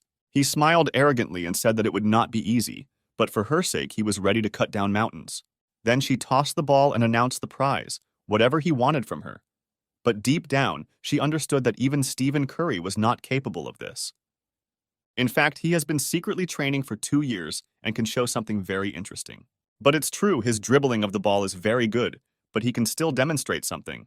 He acted like a child in front of his classmate, who was ashamed when he told her to turn on the music. Here she did not understand at all what dancing had to do with it, and whether it could be called dancing. Meanwhile, he threw the 13th ball in a row. So far, everything is going well. At this rate, the victory will be in his hands. The 14th ball also flew into the hoop perfectly, like NBA players. Another throw, only from behind, and once again he misses. 88th three-pointer, and he doesn't even strain, scoring balls with all parts of his body. Victory was his, the 100th hit out of 100. Our hero again fulfilled the professor's conditions. It was not easy for him, as if he had fought with a crowd of zombies near the academy. After this feat, she was seized by a blow to her heart, which beat more and more often. She can already imagine their spring, when the cherry blossoms are in bloom, pink leaves creeping along the tiles of the sidewalks as she and Sam walk hand in hand. This feeling of youth and stupidity overwhelmed her, a feeling of awakened and stormy passion. Am I really young again? Can I walk hand in hand with a handsome young man again and imagine a future together? Lisa asks. The brother noticed how she looked thoughtfully into space and asked why she was so thoughtful. She did not hesitate and laid out everything that she would like to go to the academy with him, watch films, swim in the same bathroom in a hotel, and imagine a future together. He noticed well that she was very worried, and in this state she said everything that was on her mind. Lisa embarrassedly turned her gaze away and said with a trembling voice that everything was completely different. The handsome man approached her and reminded her of her promise. After all, he completed his 100 three-pointers. Now it's her turn. The main thing for her is that none of the teachers and students find out about this. Only one thing, but this, however, turned out to be that she did not know whether he cared about the age difference, because she would grow old while he became an adult.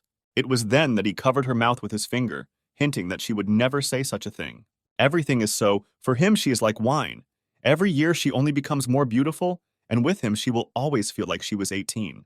Suddenly, a zombie scream echoed in the academy courtyard, which only Lisa understood. She looked to the side and said that there were screams and calls for help, but Sam obviously didn't hear anything and asked if she was mistaken. The heroine jumped out of bed and ran to help the kids. Only in the depths of his soul, Sam realized that he had not heard anything. There was commotion on the street. The girls were running as fast as they could while someone was chasing them. One of the girls was caught in chains by an unknown person. What will await our hero? The hunt for the students was led by the zombie director, who during her lifetime loved to bully her students. This fate carried over into this state. Lisa couldn't believe her words. The director of her academy was mocking her students. What a horror. Before her eyes, everything looked exactly like this. Only she had to take off her rose-colored glasses. And she will see this horror. She lost so much time teaching brainless creatures who cannot even utter a word. The truth appeared before her. She had not seen it like that and spent so much time. Am I really not a person? She asks herself. The big man continued to beat the student, repeating that the mother's mind is strong, but she absorbed it. Before she could think about how to find a new target for punishment, she threw the chain at the professor. There was no face on her. Fear took over her, and she could not escape this attack. Only she must not forget about her lover, who will always come to help in difficult times. The director does not waste time and catches those who fall into her hand. There will be a professor, he will take her. There will be a handsome, handsome man, he will take him. She threw his blade aside. There would be no pity for him, no matter how beautiful he was. This fat girl wanted the same thing as all the zombie girls. They all only wanted to merge with him. He didn't want to have anything to do with such a monster, and immediately said that she was a walking bacon that no one would need. And then came a strong blow to the stomach, which clearly did not do much damage to her. The hand seemed to penetrate into the dough, which did not resist him at all. The director will not tolerate the fact that some student resists her. She will upset him and expel him into the bargain.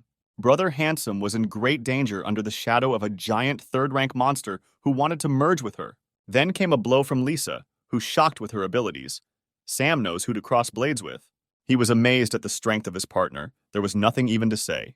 The zombie's teacher was able to throw such a carcass far, and for a long time, The enemy will not be happy about this. She doesn't hesitate, just a couple of seconds to come to her senses and direct her attack at her.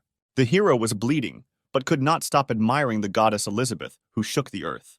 Our Scarlet Witch is magnificent, her beauty is incomparable, and her character is just a plague, just something. Her gaze shone with ruby. She didn't care who her students were, people or zombies, she would always protect them and would not give them offense. As soon as she pulled the chain, it broke into its components. The warrior in heels rushed again at the director, while she was not expecting unmatched speed. The power was simply amazing. One good attack and she was sent flying. The impact left a strong dent, which made the evil headmistress furious. The fat woman tried with all her might to make it clear to her that these were not her students. These were not the kids who sat at their desks and listened to her in class. These are monsters who were ready to do anything to fulfill the needs of the unfortunate virus. She had nothing to answer, to which she remained silent, but the old woman spoke the truth, and only the truth. But she didn't want to stop. She continued to tell her that she was just deceiving herself. That attack was followed by the mass imprisonment of female students in chains, all of whom became slaves to the headmistress. Her face was filled with rage. She growled that she didn't care about her primordial virus. According to her, the whole school, all the students, they are all here to feed her, to give her new strength. This strength is too magnificent. Rose-colored glasses made her see the kind director, but as soon as the fat woman showed her true face, she changed her mind. She understood what the headmistress's attitude was towards the students, towards her dear and beloved students. The heroine will not forgive and get away with this. It is not for nothing that she put such power into her blows. The fight heats up, the headmistress receives blow after blow, and each one makes her fly in different directions. The fat woman is not at all concerned about pain, but on the contrary, she is sure that with her new strength, there is no one to defeat her. Only she's not alone and didn't say anything like that, Lisa says in response to the arrogant headmistress. Immediately after these words, a hero appeared behind him, concentrating his power into his hand. The handle of the legendary Hammer of Light appeared in his hands, which should bury the undead 6 feet. And so it turned out, just one blow shook the ground and turned the street into ruins. The woman covered her face with her hands to protect herself from the dust that rose above them. He still finds it difficult to use the hammer, as it takes too much strength from him.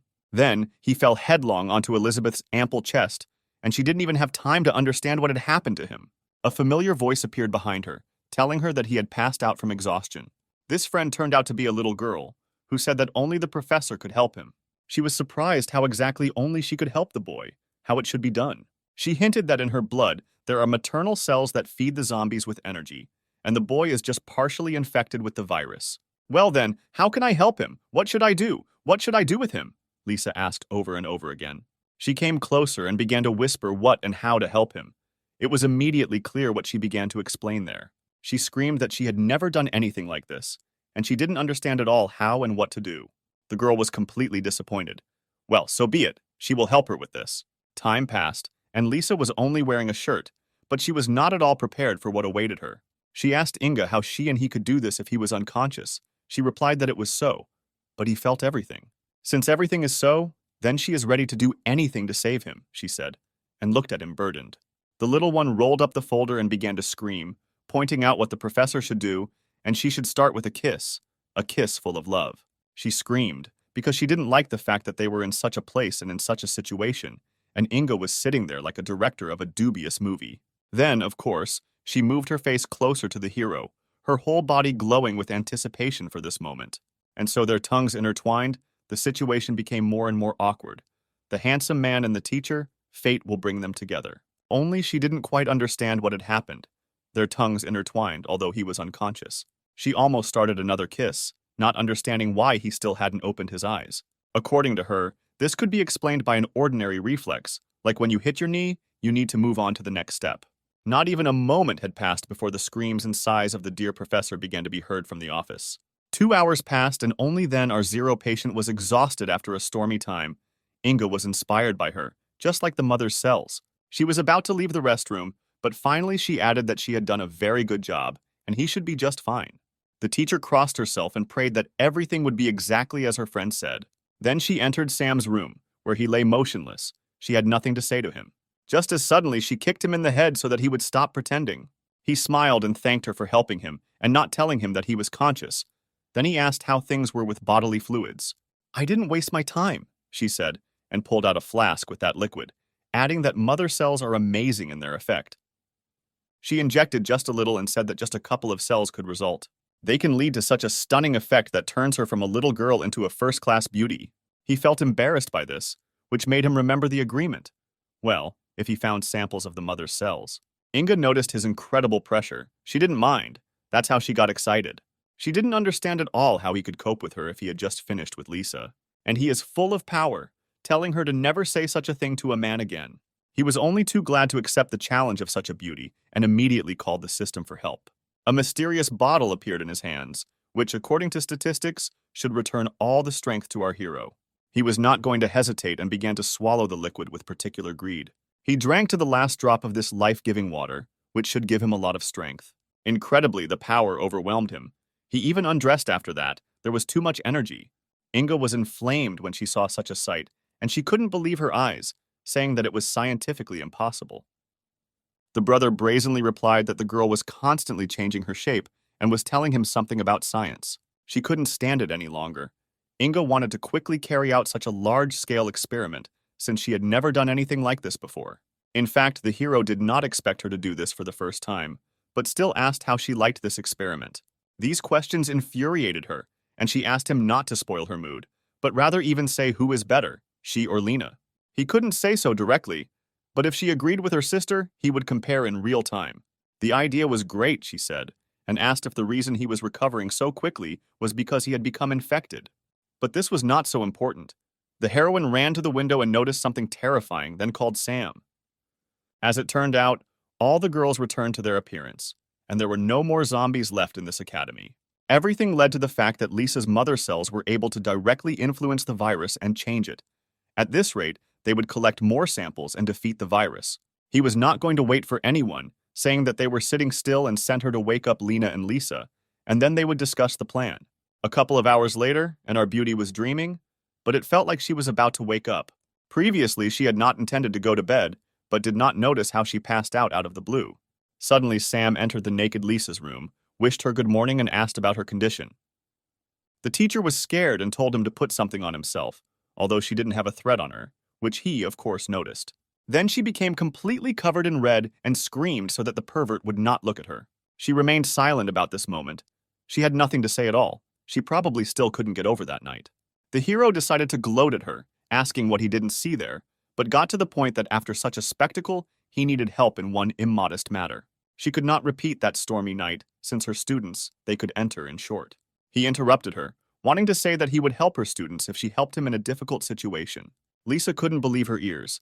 If he could help them, then she could help him as much as he wanted. Well then, you won't get out of bed until you're old, he said, locking the door. Suddenly, girls entered the room and were unexpectedly safe, alive and well. A certain joy appeared on the professor's face, which she could not stop. Her students were cured. That's what you need for happiness. She asked everyone to come closer to look at the real ones, before the end of the world. But everyone suddenly ran up to Sam, to whom they were turning for help, so that he could examine them properly. The hero began to deny the girls, saying that he and Professor Lisa would protect everyone, but she was not at all happy with the girls' words. But she was not happy that he had definitely done something with her students. It was not without reason that the reasons to kill him were red in her eyes. Immediately she went after him to get what he deserved, even if he tried to apologize. Meanwhile, Lena was watching them, smoking a cigarette. In fact, she didn't expect him to be able to capture the test subject's heart. Her little sister immediately came up to her and decided to gloat, saying that morning had not yet come, and Lena was already jealous. She answered her indifferently by saying that she would never in her life be jealous of this womanizer. Then Inga asked her if she would mind if her older sister took her boy. Here Lena did not tolerate her, and grabbing her hand, pointed out to her that she was only using Sam, and she could not love people in principle. It doesn't matter to her whether she loves him or not. This is the 10th thing. It's important for her to take revenge on her youngest for her ruined childhood. No pity or sadness was visible on her face, but deep down, the cold-blooded Lena could be very vulnerable. But it was necessary to get to the point. Samantha ran to the sisters to warn them about the download of the second file about Patient Zero. Then the hero got new cards with girls. The first was 4-star Lena, who has high knowledge of chemistry. Then our queen Lisa appeared, who was a rank higher and had the ability to control zombies, which could come in handy. During all this time, Sam tried to explain to the professor in heels about the purpose for which they were hunting for her, about zero patience and mother cells. She explained how she was the one who understood everything. There are 3 patients in the world who have mother cells. The guy confirmed her words, saying that everything is so, for this reason she can control and restore zombies. Then Samantha came up and sincerely asked her to help, since with her assistance they could save the world. If so, the girl said, I will help, for the sake of humanity, the world, and my beloved students. Meanwhile, Inga stood at the computer and waited for the download. According to her words, everything went well. A girl appeared on the screen who resembled a singer or an idol of millions. Unexpectedly for everyone, Lisa was able to recognize this young girl. Even she herself was surprised by this. Her name was Betty. Sam didn't know her, which was natural. Then the professor answered that she was a famous pop singer who had recently gained popularity. Almost all the students were her fans. At that moment, he was struck by the fact that the idol of millions would undertake an experiment and take such risks. Inga responded by saying that her throat cancer had worsened at that time, and in order to save her career, she took such a desperate step. The new virus became her salvation, as it turned out. Just then, she was at the peak of her fame. And in the midst of the end of the world, there was supposed to be her long-awaited concert, where all the stands were filled with zombies. Since Lisa can to some extent control zombies, Inga instructs her to go to the concert of her favorite idol to deal with this. She wouldn't mind if it weren't for her students and the academy to protect. Wow, the stadium for one concert was gigantic. I think Betty will be able to surprise us. On the posters, she was very beautiful. It's not for nothing that everyone loves her so much and waits for the moment to hear that voice. The girl did not break for a long time and still went with Sam on a mission, where he warned her that he would protect her from any danger. But for this couple, everything will not be so simple. They are immediately met by a crowd of zombie girls who can smell a man from miles away. As soon as he spoke, the creatures appeared. What bad luck, he said. So be it. He will deal with them. But his partner knows how to surprise much more. She moved her hand towards the girls and shouted at them to stop. They obeyed her unquestioningly, and the zombies stopped, although there was no need for this. She was able to surprise him, since he did not expect this from her, so that she could use zombie control. Lisa confirmed his words, saying that this is true, but the strength weakens the further they are from the academy. She can't even imagine what will happen if there are too many zombies. He wasn't so sure about the latter, since a lot of time had passed since the epidemic, and then he dragged him to the stadium. They might have been lucky if the stadium had not been filled to the brim with fans, but the culprit of the whole event, her sweet voice, is truly enchanting. It's not for nothing that she has so many fans. She is sure that together with her they are ready to tear their voices until dawn. And so it turned out, people were delighted. The girls admired her beauty, her voice, charisma, and confidence. The audience screamed louder than our Betty. Their screams could be heard far beyond the stadium. This mission will turn out to be much more difficult, since the situation with Betty is similar to Lisa, who have inspired their own way of life, and her fans are almost living people. She didn't know how to act, since attacking them head-on would not lead to anything good. He decided to act immediately, without hiding his intentions, in order to clarify to her about the real reality, taking off his rose-colored glasses. Meanwhile, in the dressing room, the magnificent Betty was choosing an outfit for herself, and it would be better to quickly, since the fans would not wait. Only now another person had been waiting for her for a long time, and it was not a fan. It was our hero, who did what he said and did, sneaking into her dressing room. She was very surprised that some guy got into her sacred place and how he did it. He replied that he was not a fan of hers and had not come here to look at the charms at all. He wanted to explain the reality from which she was running away. He poked his finger in her forehead, saying that she and her fans, they are all zombies. Wake up, you fool.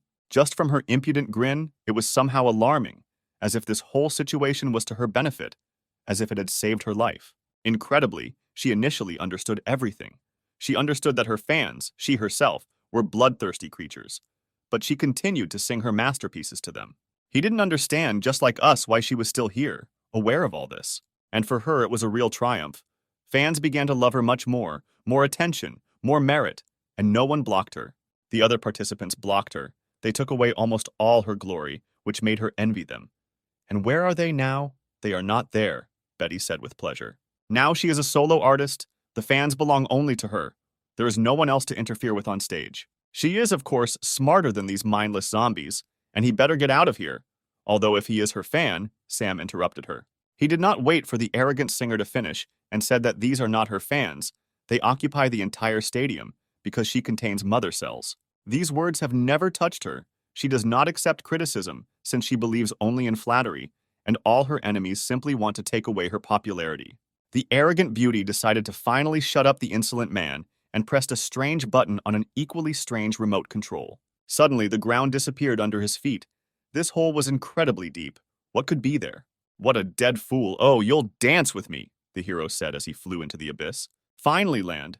But what kind of place is this? How to get out of here? What should he do? Suddenly, strange lights began to appear from the darkness. It was definitely some kind of enemy, Sam realized.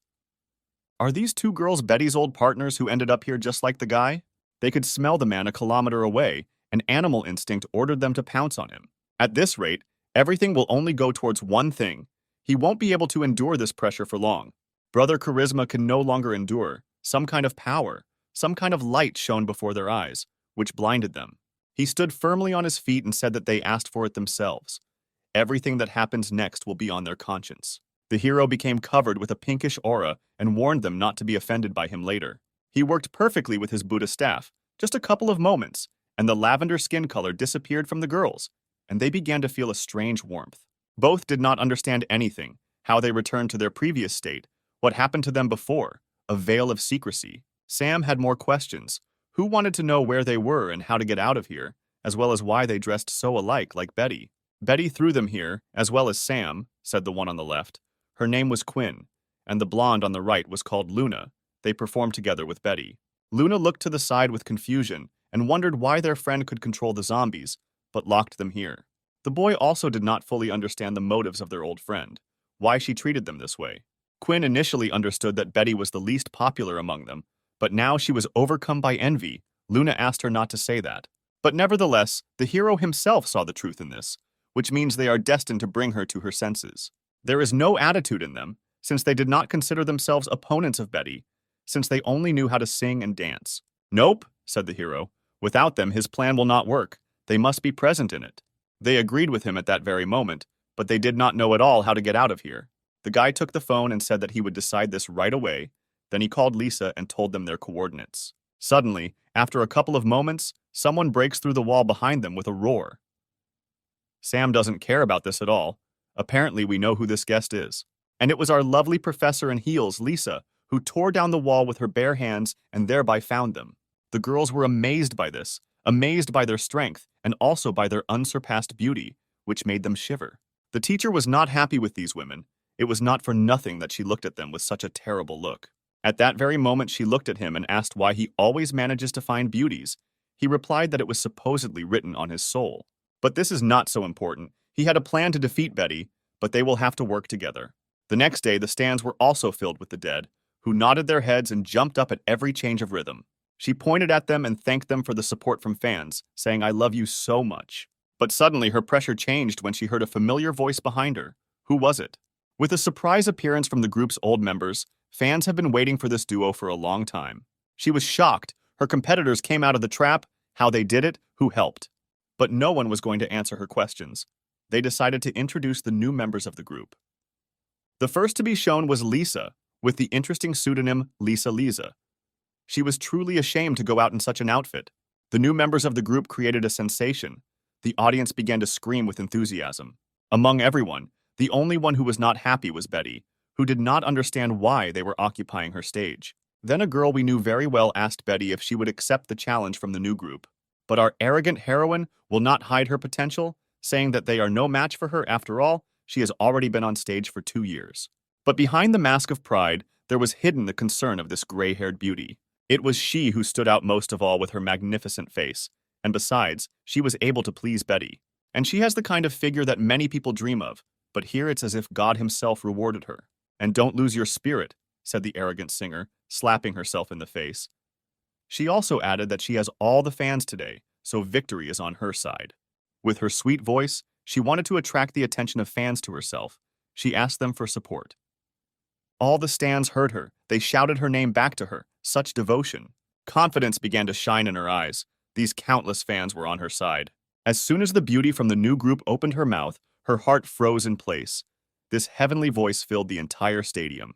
Betty was shocked by this singing, as if early in the morning she woke up in a lonely house in the middle of the forest. A sultry breeze with the smell of daisies was blowing in her face, and the birds were singing the morning sonata.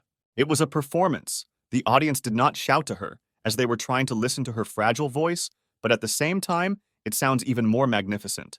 Betty's loyal fans began to admire the new artist's voice. Nobody knows her pseudonym, her name, only we guess that our hero decided to transform into a girl with her charming and singing skills. Her fat is worried about the excessive attention on the new singer, why her fans are shouting at her, why they call her Madonna. It's time to start a real show, where our girls will show how to captivate their audience. Their moves were perfect. They looked amazing. Betty could never top them. And all the external beauty was improved by the song of our hero, which caressed the ear. The zombies shouted the name of the new member. They never ceased to admire every word of the songs. Betty began to feel desperate. What was going on, she wondered. Her legs could no longer hold her up. It was a complete fiasco. It only took a few minutes to achieve her defeat. She didn't understand anything. They were her fans. Why they betrayed her? Why did she do all this? Suddenly, someone's hand touched her head. She had no idea what or who was doing it. And it was she who stood. The one who took everything from her. They won. And if she wants to regain her former attention, she must help them save the world. It was clear from her that that arrogant nature had disappeared. In front of Sam stood a completely murdered girl who had already agreed to everything. The rest of the participants were inspired by this, saying that the guy was very interesting. A little time passed, and our hero in the dressing room wanted to quickly return to his usual appearance. If she knew that there would be so many people, she would have conjured smaller breasts. But all this is not so important. He turns into himself. At that very inconvenient moment, Betty, who wanted to know something from her, bursts into the room. He himself understood what an unfortunate situation he was in, since the transformation stopped in the middle and she entered. She tried her best to squeeze out information about how she achieved such attention from fans. This made him very worried, but he still asked her to go out and wait while she changed clothes. Well, Betty is too impatient after all. She decided to help the young star with this. She pulled off her skirt. She had no idea what would be waiting for her a little higher. What she saw made her sigh heavily, yet the transformation first began to take effect in this place. Sam replied that this was the source of the charm and asked if she would like to try it. She became very embarrassed, her cheeks flushed with anticipation, and with a trembling voice she said that she did not dare refuse. Sam came up behind her and began to sweetly whisper if she was ready. She had been for a long time. Puzzled sweat ran down her red cheeks. She couldn't help but accept that this girl was very beautiful, even if she looked a little like a guy. But the last words he whispered in her ear should plunge her into shock. She guessed right, he is the guy, only she herself knows what her surprise was. Screams were heard outside the dressing room, where she asked to stop, but the hero could not be stopped. The blonde did not expect that these two would find a common language so quickly, and even in such a place. Quinn added, biting and licking her lips, that the guy was very reliable, much better than all the guys she had seen. Lisa thought almost the same way. She saw in him much more reliability and strength than they could have imagined. Meanwhile, the extraction of mother cells was in full swing. It was hard for her to breathe. How could such a male be caught? He ordered her to endure. After all, she is the idol of many people, and he helps her with stretching. Only they were interrupted by other beauties, who thought that it would not be fair if he only helped Betty. Unlike Lisa, they could no longer endure it, as they didn't want to either. Betty didn't expect them to come in, but how dare they, she said, stammering. They answered that they had quarreled. No matter who they were, after all, they were a team, and such joys should be shared. The brothers smiled and asked why they have an unspoken rule about this. Quinn replied that of course there is and always has been, and this also applies to you, Sam. The blonde replied that he could consider this a reward for the work he had done, but he should not tell the fans, otherwise they might be upset. Well, if this is how everything turns out, then the guy has only one thing on his mind today. Today they will have large-scale comprehensive physical training, in which all members of the group will take part. A couple of hours later, news was circulating about that concert. Students from that same academy did not stop discussing the new participants. During this time, Betty arrived at the laboratory and introduced herself to the sisters, saying that she was joining their project. Lena added that she is not on stage, and they are not her fans. There is no need to introduce yourself so arrogantly in front of them. Then Inga inserted a few words of her own, asking if she wanted to gain her fan base through them. Betty was puzzled by the words that the cruel sisters said. She did not understand why they treated her this way. Then Sam added his 2 cents, who said that he finally noticed that they were related and that they were very cruel and did not spare people. Inga immediately turned to her beloved Sam, making excuses that everything was completely wrong, and Lena said that she had never seen the eldest shy. There was no time for the hero to argue. He realized that information about the third patient was about to be revealed, which means the time to move forward had come. Only Inga said that they had nowhere to go. The third patient zero was her. Sam didn't understand why she didn't tell them about this, why everything was like this. In fact, she wanted to live longer. She just couldn't come to terms with it. Friend Sam was very scared for the eldest. What did her words mean? She replied that the virus in Betty and Lisa stopped its development at an early stage, but in her it reached the brain. Lena almost dropped her cigarette, which means that if they remove the cells from Betty or Lisa's body, everything will go well. But only Inga's mother cells are in the brain. That's the difficulty, and that's how she will die. The eldest noted that her sister is absolutely right. She will be the great doctor who will save the world. No matter how much they infuriated each other, Lena could not come to terms with her sister's words, since she was talking complete nonsense. Lena was not going to wait for her sister's approval. Somehow she would come up with a solution to this problem. Sam argued that Inga definitely did not expect approval from the younger one. After all, she is a sister. She understood everything. She owed Lena too much, and this would be the only way she could repay her. No one should worry, she would definitely come tomorrow. The next day, the girls waited for the operation to begin for them, asking if Inga was ready for this, if they could wait a little longer. She said that they waited too much. The virus would not spare anyone and would someday reach the brains of Betty and Lisa. Sam finally asked the eldest if she had one last wish. He would try to fulfill it. Inga would like him to be her servant. He did not expect anything else, since she has a lot of humor. Suddenly, Lena bursts into the operating room, knocking down the door and saying that she has come up with a vaccine. Inga couldn't believe her words. How could she have wasted a lot of time and only came up with the reverse process? Lena began to explain that this unfortunate virus controls the libido of the carrier. If he experiences sexual stimulation for a long time, a hormone will be released from which a vaccine can be made. Now Lena has finally defeated this fool. Sam was worried if it would definitely work. The younger one replied that they had to try it. Well, if so, what does sexual stimulation mean over time? Sam asked. Suddenly, the girls started looking at him with looks like they would eat him alive. He wanted to escape from them, since he couldn't cope with 3 times, at least one at a time. But Lena stood in front of his face, and with one hand, she stopped the coward until he ran away. She then asked if he wanted to shirk responsibility at such a difficult moment. The girls tied up the fool, saying that Inga would be the first, since she was already in a difficult situation, and they would hold him for now. Finally, she told him not to be offended, since they were doing this to save the world. Inga was in ecstasy, she said with heavy breathing how humanity would not forget him. Betty felt this incredible responsibility better than anyone, tumbling with pleasure. A full 4 hours passed. Betty finally finished and said that it was Lisa's turn. It was painful for the professor to look at this. She believed that the fool needed to rest otherwise. Otherwise, he already looks like a corpse that was gnawed by vultures on a lonely sandy field. Inga told her that he was not weak enough to give up. He was just pretending. She then asked for some serum from Lena, who told her to be careful as it might not last as it was an experimental sample. When Inga called her younger sister, she didn't feel disgusted at all after that. This was the first time. This special serum was secretly produced and should completely replenish your energy. After introducing the sample, he was able to open his eyes slightly, and he began to develop some sensations. It was as if fires had been lit around him, giving him energy, as if they had awakened an ancient and dangerous beast. Well, well, well, now it's Sam's turn. Now he will punish the rest. They are huddled in a corner out of fear. She said that such a reaction is quite common. When the effect wears off, it will return to normal. So that's how it is, says Sam, and you will help me with this. What a beast, he just recently finished with her, and here he is again. Night had already fallen. There was no way they could finish this. At this rate, they will make a lot of vaccine. Then Lena came out of the operating room, clearly tired of looking at this spectacle. Afterwards, Samantha approached her, who wanted to know how everything went, like the vaccine and everything else. Lena said that they can have a party. Everything went well. If nothing happens, the vaccine will be ready soon. Samantha wanted to know how everything was there and asked if she could come in and see for herself. But Lena decided to warn the girl, since it was better for her not to see this, for her own good. Meanwhile, Inga struggled to keep her mind from leaving her and finally apologized to him. Only he wasn't offended at all, he says, standing proudly by the window and looking at the town at night.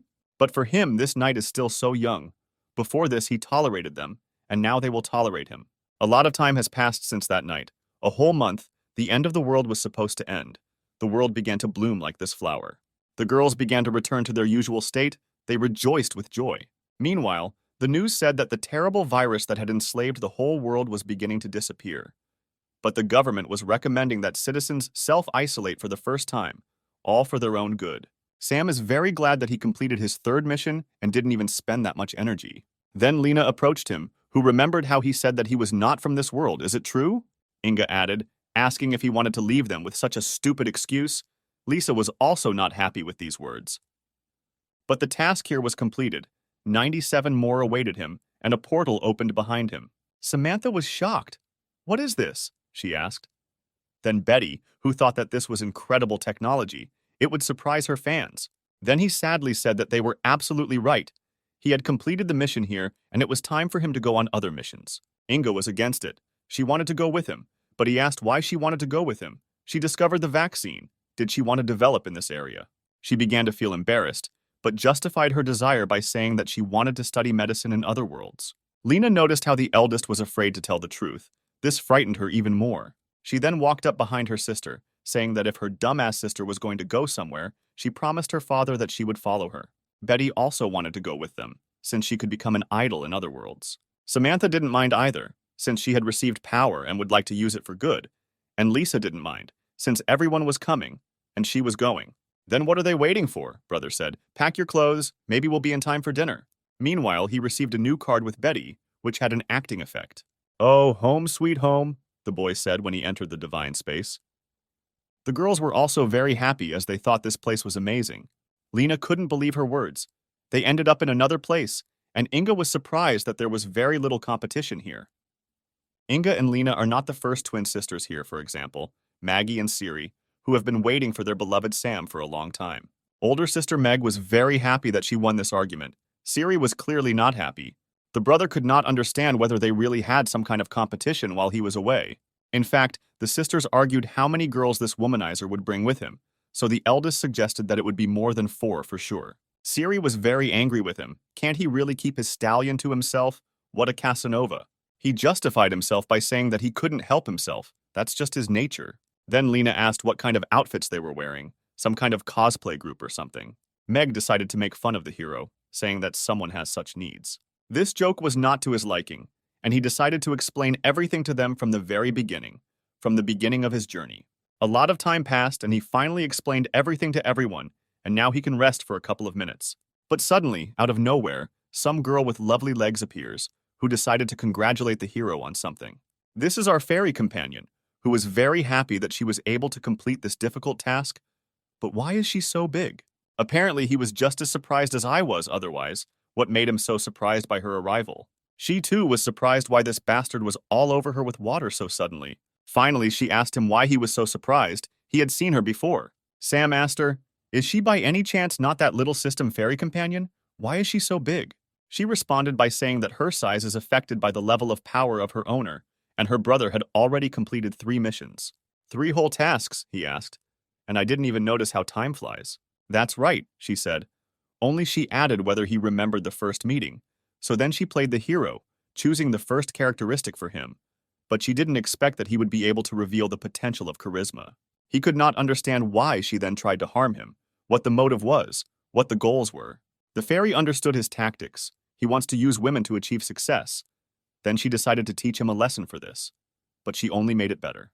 But at that time, he thought that it was just a game in which there was nothing like that. After this experiment, she realized that her martyr treats women with all sincerity, and now she is counting on his help. He unquestioningly agreed to help her, but for some purpose he began to extend his hand to her. Suddenly he grabbed her cheeks. What was he up to, the fairy wondered. Suddenly he put a bottle in her mouth and began to forcefully drink it. Well, listen to her, he said. She really decided to punish me. Now I'll punish you. Her whole face flushed. She could not understand what he had given her, what kind of drink it was. It was acacia wine. He wanted to give it to some beauty, but since the fairy of 1,000 worlds herself came to him, he gave it to her. She began to not be able to speak since she belongs to the system. Only he will not tolerate such statements, shutting her up. He said that she belongs to him, just like the system in the game.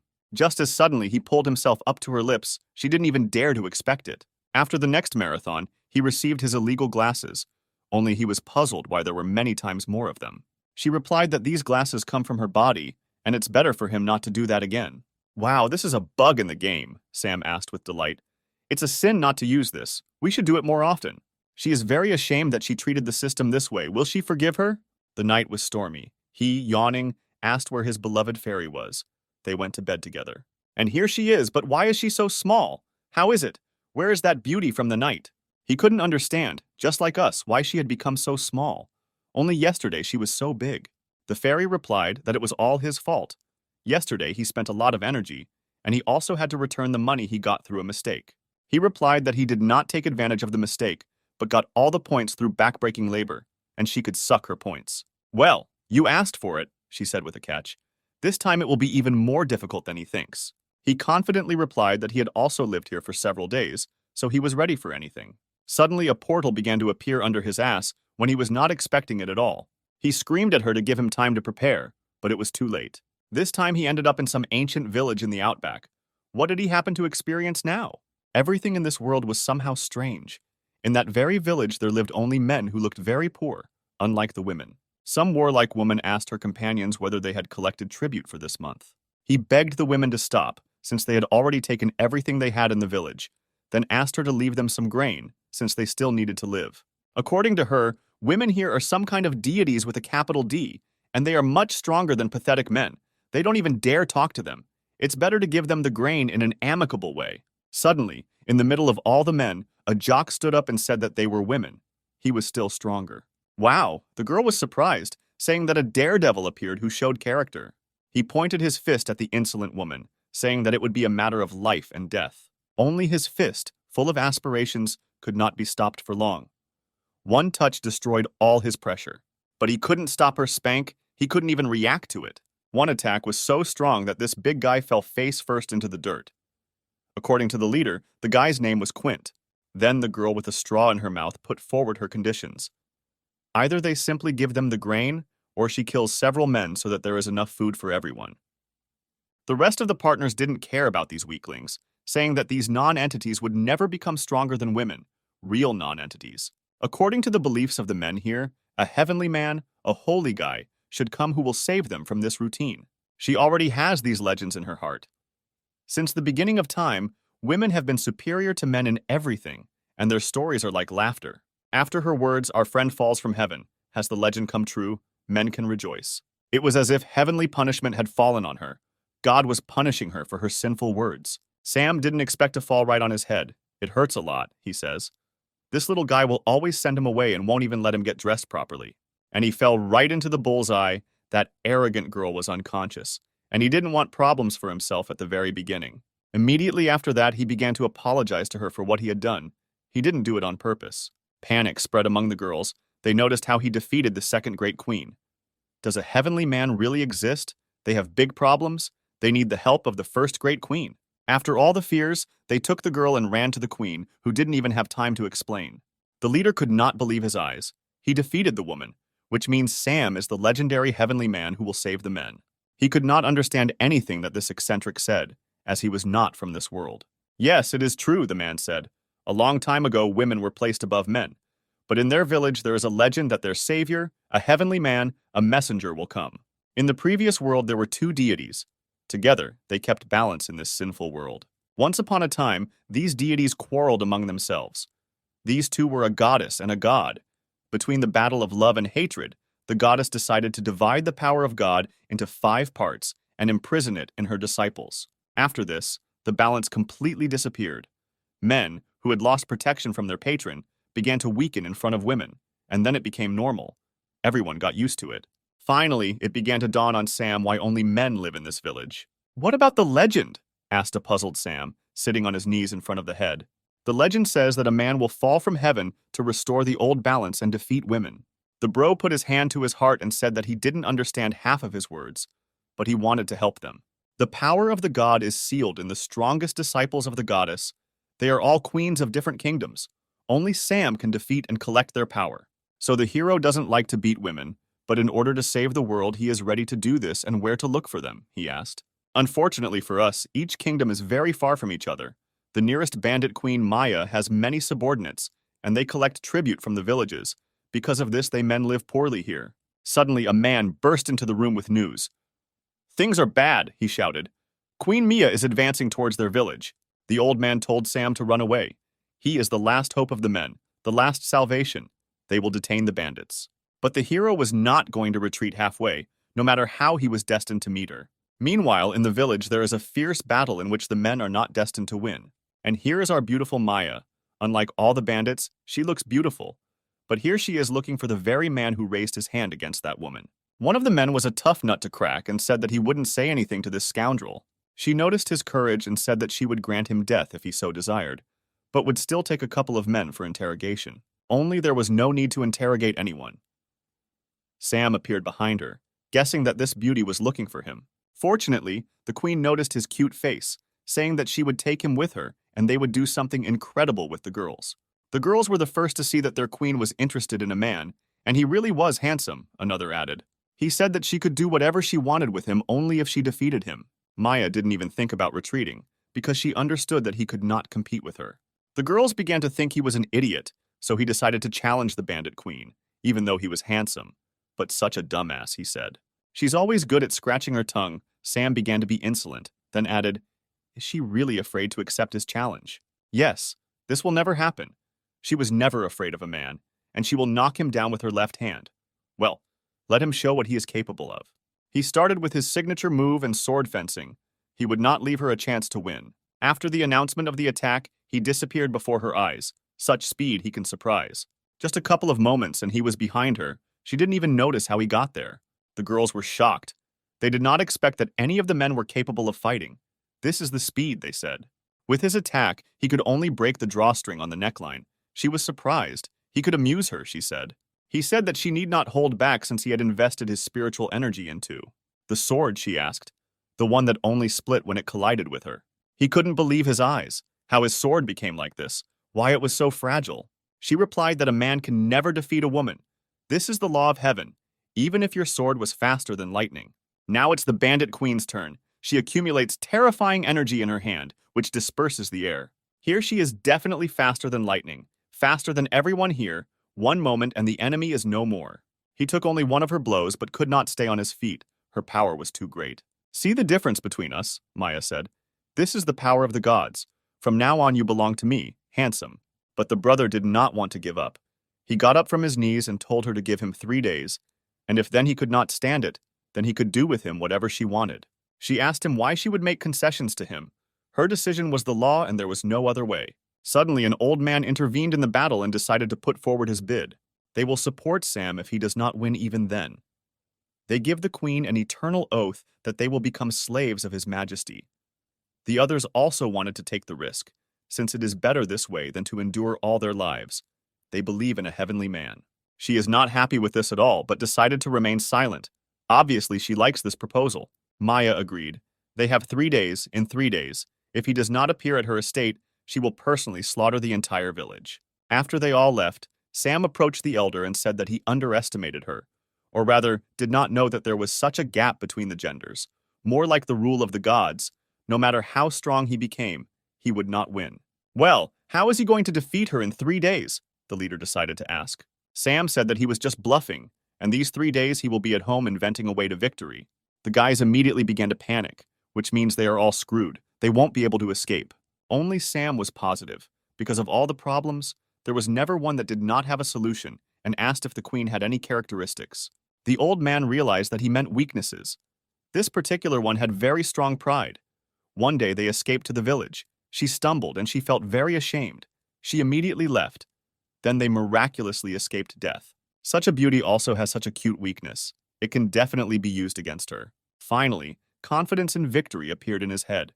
He said that he had come up with everything, but he needed the help of the village. A couple of days had already passed. The entire estate was probably waiting for the arrival of their warrior, who would definitely lose to her. While May just decided to take a hot bath, she looks even more lovely this way. Only now she still imagines this impudent man who repeats over and over again that he belongs to her. She cannot believe it. Since then, the image of that man has not left her head.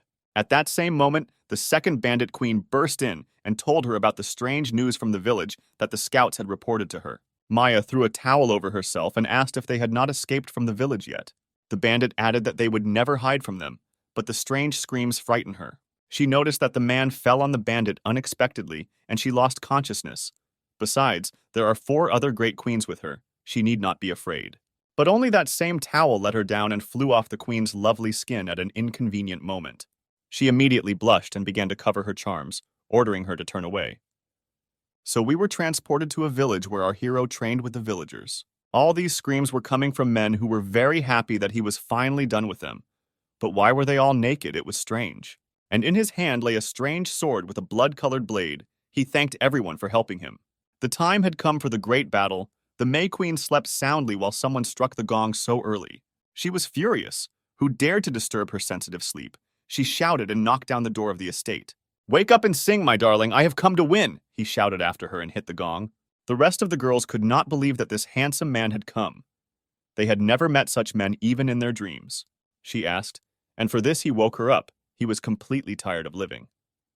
Sam swung his mysterious blade, saying that he was almost hurt by her words. She continued to be insolent and decided to ask if this was his new weapon. Your blade was a little short. The hero answered her by saying that the main thing is definitely not length, but strength, speed, and technique will help in any battle. The girls began to cover their faces so as not to show their emotions. If anything, they were very embarrassed. And she constantly repeated that he must understand that a man is always weaker than a woman and cannot hurt her. "Just now you will see my new power and rush towards it." He inflicted a lightning attack on her. There shouldn't be anything left on her. Then she said that she was completely right. She didn't even feel the blow. There's only one thing. He didn't intend to hurt her. What did he do? How was he going to defeat her? He snapped his fingers and her whole blouse tore into shreds. What a force. Maya covered her chest with her hands and asked what this scoundrel and insolent person was up to.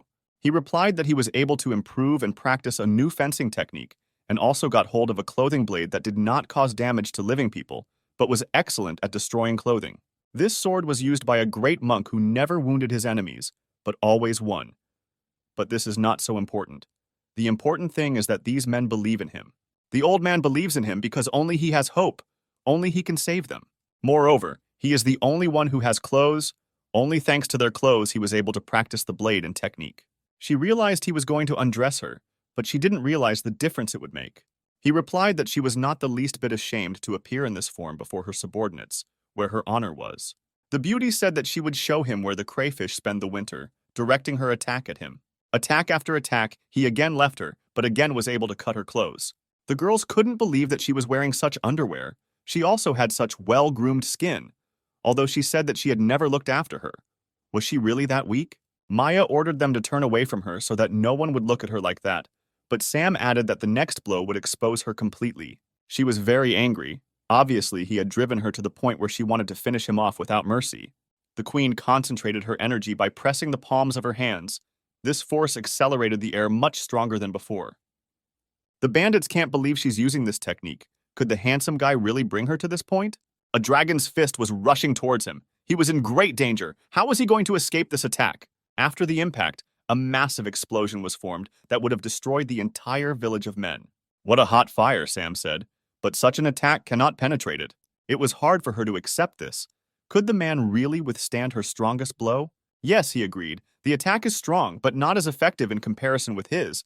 And after these words, he completely tore all her clothes. They understood that she had not lost yet, but it felt like she was about to give up. What a shame. She was very ashamed. She blushed all over and barely wanted to say something. That's it, she lost. She decided that she refused to continue this obscurantism. Her brother tried to stop her, telling her to respect the terms of their battle. But the trouble is, he didn't have time. The door stopped him, and she ran away from the pervert. With a broken nose, Sam laughed deep down at the behavior of May, who began to cry due to defeat. Suddenly, behind him, the evil voice of a crowd of girls was heard, who were determined to destroy him. And so it turned out that there were angry girls standing behind him, and he was already hoping that they would not kill him for what he had done. But something went wrong. They fell to their knees, creating a strong roar in the area. From that moment on, these girls are now crying in front of him, and all because they wanted the hero to appease the queen, and then they will be able to fulfill any of his wishes. He laughed sweetly and said that he would somehow solve this problem, and at the same time he realized that no matter how strong a woman is, she remains a woman. Before entering, he warned her by knocking on the door like a true gentleman. All he wanted to do was talk, but the girl didn't want to see him and chased him away, hiding from everyone under the covers. But his pressure could not be stopped. He came closer, saying that after all, she was an adult girl. They could talk calmly. He did not react to her screams and continued to pull off the blanket. From the outside, you can't even tell that she's so vulnerable, but in fact, she still can't hold back her tears. But this didn't bother the hero. He looked and was amazed why she still hadn't gotten dressed. and in his head, he thought about what a good figure she had. After she felt his vile gaze, Maya immediately decided to throw a kick full of passion. She was all red, covering herself with a pillow. She said how pleased Sam must be for disgracing her. The impudent man continued his flirting, saying that it was simply impossible for such a beautiful girl to disgrace herself. She couldn't believe his words and tried to say that he was trying to appease her.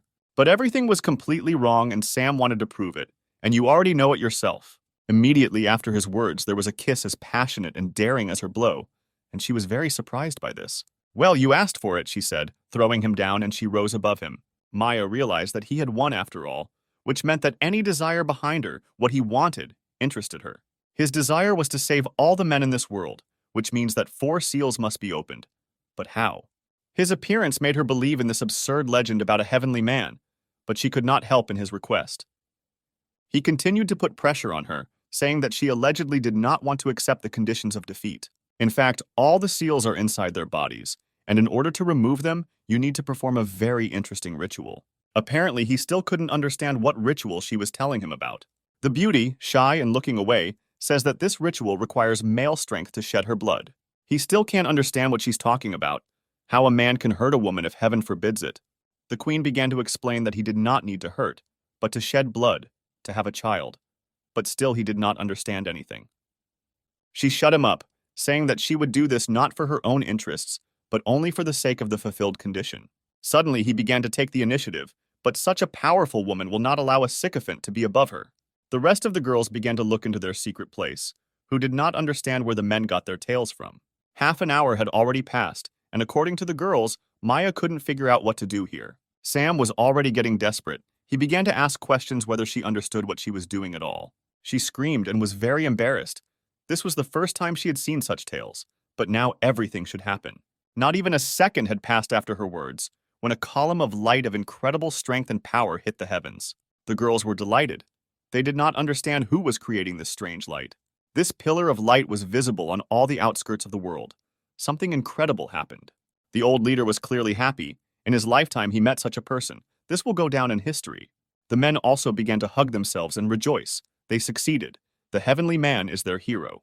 However, there were those who were not happy about this. The owner of this terrifying halberd, for example. This will be our next target, who is very unhappy that this fool Maya allowed the seal to be released. Time passed, and night had already fallen in the kingdom of the bandits. Only the light was still burning in our beauty's estate. Meanwhile, a crowd of envious bandits stood at the door in the morning and stared at it, waiting for something new. And while they watch, their head enjoys all this newness with every thrust. Sam wanted to stop, because it's definitely not easy to do this for the first time. He understands that himself. During all the time in this world, he realized that a strong woman gives him much more strength, and now he needs to improve the experience of endless magic. He sat in the lotus position and burst into flames. A crown of flames appeared above. This was his new power. Suddenly, he found himself in an endless desert, where in the middle of it stood a stone altar with a girl bound in chains. This girl was terribly shackled in these chains. From her torn clothes, one could understand that she had been here for a long time. Suddenly, these chains break, like a rope that has been holding a bridge for hundreds of years. This girl rushed down, her body like a feather falling silently onto the sandy floor. Fortunately, the hero managed to catch her, asking if she was okay, if everything was fine with her. She lifted her eyelids slightly, revealing ruby-red eyes underneath them. As it turned out, she recognized Sam, because she was sure that he would come here to her. He did not understand her words, since he had never met her and they had never seen each other. In fact, he is very similar to her old friend. Was it fate that brought this meeting to them, she asked. Then she looked at the wrong pillar, which she called the place of the seal. She was surprised, since one of the seals was destroyed, and he was here. Could it really be the same one? He was surprised by the amount of knowledge this gray-haired girl had. How did she know so much about this? When that same god and his power were sealed, the goddess began to greatly regret what she had done and left only a piece of her soul in anticipation of that very man who would help her. It immediately became clear to him that this beauty was that same goddess. But everything was not so simple. She was a piece of her soul, and her name was Lindsay. The shackles on her snow-white legs scattered, just like the chains a little earlier. Brother Sam wondered what the shackles on her arms and legs meant. According to the girl, these shackles represent seals. He removed one, will remove 3 more, and it will release the power of God and restore the balance of power. Still, he hasn't quite figured it out yet. He was originally going to remove all the seals, but one thing confuses him. She wondered what was bothering her hero so much, why he was so embarrassed. In fact, he is uncomfortable when there is a half-naked girl in front of him, and he asked her to get dressed. She was also not clever, but in fact they did not need clothes, since they were alone here, and she could not help him with them. He wondered how she was going to help him, even in such rags. She touched his chest with her finger, saying that he was training techniques that fed the power of both gods. Only there is no balance in this world, and only she can help him with this. The hero believed her words with lightning speed, since it sounded like the truth. But how could she help him? Lindsay said that she knows the secret technique of double cultivation, so if they use it, Brother will be able to absorb the power of the goddess. He began to imagine how she would help him, but whether she herself was ready for this technique. It seemed to her that it was he who underestimated her, since he was located in the place of the press, and Lindsay was able to do things here that she had never dreamed of in reality. Nevertheless, she understands that she is unlikely to cope alone, so here is a new moon phase technique that will create a couple of copies of the goddess. His confidence knows no bounds, since even these three will be no match for him in his favorite activity. Only this was definitely not the end, as she informed him that a real test awaited him behind. Incredibly, behind him stood in a row dozens, if not hundreds of beauties who were already waiting for their turn. As soon as he turned around, the blood rushed to his head. It was a real nightmare how he could cope with so much. In his dream, he had already tried the 24th beauty. Someday he would wake up. Well, the moment has come. The level of infinite magic has been raised to the 6th level, which Sam previously so wanted to achieve, but could not do it. But something was wrong here. After the double cultivation technique, rays of light poured into the estate. The girls thought that a man could have done this. Suddenly, a man's hand came out of the door, followed by a brutal voice. Sam was surprised that so many girls came to him. He shone with an immense light, but he wanted to try new powers and abilities on these bandits. By adding that every girl who wants to feel like a woman can go, he attracted even more attention. The bandits could not understand what this madman was talking about. They had never heard such a thing. An unpleasant feature of this world is that the opposite sex does not contact each other at all, and they do not even have basic knowledge. Sam thinks about this. But he decided to act differently. All the girls here would feel the same as their leader. The second queen decided to go first, because she didn't know what the bastard was up to. Among the entire crowd, there were those dissatisfied with the decision of the right-hand man of the head. They also wanted to be first. The right hand is the right hand, to be the first. And if you don't like something, you can solve everything in one way, says Clara. The girl answered her by saying that she is not afraid of her. Sam with the tail said that there was no need to quarrel.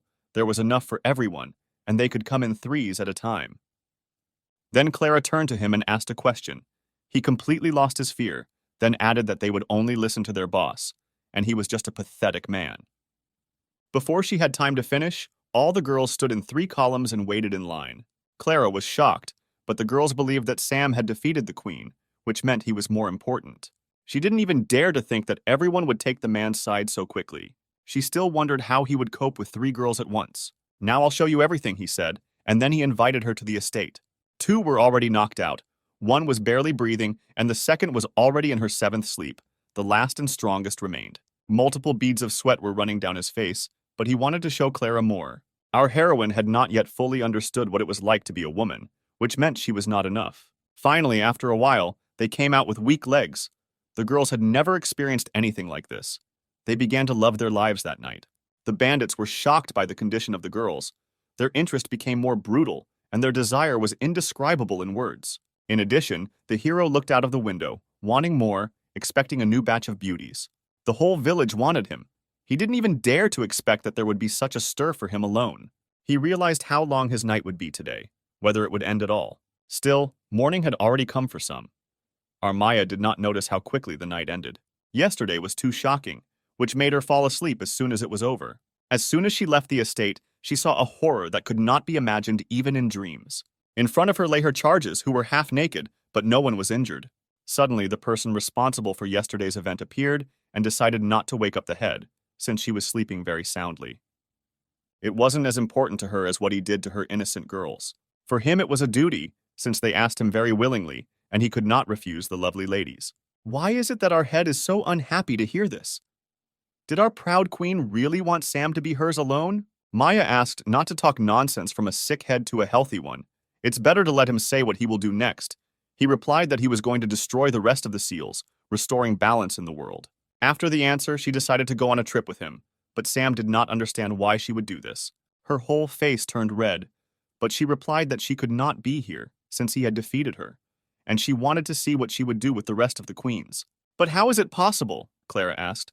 Will Mrs. May really leave, and what should they do without her? But it's true that those girls didn't want to be robbers anymore, but they don't know anything else either. Well, Sam always has a solution to any problem. In his case, the bandits will never have to think about food and housing again. As a result, they ended up in the very place that will come to life again, with new colors with these bandits. Seeing so many new guests, Siri was not surprised how this freak could find so many girls. The girls were very happy to see this place. It was very beautiful here, in their opinion, and the man did not lie to them as it turned out. Maggie met them, saying that here they would no longer need to think about food and clothing. This was a real paradise. Clara and the others couldn't believe it. Would it really be that simple? They were sure there was some kind of catch. In fact, he is. Here she will train them to please their master. The younger sister blushed in surprise. It's true, she asked the eldest, who confirmed her words. And when Sam returns, they will definitely be able to surprise him with a dose of pleasure, Meg said. Meanwhile, the main actions will take place in a very gray state. The absolutely colorless walls only worsened the picture of gray masses in the sky. Just at the same moment, a lot of people were heading into the city, drizzled with annoying rain. Sam decided to ask his partner if their goal, the second owner of the power of God and the seal, was in this city. Maya confirmed his words and then added that she rules this city and her name is Cindy. Adjusting his hat, he asked if Maya could introduce her to him, since they were colleagues after all. Everything with Cindy is not so simple. She is very irritable and vain, and they had not communicated in any way before. Moreover, she previously dared to despise one great swordsman, so her image is incredibly dangerous. He began to be insolent to her. Allegedly, Maya was also irritable and vain, only a little more tender. But in their line, it was not so calm. The guards decided not to let the old man through. He didn't have enough money to get in. She replied that with his whining, the price wouldn't go down. Sam ran up to the old man and decided to help him, as old people should be helped. He quickly expressed his dissatisfaction, since the old man must be respected. And he can get in for free, after all. He is not a merchant. In response, she pointed to the sign above, where it is written that entry is free for girls, but entry for men costs 12 coins. This is already a tradition. But she can give our hero a discount if he pleases her. At her proposal, he grinned impudently, as if he was preparing a very interesting surprise for her. Lightning flashed through his eyes as he used his face charm technique to make her fall under his power. It was as if something had hit her in the head. The blood rushed in. The pressure in her increased. The technology did not fail. She was under his control. Immediately after this, she became kinder and waited for orders from the master, who ordered her to apologize to the old man. She approached, bowed, and asked forgiveness for her behavior. The brother did not like such apologies. He wanted more sincerity, asking him to remove the armor in front of his grandfather. Completely naked, she leaned towards him and apologized to the old man with great sincerity. According to the man, he lived for 70 years, and in all that time, he never saw a girl apologize to him. It was not in vain that he lived this life. Maya asked him to stop the performance and continue moving, but he believes that he did everything right. Finally, the line began to move again. Little by little, the heroes began to approach the entrance. But suddenly, that old man stopped Sam to thank him for his help. He replied that he could take care of himself, and then he could think about us. But his pressure cannot be stopped. These books contain all his knowledge and experience. He used to be a shepherd, and then became a sage who collected 4 books about stretching, about 18 movements of Bruce Lee, Mike Tyson Publishing House, about the roots of an old tree and Kung Fu Lotus. It was only thanks to this knowledge that he lived to these years. What a mystery the old man is. Well, if the old man is so kind, then the hero respected his kindness. But the grandfather added that a good person needs good knowledge, the man said, wishing him good luck. Maya was surprised at what this old man, a shepherd, called himself. She had never heard such a thing. He also laughed and did not believe the wanderer's words, but it was vitally important for him to find a hot bath and a soft bed. She feared that it would not be easy for them to even find a roof over their heads. Her words were confirmed by signs on every hotel in which animals and men were not allowed to enter. The hotel owner came out and explained to them that men were not allowed to enter, since the rooms were not rented after them. Although this boy had some privileges, he could stay in her room, the innkeeper said. May grabbed his hand, saying that they would do without such proposals, and dragged Sam. But she added that not a single inn would let them inside, but her doors were always open for them. Time passed, and our hero was able to find himself a wonderful hot bath where the local beauties did not expect to see such a handsome man. Sam thought that it would not disturb them. Since these are joint baths, everything is common. One beauty with mint-colored hair was bathing in the bath alone, and she was very interested in his appearance. She nicknamed herself Sarah, and she did not at all expect to meet a daredevil who dared to enter here. Then Sarah asked what the impudent guy's name was. He became dumb and didn't answer. But still he decided to be insolent to her, telling her to guess his name herself. What a bastard! Sarah noticed that he had no manners. He was too unmannered. To this he replied that he had every right to enter here, and he had the same right not to tell his name. Raising the rapidly evaporating water in her hands, she said that he had better find another pool. Since she is training fire techniques here, the temperature is constantly rising, and men are fragile people. It was then that he offered her a bet to see who could stay in the water longer, and he won. Argument: Who are you to argue with me? What can you offer me? Sarah asked him. He straightened his shoulders proudly and put his hand to his chest, saying that he would become her slave if he lost to her. At that very moment, she called the girl to increase the temperature of the water to show what the gap was between a man and a woman.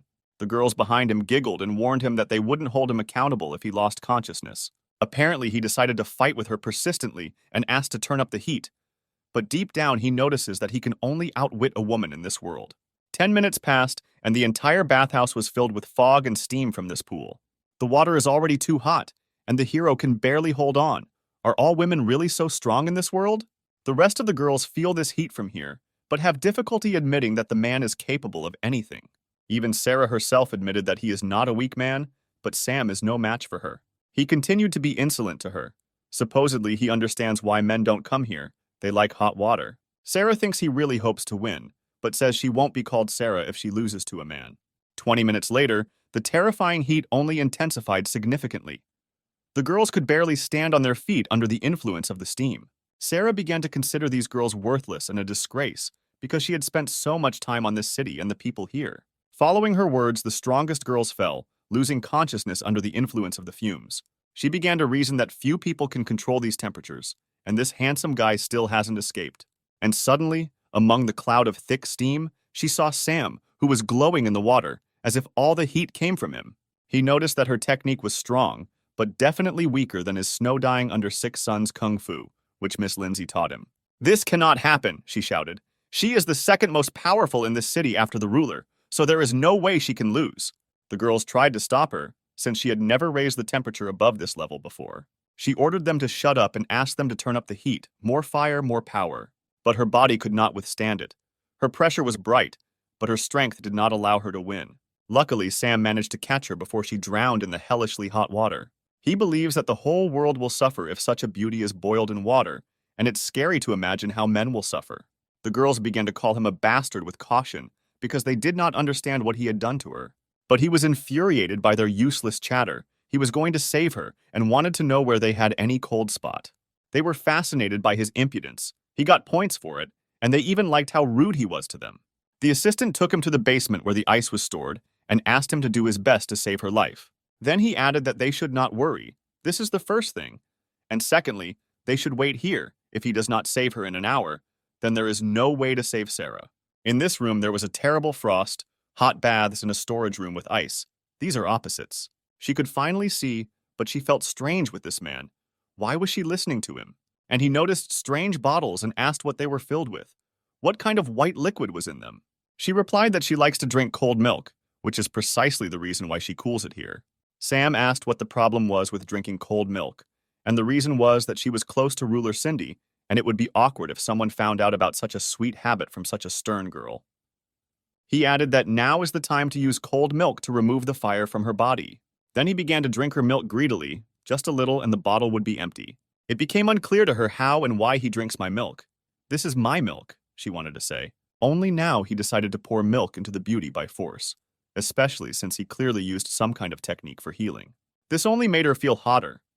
Sarah could not understand the origin of this strange feeling. She started screaming at him. "Who is he? How dare he do this to her?" Still, her voice was so trembling. Only it trembled not because of cold and fear, but because of anticipation.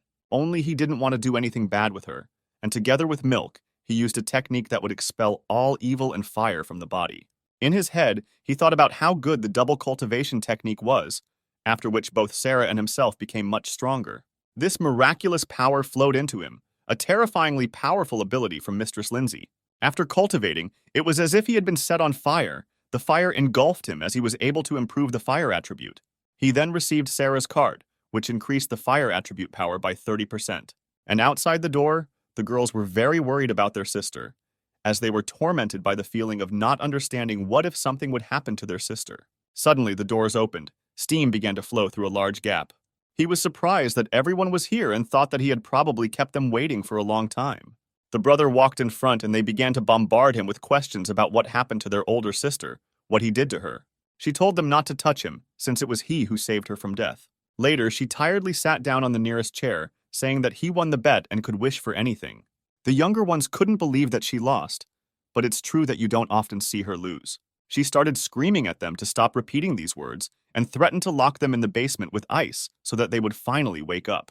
From now on, Sam is a respected person in this city and can declare this, moreover, he has the right to make any wish. He wanted to know more about how to challenge the local ruler of the city, Cindy, known for her irritability and vanity, as well as her strength. The girls began to condemn him for this, since not a single man challenged their Lord Cindy. But Sarah believed his pressure, saying if he wins all the girls in the tournament, then he has a chance to challenge Lord Cindy. Only in 14 years, no one has yet been able to overcome a girl of this level. Even Sarah herself was defeated in the tournament against Cindy, which is precisely the reason why she is the second strongest girl in the city. If so, he decided to ask when the last tournament with Cindy was and when the next one will come.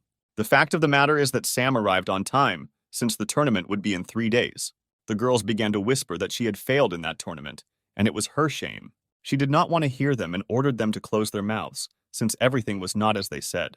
But he was not in the mood for jokes, as he wanted to find out how strong Cindy was, since only Sarah should know her word well. Then she began to take off her shirt and say that she was given such a name for a reason. She ended every fight with one blow, with one swing of the halberd. All these scars were made by Cindy, made by her terrible halberd. For Sarah, these 3 scars were a reminder of the shame she suffered 3 years ago at the tournament. Sam doesn't consider these scars a shame. In some cases, he even likes them. After these words, he came up and touched them. She wasn't so pleased when he started touching her scars. She needed him to say something nice. Then he thanked the beauty for the information received. She replied that she was simply fulfilling the condition and finally asked if he had anything else for her. In fact, he had one request that he was afraid his older sister wouldn't agree to. Honesty is the most important thing, Sarah said, adding that he should tell him when he goes to the game that he will never be stingy. By that time, 3 days had already passed. The day of the battle had arrived. A crowd of girls stood and waited for their leader to come. Here she is, the magnificent Lord Cindy, never defeated. What will happen today? Our beauty appeared at her full height and stated that today they are having the 15th annual battle for the Lord, and now it is time to choose the strongest among you. Only in the depths of her soul she mocked them, because she understood that they all hoped, but would never win the final battle. But her words were interrupted by a mysterious participant in a cape, who dared to challenge the legendary warrior. This wanderer turned out to be our Sam, who decided to interrupt the prestige of Cindy's victories. The crowd immediately came to life, as they could not believe that there was a man in front of him at the tournament, and he also challenged the Lord.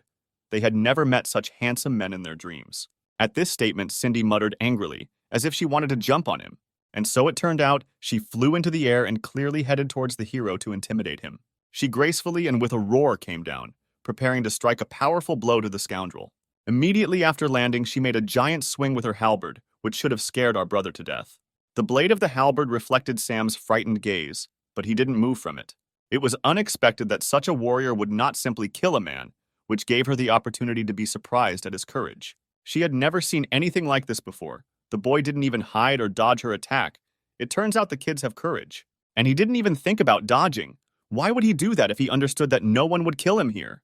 But in reality, he had no idea why he didn't react to her attack because he was so scared. She immediately realized that it was he who defeated May. But unfortunately for him, she is much stronger than this weakling whom she called a guy. Maya was unhappy with the Lord's words and wanted to fight her if she wanted. Cindy told her that she could not fight the head of the bandits, since she herself was the majestic ruler of the empire. If the bandit wanted to fight, then let her sign up for the tournament. Sam asked not to be so impulsive, as this could have a bad effect on the tournament. But Cindy continued to talk about what a pity it was that such a warrior not only lost to a man, but also broke the seal. This is a real shame for a woman. In fact, she changed her mind. Previously, she was mistaken that men were slaves and nothing more, but now she believes that both genders should be equal. The rest of the participants began to laugh at her, because they did not understand why such weaklings as men should be equal to goddesses. She noticed their persistence. If they showed the same drive at the tournament, she would give them a cool knife. The referee then told all the participants that they would start, however, there were too many participants, which means 8 of them would fight in the knockout battles. In fact, he understands that there will be group battles here, but only he immediately realized that he would be a target for every participant throughout the game. Cindy looked at them from above and realized that if they could not defeat such a small fish, then they were not ready to fight it yet. It also turned out, as he said, all the girls were against him, since he showed himself to be too arrogant.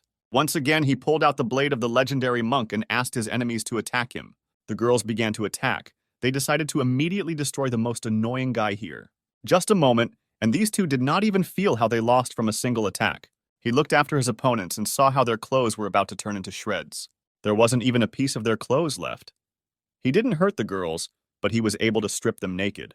Maya thinks this trick is very strange, but somehow it seemed to her that every time it gets stronger and stronger. Cindy was able to recognize his superior speed and sword skills, but these tricks were somehow very strange. The girls also couldn't believe their eyes, how he could do this to the girls. Meanwhile, the battle is in full swing. A barrage of attacks is pouring on him, from which he tries to dodge. He understands that his opponents are very strong, but it's better for them not to underestimate him. They won't succeed anyway. The next beauty was serious about defeating him, since she did not count on defeat. As soon as she called someone, a blue energy wolf appeared behind the hero and wanted to grab his back. Behind her, the enemy, when she had time, was puzzled by the question of her brother, who would no longer have time to escape the attack. And so it turned out, the spiritual wolves were faster than his reaction and seriously wounded him in the shoulder. The girl analyzed his dirty tricks, which only affect clothes, but her perfume has no clothes.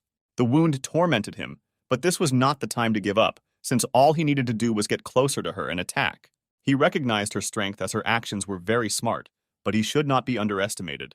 As soon as he began to approach, she pulled out 2 pieces of paper and began to summon the spirit of the tiger and the wolf so that they would begin to defend themselves. His speed is amazing. The wolves do not have time to react to his maneuverability. The brother easily walked away from the wolf. He was truly useless as long as the hero saw him. Once again, Cindy admired his speed, as well as his combat experience, which were excellent.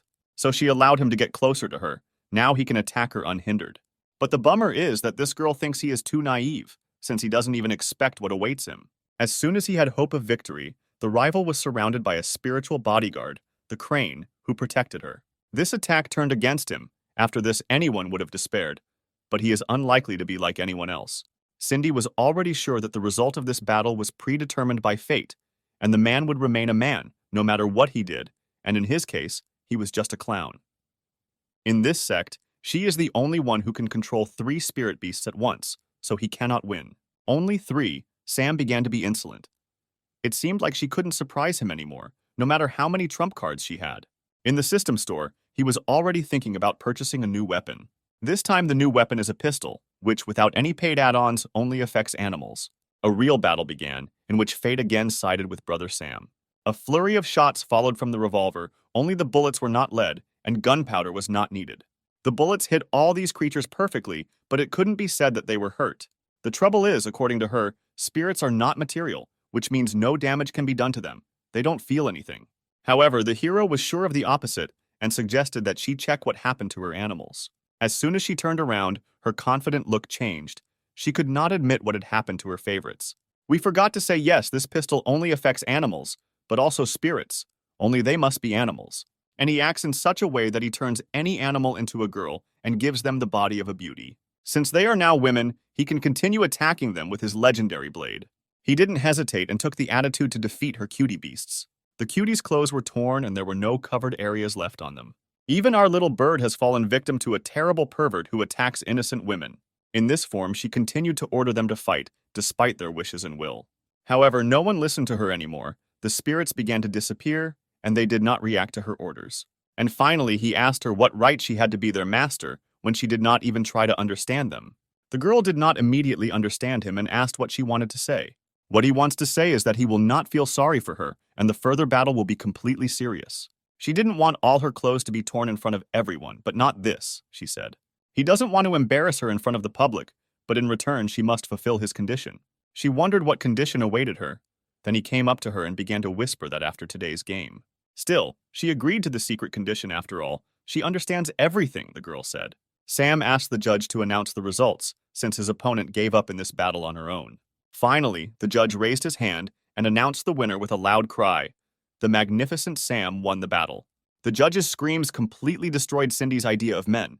Her eyes were frozen in one place. Still, he was able to surprise her, and not for the first time. It's not for nothing that she looks back with such puzzled eyes. The girls in the stands also couldn't believe their eyes. Was it possible that a man could defeat a woman? This had never happened in their lifetime. Maya was the first to greet the winner with questions about what he wanted to say to the girl. In fact, for him, it was just a profitable deal with her, and his beautiful head should be glad that he won. She replied that each subsequent enemy will become stronger, and the battles will be more difficult. Not everything is so simple, my friend. But his satisfied grin told everyone that he was invincible, and his stripping technique was unshakable. An hour passed, and the moment came to fight against the next opponent, which he immediately did not like. In one corner stands the Iron Girl, Mary, who crushingly passed the last stage and moves on with the same pressure. In the other corner is Lucky Sam, who was lucky enough to get here. He immediately became angry. Why was he being so publicized? Why was his victory called just luck? And how can this beast in armor be a woman? He's too big. The hero doesn't believe it. Mary says that this is women's armor. Even here, there is a skirt. What else is needed for proof?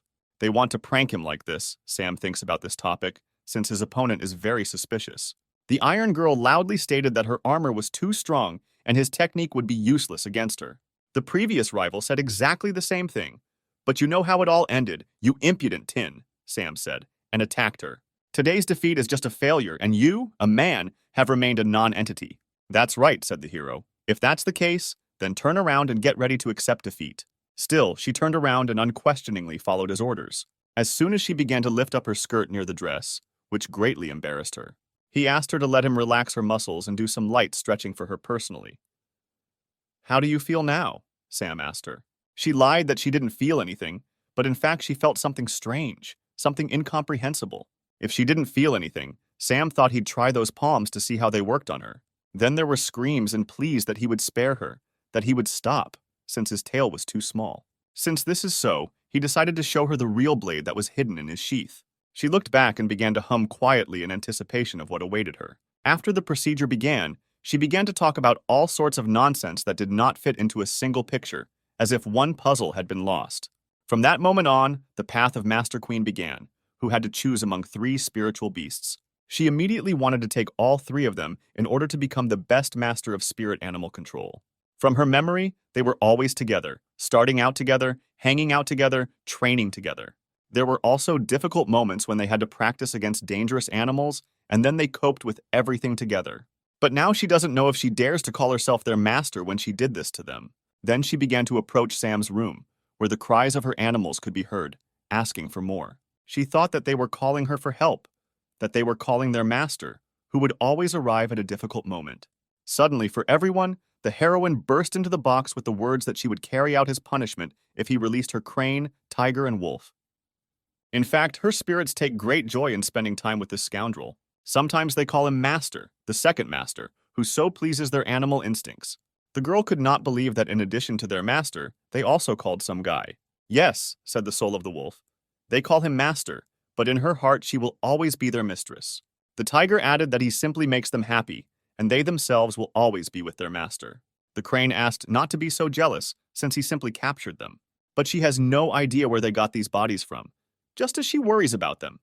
But they don't even think about her. After her words, the tigress and the wolf approached her, saying that she was absolutely right, but she herself must fulfill his wish. And immediately she pushed her onto the hero's bed so that she would not think of leaving here without punishment. Sam noticed that her spirit beasts thought and cared about her, but wouldn't she mind them calling another person a master? Still, he must understand that it is difficult for her to find a compromise in this case, but if he does everything right, then she will not bother him. An hour passed, and she wanted more, for him to pour more spiritual energy into her. How good the Lord is.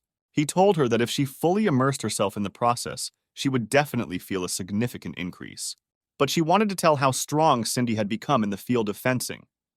With her impenetrable body and incredible strength, it would be very difficult for the hero. However, she need not worry about him, since he thought of everything, and he thanked her for the inspiration, which greatly surprised her. The brother with his grin said that Quinn would see tomorrow what he had in store for the undefeated Queen Cindy. Then he was able to get a queen card, and from that moment on it was with him for any trip.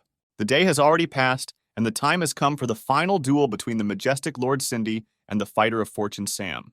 The judge announced that there are no more rules in this battle. Either live or die, the fight has begun.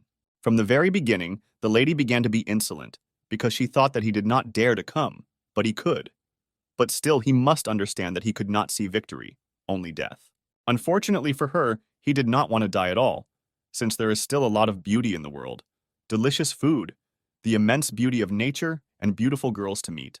What a pity, Cindy continued the conversation, that after this battle, you won't be able to see this beauty of life. But he was against it, because he would definitely like to meet the beautiful Cindy. Doesn't he have the right? She waved her halberd and said that he was unlikely to be as cocky with his head on the arena floor. Then she will have to give it her all, because in this case he will not feel sorry for her, since he cannot. Now the judge has waited for the start. He has been patient for a long time, and now he can declare that the fight has officially begun. After the start of the battle was announced, the brother attacked Lord Cindy at breakneck speed. A whistle passed through the arena, which witnessed the lightning attack of the stripping technique. He managed to rip a piece of fabric from her armor, which should be a definite success for him. Then he began to impudently that at this rate, she should be prepared for the fact that she would become completely naked. She did not fully turn to him and began to say that he did not understand anything yet. His dirty tricks were created to mock women's pride and personify their shame. He didn't understand what Cindy wanted to tell him with this, so why didn't he understand this time? In fact, she deliberately did not dodge the attack, since she did not care about the shame, and all because she made sure that no man would enter this arena. The stands began to applaud their mistress, saying what a cool mayor they have. Everyone would envy him. She initially understood how he was going to fight her and prepared well, so that none of his techniques would work. She is not afraid of his threats that the man will be able to expose all her charms. Does she really like him that much? If the hero is always so far away, then she can easily attack him from afar, then everything is just fine. And now she began to concentrate her terrifying power in the halberd, preparing to show off her unique skills. She then flew into the air and began creating flurries of cutting attacks that cut through the air and flew in different directions. One of the attacks was heading straight towards him, what awaits him when they collide. The judge knew these unique attacks in advance. After them, no one could stand on their feet. Our Lord is magnificent. Sam understands that this blow will be truly serious. He should be on the alert. Maybe his opponent has something else hidden up her sleeve. His legendary blade cracked under the girl's barrage of blows. In its place, a powerful explosion formed. This force terrified not only the audience, even I myself began to worry. But this is not the time to announce the results. Our guy is still standing. He was able to stay on his feet in front of her. It's amazing, Cindy said, that he's the first one to stand on his feet after this devastating attack. Only he doesn't need this praise. He's going to win and wants to try out a new trick. She noticed that all his actions were in vain, since there was a gigantic gap in physical strength between men and women. He could not win. It would have turned out that way if it was just an attack, without any trick. The soul left her body. She could not understand at all what was happening here, how he managed to do this. He nicknamed this technique as a separator of soul and body, and that's exactly how it works. He also decided to separate his soul from his body in order to fight Cindy. She found such tricks funny, but she became interested in what he wanted to do in such a state. All the other spectators could not understand why their bodies stopped moving. They seemed to be paralyzed. In fact, the souls of Sam and Cindy were seen only by the Master of Souls, and our Quinn is one of the only ones capable of seeing them. Irritated, Cindy wanted to know from him what the purpose of these tricks was, what he was going to do with him. The fact is that he wanted to test how his attacks would work in a spiritual state, since he could not injure the physical body in any way. In her opinion, a weak person will always be a weak person, and he will never be able to defeat her. She decided to prove the veracity of her words with a sudden swing of the halberd, which previously could have killed anyone in this arena. Only the hero didn't want to dodge at all. On the contrary, he stood motionless, holding out his hand to repel the attack. In his spiritual state, he is able to destroy this cutting attack with his bare hands. Cindy had a hard time believing that this guy could stop her attack with his bare hands. But this is no time for chatter. Now it is Sam's turn to attack Her Majesty. She lost her spirit from what she saw and could not gather herself to avoid the blow. The first damage was done. This magnificent slap gave her a slight bruise. After this, she will definitely be furious. This incredible aura is already clearly felt. He was already beginning to think that this attack was too cruel. What would her reaction be? As it turned out, she was not angry. She felt offended, Since no one had ever hurt her, this had never happened. It became even more incomprehensible to him, since such a majestic warrior felt pain from such a weak spank. Lindsay warned him that now was the perfect time to break Cindy's seal. He immediately realized that he needed to finish the tournament as soon as possible and prepare to remove the seal.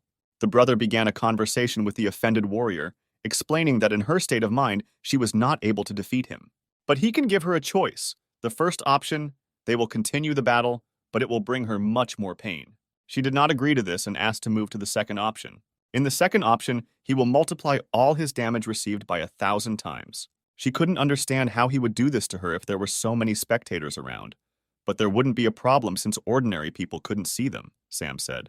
Then he snapped his finger to transform Cindy into a different image. All of her armor was replaced with a cute bunny costume, which only made her more embarrassed. She was very ashamed of this shameful costume. Did the guy really decide to disgrace her like that? As it turns out, this costume is not the end. Even more shameful things await her. Suddenly, he used the spirit binding technique and thereby immobilized her. Finally, he fully prepared everything to carry out punishment for defeats. The girl from the stands apparently had spiritual power, which gives her the ability to see everything that happens to them. Only the mother does not understand why her daughter sees something, since, in her opinion, those two have not moved for a long time. Quinn hoped that this bastard wouldn't teach this girl anything bad. The stands were already starting to get bored while these two stood still. But Quinn decided to show May what was really going on, and she was shocked by it. The proud warrior was completely humiliated. In her life, she never even thought that she would be treated like this. He noticed that Cindy's seal was hidden much deeper than May's, which is where he senses it from. Suddenly, a giant pillar of light hit the sky. The first queen had the same reaction, which means the second seal was broken. Fans could not understand where this light came from, what it meant, what was happening in this arena. Only a few understood that another seal had been lifted, and yet no one believed in the hero. And here comes Lindsay. The second shackles have been broken, there is very little left, and victory will be in their hands. She realized that this boy was able to accomplish the impossible. He was able to succeed in his next mission. Sam came to her to tell her about his new success, that he was able to get the innocence of the great Cindy. She was incredibly happy. To some extent, she liked him for his honesty and zeal for victory. After that, he should feel a surge of power from the moon, Lindsay said, getting closer to him. Then she kissed him passionately. What a reward for hard work. And here is the new Cindy card. With it, the hero received a unique skill, 8 Cindy cuts. She finally woke up in her body. Everything was over. The battle was over as well. She collapsed to the ground. As she realized that she had fallen into her body, her soul had returned back. Sam stood confidently in front of her and said that the girl must accept defeat. And so it turned out, she accepted defeat. It was not easy, but still she did it. The stands were in shock. In their lifetime, the great Lord Cindy had never admitted defeat, as the scoundrel managed to achieve this. She turned around, saying that following the rules of the duel, he won, and she calmly accepted defeat. Unfortunately for him, he understands that it is not easy for her to accept defeat. Her character is much more complex than that of any girl here. What cute carps! Our heroine stood by the pond for a long time and looked at them. At the same time, she looked weighed down at her reflection, where she saw a woman who had lost to a man. She cannot come to terms with this. She lost and lost to a man. This shame will torment her for the rest of her life. Suddenly, Brother Sam appeared behind her and pushed her into the water, saying that he didn't want something. Large splashes of water scattered in different directions. She was every bit wet, but she still asked him what he was going to do with her. There are fools. He thought that our fragile queen wanted to commit suicide in this pond. Who is he to commit suicide because of him? Cindy asked him. On top of everything else, how should she end her life in such shallow water? Is he completely stupid? But still she asked why His Majesty Sam did not go to take the throne of his city. Why did he come to the loser Cindy? He has no need for this useless throne when he feels in his ass that he should worry about Mistress Cindy. What if she does something to herself? How he will live later. After these sincere words, she attacked him. Obviously, these were the words she was waiting for from him. It was not a victory, just dirty tricks. Since he is so persistent, he can accept a second challenge from Mistress Cindy. Few could compare with him in such a battle, or our fragile queen decided to lose a second time. That time in the ring, she was not at all collected and was not ready for anything like that. But now she is ready to give it her all. Only he should come to terms with his mind. After these words, she pushed him into the water. He didn't expect her to start approaching him in such a place. He wanted her to hold off on it. Only God and those cute carps know what happened next. After this, finally, after so many difficulties and expectations, Sarah, who would be best suited for this role, rose to the post of city lord.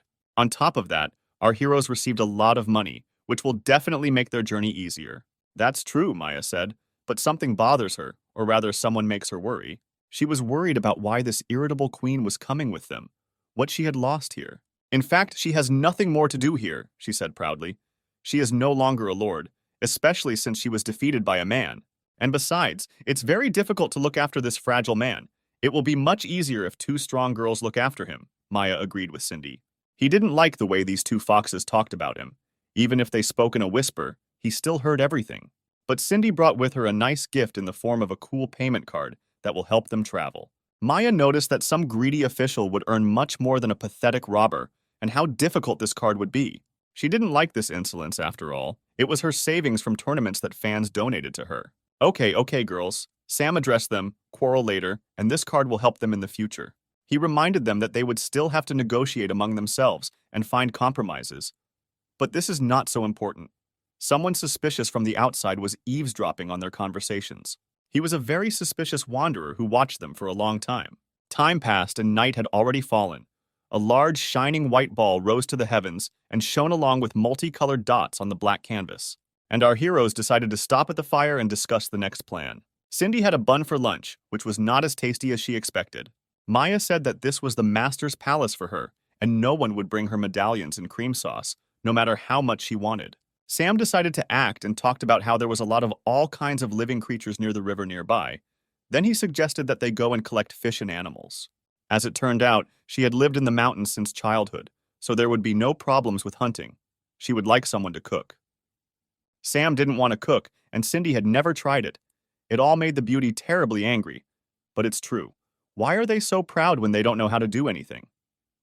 Then he asked her not to be angry. Yes, he doesn't know how to cook, but he can call the assistant who can easily handle it. Apparently, our hero decided to call the lovely salon owner from the very first task. So our beautiful owner of an intimate salon appeared in the middle of a cloud of smoke, who was in a state of courage with surprise. The girls nearby were just as surprised, who had no idea where she came from or how she appeared from the map. It takes too long to explain everything, in fact. This is your new sister who can cook wonderfully. She didn't like that he only called her in so she could be his cook. What a shame. They were not so interested in listening further, since they hoped that her level of cooking was similar to her beauty and went to get the ingredients. When they left, she continued to resent the fact that he calls at the most unnecessary moments. He answered her by saying that not only is she beautiful, but she cooks better than any Siri and the like in the divine space, so you can help them very well. As soon as he remembered Siri, she began sneezing loudly in Wonderland. Lisa began to worry about the girl, but she replied that everything was normal. Maybe someone would remember her. Then she decided to show the lovely dish that she had prepared and offered to try it. Lisa replied that it looked simply gorgeous. When she cursed, she didn't mean it. She wanted to say that he calls the other girls when he is in danger, and he calls her when everything is normal and calm. It was then that he approached her and said that the hostess sister deserves more than just a battlefield. She deserves much more. When he touched her stomach, she became very embarrassed. He asked not to blame him for not being able to restrain himself when such a lovely girl also dresses like that. At the sight of her, his gun is ready to fire. His appetite becomes brutal. He can't help himself. His hunger was too strong, and he asked his sister to help him and feed him, showing him his small stove with buns. She became more embarrassed, but she was able to agree to this so that he would eat with her. So they started eating dinner, and here is a beautiful woman who will always help in difficult times. Finally, he stopped with dinner. Then he thanked the hostess for her hospitality. She hid behind a tree and began buttoning her shirt, saying something under her breath. There was someone standing behind her who was waiting for a good moment to put the blade of a knife to her neck. That same wanderer has been standing for a long time and waiting for a good moment, since he clearly saw how she showed him the oven with pies and everything like that. Sam, puzzled, asked him not to harm her and wanted to know what he wanted from them. The strange bandit said that in the building where their next target lives, this beauty can be bought for a lot of money. He decided to raise his voice at him so that the bandit would let the girl go, since he would not allow even the tip of a hair to fall from her head. She had hope of salvation after the words of Sam, who was very confident in himself. She began to indicate her conditions. If Sam did not go with them, then his girl would be very unpleasant. He was frightened by the fact that they were hunting for him, and not for such a lovely beauty as the owner of the intimate salon. The bandit explained everything by saying that their inn and sect were based on the fact that they caught beautiful men.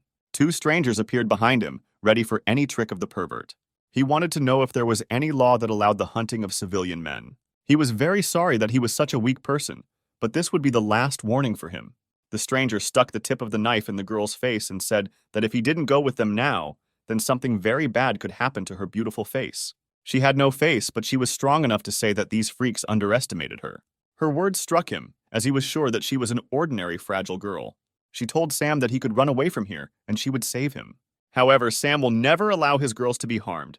He owes them his life, after all. He already told her this. Later, he winked at her, proving that everything would be fine and he would never despair. She noticed how he sweetly moved his eyelids. This made her understand that everything would be okay. It was not for nothing that he went out on such a mission. The other bandits noticed how smart this guy was and added that he would be received very well in their house. This mission turned out to be the most problematic, but this does not mean that he will not pass it. Still, they led him along. Sister Freya did not know if Sam had any plan, but she was sure that she herself would save him. And then she was interrupted by some kind of fabric, which was definitely used by that girl in the cape. And so it turned out, Freya could not understand why her eyes were getting dark, and the bandit said that it was time for sleep. The girl muttered, "If there is an opportunity, then maybe he will be released. When this moment appears, then she will come for Frey's sister." So we were transported to the house of the Shawshank family, where the bodies of men are sold to various beauties and more. The girls with these guys behaved much more softly, unlike their own kind. In the room behind the doors, a very important topic was discussed with particular interest. And here is our famous sister Garnet, who wanted to find out if there is a much more interesting product. The bandit says that in other houses, they gave a price of 100,000 silver coins for this man, and that's even before they caught him. This figure shocked her, since she did not even dare to think that these thieves would come and announce a price of 100,000, although previously all the men were worth 5,000 silver. If Sister Garnet does not want to believe this, then the bandit decided to take a personal look at this specimen and make sure of her words. She says he must completely shock her to be worth that much money. Garnet looked up and saw those beautiful blue eyes, those expressive cheekbones and gray hair. He definitely stood out among everyone. She had seen countless men before and had not felt anything for them for a long time. But as soon as she saw his eyes, her heart began to beat faster. The bandit has already begun to insist that Garnet buy it, because if she doesn't buy it, someone else will. She handed him a bill worth 100,000 and told him to take the money and get out. After they were alone, she understood that such a handsome man could recoup his entire cost in a year. Still, he wanted Miss Garnet to untie her. Then they would figure out what to do with him. Untying him is not a problem for her. The main thing is that he does not run away anywhere and does not play any tricks here. He answered her by saying that he is very happy as long as he has such beauty as Miss Garnet in front of his eyes, who asked her to hold back her feelings.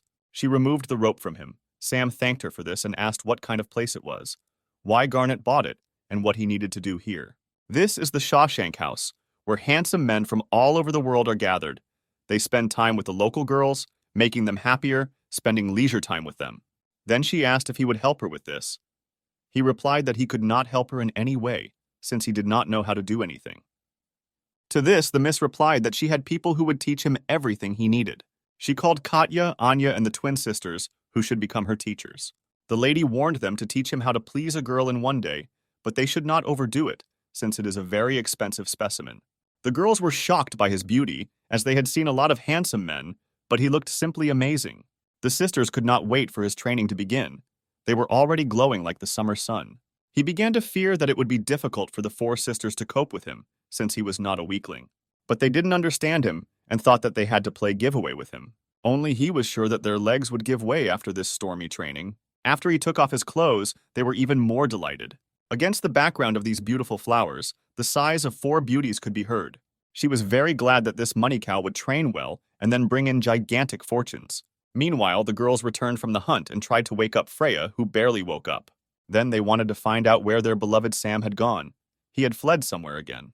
The former owner of the brothel said everything about the case. He was kidnapped by bandits who put her to sleep. Cindy began to ask her if she knew where he was taken, since she had a good understanding of the area. Freya remembered that the bandits took him to a place called the Shawshank House, something like a brothel for women. Cindy understood that if Sam was sold to this house, then it would be very difficult for them to get him out of there. Earlier, Maya also heard something about the Shawshank House, something connected with men. Cindy reminded her that in this place, women spend time with men, which is why there is a serious hunt for handsome men there. And when guys become unnecessary, they are forgotten about. In short, A terrible place for a handsome guy. Maya understood what they could do to her beloved boy, what the world would look like through his eyes. This is exactly what his world will look like. A bunch of beauties will be waiting in line to get their hands on such a product. They will fight to take possession of him until his rose finally withers. She believes that they cannot hesitate. If they do nothing, then it may be too late. If they just rush in, they won't have any privileges, since they must either be very rich or very valuable. Maya was very upset because she was very afraid of the consequences, since they couldn't just wait here. Sister Freya had an idea, but she doesn't know how feasible it is. Maya asked her to share what they have. In fact, she knows little about their world, since she is not from here, but she is sure that the female gender reigns here, which means they cannot break into their house, but legally meet Sam as their first clients. For Cindy, this idea was very good, but no one had ever been in such places who would be responsible for everything. She was determined, saying that it was very important for her to save Sam and was ready to be in the lead. 2 days passed. The Shawshank house was calm, but not for long. These three entered very boldly, asking where the hospitality was in the Shawshank house. No one even greeted them.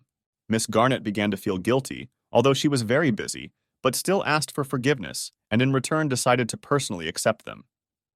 The lady added that our guests have everything they want, for their money, of course. Maya got straight to the point and wanted to say that they were looking for Sam, but Freya interrupted her. Freya said that they are looking for the most interesting option. The main thing is that it is worth it. Cindy added that money is not a problem for them. Their wealth is much higher than she can imagine. Garnet was interested in the appearance of one lady with green hair, as she looked extremely familiar. This worried Cindy very much, since she is very popular, and a woman like Miss Garnet should know her well. Only Freya was confident in herself, and explained their secretive appearance by the fact that they would not want anyone to know that they visited such places. She really liked our Freya. She is very beautiful and also brought her friends. She's just lovely. She stated that the three of them could expect the best service and the best men here. Maya couldn't understand why the girl didn't immediately start looking for Sam, since he was their main goal. She understood everything, but it would be very dangerous for them, since Miss Garnet would immediately understand who they came here for. Cindy noted her impressive intelligence as she thought through the entire plan perfectly and hid the girls' faces in advance. She explained her knowledge by saying that she has been working in a similar business for a long time and is an excellent marketer herself. Such knowledge is typical for her. Suddenly, a strong light began to flow from the doors, where some strange voice said that the three sisters had been waiting for him for a long time. They were brought some kind of muscle man who was much bigger than they imagined. She asked him to stop because the product was of terrible quality. Then some wolf came out, a handsome one from the western regions, who was much more brutal than they expected. And you brought some kind of flabby dog. Freya was indignant. Here they are definitely looked down upon. Suddenly, she began to apologize to her friends for stopping them in the middle of a trip in such a terrible place, adding that this Shawshank house was not worth its enthusiastic rumors. Bad service. She asked them to stop, since they had a newcomer who was the best in the whole city. If they were interested, they could stay. The heroines initially said that they were only interested in the best goods. Money is not important. Show the most valuable, Freya said. She led them to the very room where the golden boy, the most handsome here, was located. The girls entered the room where someone very familiar was waiting for them. This is him. Our hero came out after a shower, and he wondered if there were new clients. This time he makes a promise to Miss Garnet that he will please them. As soon as he looked back, he saw his beauties and said that they could feel at home. So they found him. 3 beauties were already standing in his room and saw how well he lived here. Garnet warned him that these clients were very important to them, so he had to give it his all. He immediately understood everything and tried to drive her away, saying that he could handle them on his own, and she could go. Then the handsome man slammed the doors loudly so that no one would hear anything. From that moment on, he began to understand that the girls would be very angry with him for not even trying to escape. And so it turned out, they were burning with rage. Some were shaking their fists, others were baring their teeth. He was immediately pressed against the wall, which frightened him greatly, as he was anticipating the taste of this pain that awaited him. Maya was ready to strangle him for not even trying to escape from here, although they were so worried about him. For Freya, it wasn't so important to punish the scoundrel. She wanted to know why he didn't even try to escape. In fact, he would not want to be here. The whole reason is that he is physically unable to free himself. And the reason for this is the giant guard of commanders and generals. He is not able to hurt any of them. For Cindy, they did not pose any danger to her, since she was fully aware of the abilities of these shrimp soldiers. With such strong beauties, it will be easy to win, but there is still something that prevents him from leaving here. Cindy continued to not understand the hero because she thought that he no longer wanted to go anywhere. This cannot be. He really wants to leave here. He needs to destroy all the seals. But it's not a matter of wanting at all. The fact is that handsome men like him are exploited as a commodity, and there are a lot of them, so you definitely need to take them with you. Maya understands that a man can never be equal to a woman, and they cannot carry such a gigantic burden on 4 humps. Yes, May is right, but Sam has already come up with a clever plan that they can only do this night. Until night falls, he simply must serve such welcome guests to pass the time. Freya did not agree, since they spent so much effort to save him, but he wanted to fool around. They don't have time for nonsense. Maya decided to interrupt her, since she was not against such a good offer from the hero. She said that they still have a lot of time to sort everything out. Cindy didn't mind either, since it would be an ideal opportunity for them to take a break before a difficult task. Everyone agreed, which means the owner of the brothel can no longer refuse such a tempting idea. In addition, Miss Garnet can eavesdrop on them behind the door, which means they must make characteristic sounds, otherwise it may be suspicious. He began to shout loudly, which of the 3 guests would be first. Let's choose using rock, paper, scissors. The girls agreed to the proposal and decided that the one who wins will be the first. The first round began. Only 2 people participated in it. Freya won. The girls said that Cindy doesn't play, so she will be last, and here are the rules. Only now she is not so stupid and climbed on him first, which made the girls shout at the top of their voices what a cunning friend they have. She is ready to use him until the evening, until he runs out of steam. There were also those who were not happy that Cindy was alone with him for so long. Sam did not see any problems, since everyone will have their own share and there will be a place for you, Maya and Frey. Suddenly, he decided to use a strange technique that turned from 1 to 3. The girls were amazed by this. It turns out they expected this from him. Cindy had already jumped on him and was expecting all the best, which is exactly what she will get.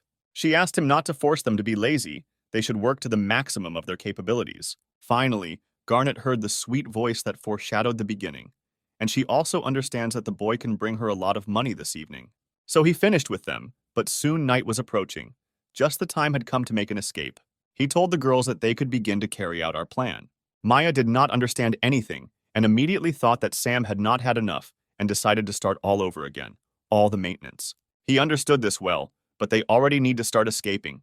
Everything is according to plan. They need to end with vulgarities. Cindy said that some people still can't get over it, alluding to Sister Maya. Free asked Sam what his true plan was, what he had in mind. He started to get dressed and said when they started their escape, she would make sure that their escape would be great. After his words, for unknown reasons, he began to whistle loudly. When suddenly the birds began to sing outside the window with their magnificent voices, our head of the house became very restless from this.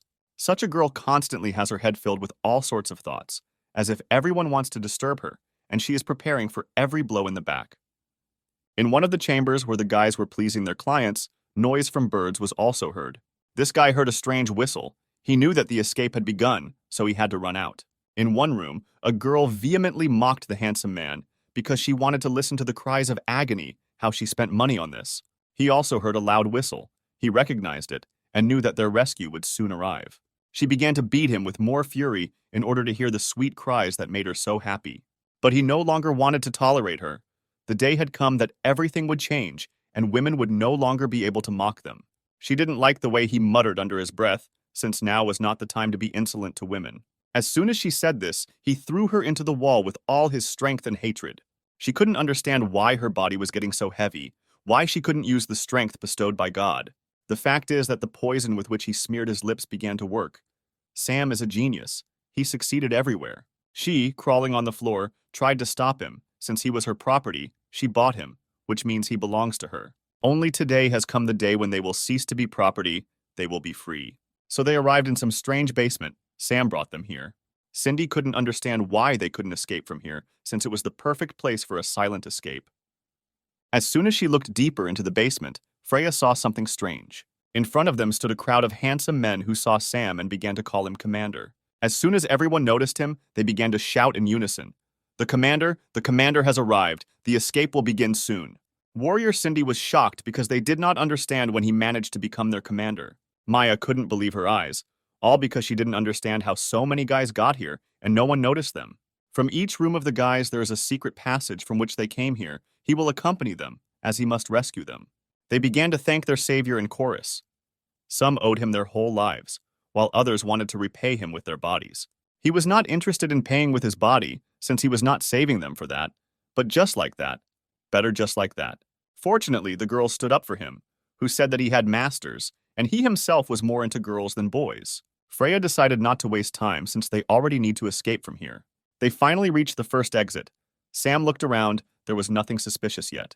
Then almost everyone had already gotten out. Sam encouraged the brothers to be quicker, otherwise they would not see a successful escape. This situation touched Cindy, since her hero saved so many men and does not worry about his life. He initially believes that both men and women are very valuable, and a world where men and women are equal is an ideal world. Only now the guards decided to interfere with their brilliant escape, who realized that they were going to run away and hide here. The guys were immediately scared, because they didn't understand what to do in this situation. What to do, the guards were on their heels. Cindy already assumed that everything, as always, would have to be solved by force. Force being the only solution to all problems. For the second time in her life, May agreed with Cindy that they would have to fight even if Sam's plan was completely perfect. Only now he himself decided to destroy everything by deciding to surrender without starting the battle. Why does he do this when he almost escaped? The girls couldn't believe their ears. Was he really joking? They shouted. But Cindy considered this moment very touching. He had already thought about this situation, but still wanted to talk to the general of the guard. If she wants to bring all the guys back, she must make sure that these 3 girls live with her. The general started the conversation with aggression, since he was not in a position to try to find a common language and come to an agreement. He noticed how well the guards at the Shawshank family home worked all this time. But in this house, all the rich women have fun with men. Doesn't she want to know that guys also want to have fun? That they also have feelings? Sam said, flirting. Then he pointed to these beautiful men who were very scared. Maya liked the hero's proposal. She invited the general to accept it along with her proposal. Cindy didn't mind either, since partly they might benefit from it, since they would have to go to the trouble of taking action with such little guys. The girl asked them not to be so arrogant, and there was no way they would be able to make a good impression. The faces of the rest of the guards turned red. They liked this proposal, since they themselves loved to have fun with the boys. The girls clearly hit the nail on the head, as their words began to worry the general greatly. This was a great opportunity for them, since no one would give them anything for their capture, and during the entire time they worked for several months, no one escaped. Later, Sam himself decided to tell the general to stop pretending that the words of her subordinates were not true, since she herself had previously done something while our handsome man was in the shower. But in fact, she watched with great interest as he wiped himself with a towel. She began to scream loudly and ask this devil to shut up. In return, she gave them half an hour to hide in their rooms. The guards were very glad that the general agreed to this wonderful proposal. Immediately after the agreement, they ran up to the boys and began to treat them nicely and take them to their rooms. From the outside, their service looks very unpleasant, the girls said. All the hostility was depicted on their faces. While the girls showed their displeasure, Sister Freya laughed at them and everything that was happening here. Maya asked why their sister was laughing so much. She replied that she thought the sight in front of them was funny. Half an hour had already passed, and the general could not get enough of Sam, her beloved Sam. Finally, he asked her how they liked the service. Did they like everything? Give me 5 stars for a good job. The daring beauty replied that no matter how good his work was, they still had to make sure that no one escaped. Then she asked the sisters to leave from here. Only she didn't receive an answer, all because her friends were lying on the floor without any strength. Her whole face was covered with sweat. She said how her body was getting heavier, how her eyes were becoming cloudy. Sam replied that she and her comrades kissed him, and his lips were soaked in that same poison. She began to call it a very dirty trick, and this arrangement was part of his plan. Maya confirmed that it was originally his idea to lure them here and weaken them with poison. And he continued that women have female weapons, that men have male weapons. Each of them fights for the sake of freedom, their freedom. Freya wondered what the hero was going to do with the bodies of the guards after defeating them. And Cindy asked the second question. Where would he put the little guys who, after being released, could be made slaves again? Suddenly, a boy came out of the crowd and asked them to take them to a certain heavenly villa, the strangest place in this world, where women and men are equal. This interested Sam, since this is a secluded place for men. Maya briefly told them that the third owner of the seal, which they were so interested in, was there. This beautiful girl's name was Rise. Her silky red hair, like a stream of flame, and fiery robes, all complemented her masterpiece image. She is the ruler of the heavenly villa. Sam was more surprised by the fact that the owner of the seal herself protects men from women. Suddenly, some time had passed and Freya began to disappear little by little. Apparently, her time had passed. Maya and Cindy could not understand why their friend suddenly began to disappear. What happened to her, they asked. She explained everything to them by saying that her time here was exhausted, and she would wait for them and Sam in the divine space. Maya was still sad that their new friend, who had been so hard on them, simply up and disappeared. Cindy decided to cheer her up by reminding her that they would definitely meet after completing this mission. 3 days passed, and our comrades finally came to a place called Paradise Villa. Sam couldn't wait to see this beautiful Rise who lived here.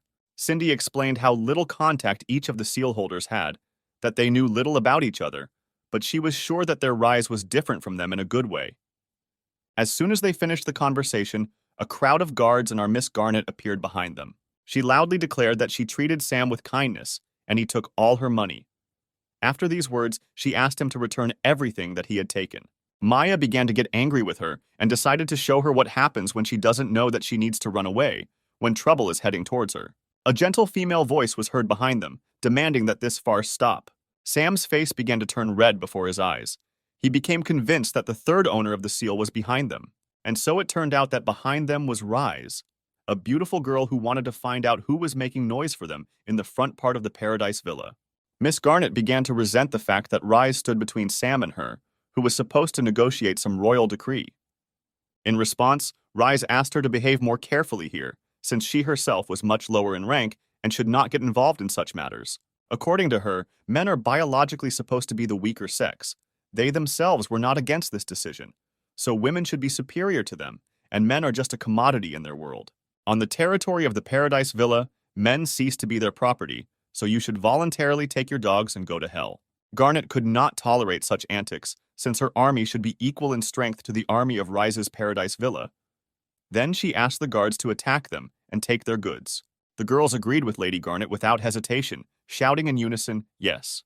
They were outnumbered, and there were only 4 masters, so they would easily defeat them. Firelight Rise considered their attack stupid, since she had not touched them for many years, but now they would test the power of the owner of the seal. No one heard the warnings of the fiery princess, and for this they paid with a powerful blow, which did not give them a chance to win. Their clothes were torn to pieces, and with loud sighs they realized that there was no way they could win here. Garnet was scared by this as she had no idea what Rise had done to her guards. She replied that no one living could hurt her, no one. Then Sam added that Garnet had better run away from here. Otherwise, if she doesn't listen, he will leave her without clothes. She was furious, but still suggested that the girls go back and retreat for the first time. But it would have been so easy if they had at least some clothes on, but they were completely naked. Sam was too noble today and offered them a bag of clothes since Miss Garnet was kind to him initially. Only these clothes were even more shameful. It would have been better not to have had them at all.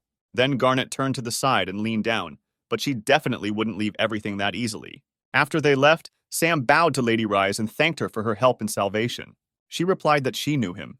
He was the one who removed the seals from the 2 masters. Maya began to make excuses that he did not defeat her, but on the contrary, she decided to fulfill the terms of the agreement. Cindy explained everything by saying that during the battle, he constantly used strange tricks, and that's how he removed the seals. Rise was already beginning to think that Sam was hoping to defeat her, then calmly remove the seal.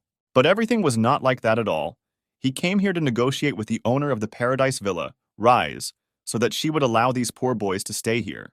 She did not refuse and decided to skip them in order to discuss everything first. As soon as they entered the villa, they noticed how courteous the girls were with the guys, how they talked sweetly. Sam definitely noticed the cute walking couples who were so cheerfully discussing interesting topics. He has been in this world for a very long time, but he did not dare to imagine what a world looks like where women and men are equal. Ogonyok replied that he was absolutely right. She was tired of looking at the eternal disputes between men and women, so she created a paradise villa, without disputes and peace and harmony. For him, she was a gorgeous girl and their plans coincided. He asked her to help create a world in balance, and she would help him remove the seal. Incredibly, she agreed to help him.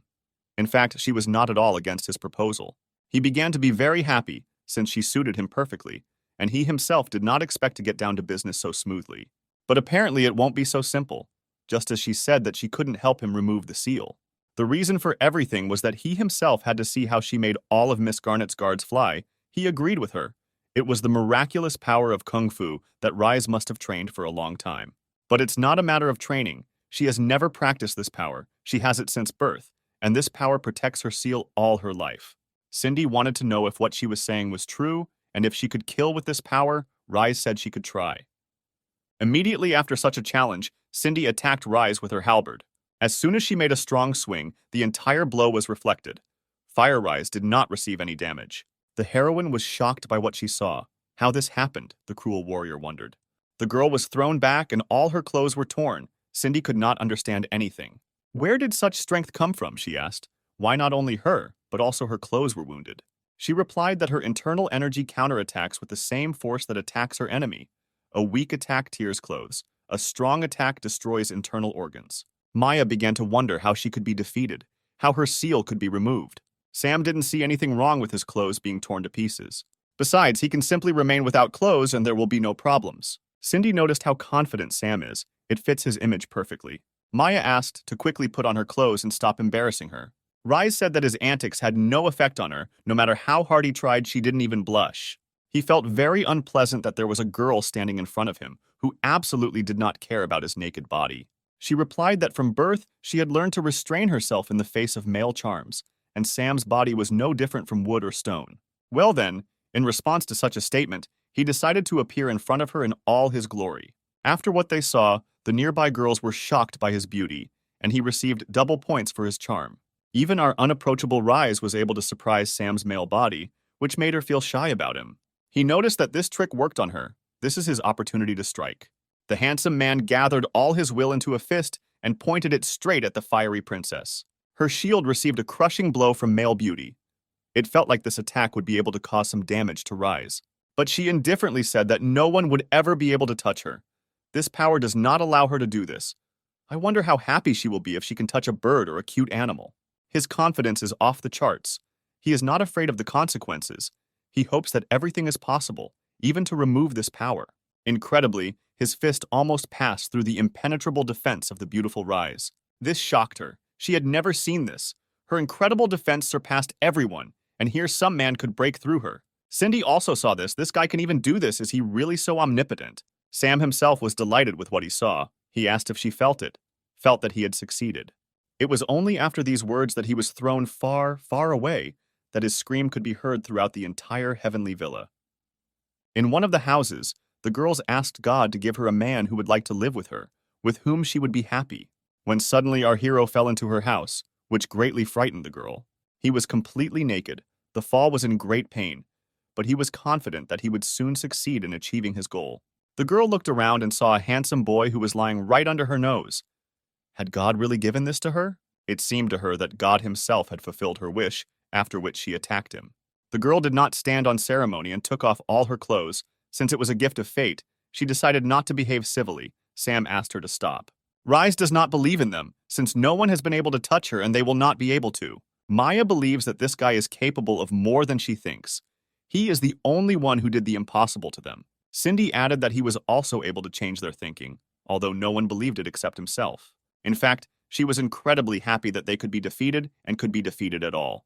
But Cindy thought that this girl was pretending too much, as if she was pretending to be a poor thing. Maya told her that they would not go anywhere until Sam unsealed Rise. Rise allowed them to stay here, but no one will treat them like queens. Everyone here is equal, for that they can do whatever they want. By that time, it was already deep night. The lights were still on in all the houses of the villa. Maya could not find a place for herself, since it was still light outside, and the hero was not returning. Cindy noticed that Maya was worrying too much about him. Did she really miss him so much? She, of course, said that everything was wrong and her friend was wrong. And while she was arguing, someone entered their room, saying that he had returned. It was Sam who said that he spent a lot of time, but was still able to get a lot of information about the beautiful Rise. Information is information, but Maya was wondering what happened to his face while he was wandering around the city. But it's true, his whole face was covered in lipstick stains. He was almost kissed to death. Later, he took off his cape to show how valuable this information cost him. If we draw conclusions, the scars on his back indicate the complexity of the mission. Now they should understand why Sam took so much time to find out at least something. Cindy understood everything, so what kind of information did Sam have that he managed to find out about Reese? He scratched his chin, puzzled, to remember what those girls had told him. The first was Anya, who said that Miss Rise is a very good person, but she is too cold with everyone. They say that no one has seen her smile. The second was Angelina. It was hard for her to talk to Sam, but she considered him too pathetic compared to Rise, and she also doesn't know how to communicate with men, which is why she is so lonely. Lana was third, but she also said that Oganyok did not know how to find interest in a man. But Malika, the fourth girl, thought it was strange that Mrs. Rise began to protect men at all, but they were able to meet many good people here. Well, one of the girls said that in the dining room there is duckneck, which smells strange. Maya approached him with a puzzled face and asked how many other women he had interviewed. Of course, many, many. Cindy suddenly came up behind him and passionately hugged him to whisper to him that he smelled like wild flowers, which were much better than domestic ones. Maya was very shy and wanted to ask him if there was something she wanted to do, since it was not too late. Meanwhile, Sam and Cindy were already getting too close, but asked if Maya wanted to join. She replied that she was not hinting at anything, but her stuttering voice said otherwise. He held her close and asked her not to pretend if that was what she wanted. Maya was already completely blushing, but she said that she was still against it, and she didn't want to cope without it. Suddenly, Sam felt something. He seemed scared by it and asked the girls what they felt. Maya was not thinking about this at all. She thought that he had not yet changed the subject and was trying to set her up for something. But Sam wasn't talking about that at all. He meant that he felt Rise's aura. Maya was also surprised if Rise was really so close. Yes, the aura of the Fire Princess is very close. That's right. Rise passed by their apartment, whether she wanted to come to them. What a strange feeling, like being followed. Cindy has long noticed that she is much stronger than her friend, who sometimes slows down for no reason. Maya only became more embarrassed and explained her stupidity by saying that she was simply distracted from the topic. But this is not so important, the warrior thought. Why would the third seal master be here? Did she really come to visit? Maya replied that they were guests here, so they couldn't drive Rise away from here, no matter how much they wanted to. But Cindy didn't want to waste time and invited her friend to show her what she had lost before she tried to remove the seal on Sam. She continued to tell the girl to be quicker, because there might be those here who don't know how to wait. Some time passed before Maya began to worry that someone might see them while they were doing this. She believes that this will only make her worry, as it will not stimulate her in any way. Even Sam himself was not against them doing this in front of everyone. And now our Maya stopped breaking down. She didn't care anymore. Her patience ran out, and she pulled off her shirt. And our Rise watched with particular interest everything that was happening, which made her worry until she lost her pulse. Watching this, she bit her elbows and nails. All her eyes were filled with interest, but still considered it too shameful. She did not tolerate this and decided to simply step out of this dirty place, since this should not bother her. Sam's voice was heard behind him, shouting that they were doing something very strange. No, she couldn't, but the interest was much stronger than her pride. She couldn't stop herself. That's it. She couldn't restrain herself.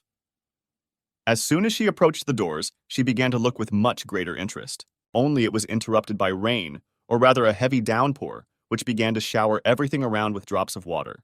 Water also began to drip on her. What kind of oddities? Where is her impenetrable protection? It also seemed strange to her that drops of water began to drip onto her face, and all because the protection had ceased to protect her. The door opened and Sam looked out, who was sure that the girl was still here. And so it turned out, the light from the house covered her face. Rise was sure that he saw her, which means she should leave from here. Cindy asked why Sam suddenly became so serious. Of course he would be serious. And all because this plan began to work, he clearly noticed what quick steps he began to take towards meeting the fiery Princess Rise. Meanwhile, it was getting lighter outside, but the rain still did not stop. Guys and girls walked in pairs, looking at each other, enjoying their life together. Even the rain was not a hindrance to them. Only Rise walked through the alleys all alone, no smile, no joy, nothing on her face, and her protection seemed to close her in a cage of loneliness. When suddenly a roof appeared above her head, it was an umbrella that would definitely protect her. Sam approached her and said that the rain was not that heavy, but if she walked without an umbrella, she would definitely catch a cold. Our unapproachable Rise indifferently said that it was useless, since her energy would protect her and separate the water. When suddenly he asked a very sharp question whether she had been spying on them last night. She immediately ran away from him and tried to make excuses that she had not been there, or that it was not her. As soon as she began to worry, her defenses were weakened. The raindrops could reach her, as well as Sam, who was able to touch her delicate skin. He looked at the finger and expressed how glad he was that he could touch it. The Fire Princess had no idea how her absolute defense failed to work. She couldn't admit it. Sam already understood everything. He understood that her heart was starting to beat faster. He understood that she was worried, and her energy was no longer working as it should. She was completely embarrassed. It was written on her face that she could no longer restrain her emotions. When suddenly he extended his hand to her to prove that he was able to break through her impenetrable defense. And so he asked why he could touch her body, why her defenses no longer worked. She tried to explain something, but her voice trembled from time to time. Her excitement knew no bounds. The handsome man explained to her that even if her heart were stagnant water, her protection would be absolute. But as soon as a raging sea was created in the water, the protection would fall away from her. Now her heart is touched, she herself allows the protection to disappear without a reason. But the trouble is, she herself did not want to fall in love with just anyone. She will love her real chosen one. As soon as she said this, her defense worked again and threw the insolent person far, far away. She threw him straight into the river water, but the girl looked at him calmly. When he swam out, Sam swore that he would make her heart beat faster, many times faster. But she indifferently told him that he could do whatever he wanted, but recommended that he give up. After a while, he decided to let off steam and go to the public baths to wash off the shame. On the sidelines, he was noticed by those same beauties who considered him incredibly handsome, and indeed he was sent by God to them. They wasted no time in approaching him to tell him how lonely he looked, which was precisely the reason why they decided to campaign for him. He had no time for this. He apologized to them, calling them very beautiful, but he had to solve one problem. As soon as he resolves all the issues, he will definitely return and repay them for his debts for the necessary information. They sighed with delight, since he can reject such beauties when they approach him. Suddenly he remembered something that he really wanted to know from them. They were very happy to see him here. If he wanted, he could always come to them. Sam said that they don't have to worry, he will definitely come again, but he needs to know when their master Rise takes a bath here. Several hours passed when our beloved fiery beauty came to the baths and slammed the doors. She tasted the water and immersed herself in the water. Spreading her arms wide, Rise began to take a bath. Today was the strangest day because water dripped on her, and this guy touched her, although no one could do this before. He couldn't leave her head. She thought about him all the time, but she tried to forget him. As soon as she took her attention away from the hero, a silhouette appeared under the water and approached her. As expected, the only one who could be here was Sam, who met her here too. As soon as he got out of the water, she began to cover herself with her hands and ask how he got here, why he was underwater. He replied that he had been here from the very beginning, and he was hiding underwater to get to her. She asked him if he always hides under the water with strangers and shows off naked in front of them. Sam believes that he has every right to be here, but he didn't expect that she would not only wash herself, but also try to forget about him. She was killed by these words. Rise asked him to shut up, since his words were not true. The handsome man in this form asks her why she is trying to drive him away from here. Is it really because his body excites her so much? Looking to the side, the Fire Princess said that he and his body are no different from a tree. Then why does he continue to mock her? If this is the case, then he can stay here and the owner of the villa will not be against it.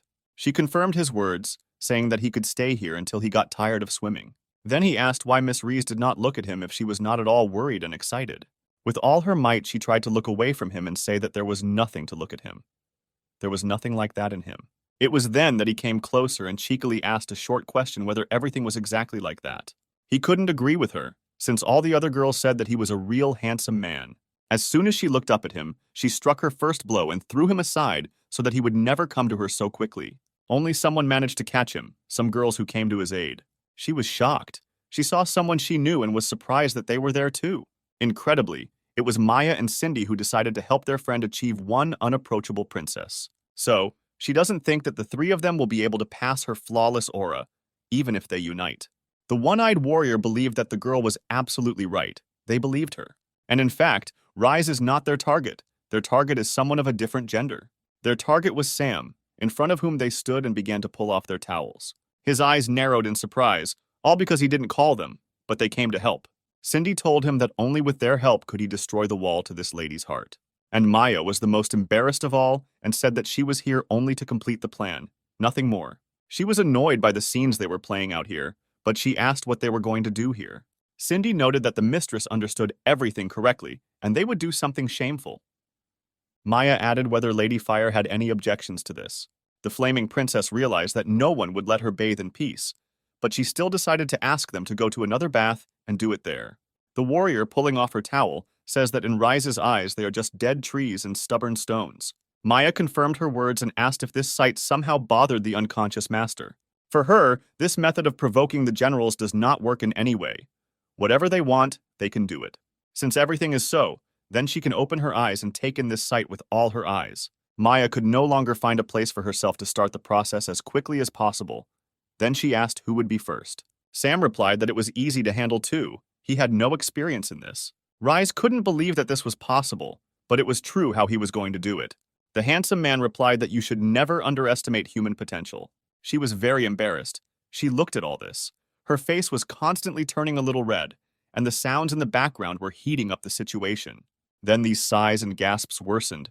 They sounded even more often, even more vulgar. Cindy and Maya began to scream louder, the mooing becoming a melody that turned her on like a machine. In the moment she only felt worse, she heard it all. Her innocent heart could not allow herself to look at it. In the back of her mind, she was thinking about how her body felt strange. It was all because she was looking at it and could barely contain herself. But suddenly she remembered that entering a sleep state in music makes her equanimous to everything, which can save her. After these thoughts, she shook her head and sighed heavily. Still, she was able to enter a trance. Her eyes became empty. Her face did not blush for no reason. She became completely calm. Sam was worried that Sister Rise had become so imperturbable in a couple of moments. Would they really not succeed, he was afraid. Cindy kept telling him that he could be afraid of nothing, just let him continue with it. Maya reminded him that they were only here for one thing, to break Rise's wall, to free her from the bars that kept her locked in alone. The warrior continued to flirt with him to make Miss Fire Princess feel really awkward. He started working on her, which made her very nervous and blush. Finally, the handsome man noticed that she had entered a trance. If they continued, she would not hear or see anything. Maya didn't understand how they could win then if she was under constant protection in her physical shell. Cindy was also lost in thought because she could not understand what to do in this situation. Sam guessed that in her physical state she doesn't feel anything and is protected by her energy. But what if she gets into a spiritual form? Will she also be inviolable? He put his hand to his face and began to use the technique, and his body was covered with an aura. She was actually hiding here to avoid them. Great move. In her heart, she told herself that this provoking trick was good, but by hiding here, it was completely in vain. As soon as Sam entered the spiritual space, he repeated her thoughts word for word. She was pleasantly surprised at how he got here, how he was able to get into her spiritual space. For him, this does not amount to any extra work, since there is nothing special about it. Yes, sometimes no one could break into her spiritual space. Everything, as they say, is first. But he behaves too vainly, and in her space he is not her opponent. He was surprised at her words, but obviously it didn't mean anything to him. She continued to say that here she is much stronger than in reality, and her defense is at its best. The hero noticed how pleased she became. With his impudent grin, he says that there will be no problems if he comes closer. She thought that this guy was always trying to trick her and ruin her mood, but he wouldn't succeed. Only now she saw much more complacency, as if a wild beast was standing in front of her, which would not let her win. Raising her hand, she began to read a spell to strengthen her protection and energy. A pinkish light began to flow from it, filling the entire space around. Rise began to warn him that he should run away, since under the influence of energy his consciousness could be damaged. But he didn't care about the words of the impudent beauty. He pointed his finger at her, and as soon as he pulled the trigger, when a powerful shot occurred, it pierced through her defenses, leaving her no chance of winning. After the shot, the spiritual robes were torn from their hinges. Her protection was destroyed, and she was completely defeated. She managed to accept reality with difficulty, but could not understand how he could defeat her in the spiritual space. He did not answer her questions. He simply reminded her of the conditions. If he approaches her, he can do whatever he wants. Reyes asked him what he would do with her. Her voice sounded abrupt, as if she was anticipating only one thing. With great reluctance, she nevertheless agreed. The hero began to approach her. He also abruptly reminded her that he just wanted to end everything, nothing more. There was a battle of contradictions in her head. She thought how he would do the same thing that he did with May and Cindy a minute earlier, that he would mock her. But he took her tighter and pressed her to his chest. All the rosy redness subsided, as if he had cured her of a fever. Suddenly she began to tremble again. This redness on her cheeks made her cuter. She wanted to look at such a sight longer. Sam understood her like no one else. Understood what it was like for her to look at those who were chatting nicely in the parks, and her protective aura did not allow her to even hug anyone. She just needed someone to hug her, just to warm her soul. She was grateful for this hug. She just needed to feel this warmth, the amplitude of temperatures.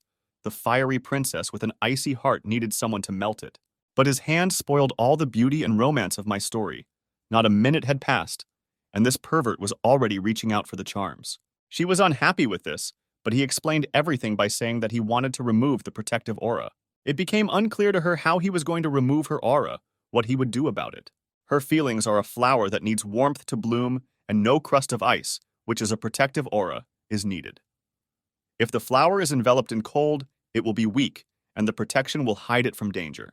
He just needs to remove this icy crust and warm the flower inside to free him from the cage of loneliness. The anticipation made her interested more exciting. She saw what was waiting for her in a couple of moments. With a snap of his finger, Sam conjured a bed in her mental space that would help in destroying the aura. Sam took off his robe in order to be fully prepared for the opening of the third seal. Her subconscious could not understand how he did this, how he was able to transform her spiritual space. He replied that he can do this because of her. She accepts his subconscious and the space changes. But for some reason she felt everything as in reality. Everything as in reality, she said. He explained to her that they were in mental space. She could imagine everything like this. Be it a dream. It's a dream, she says confidently.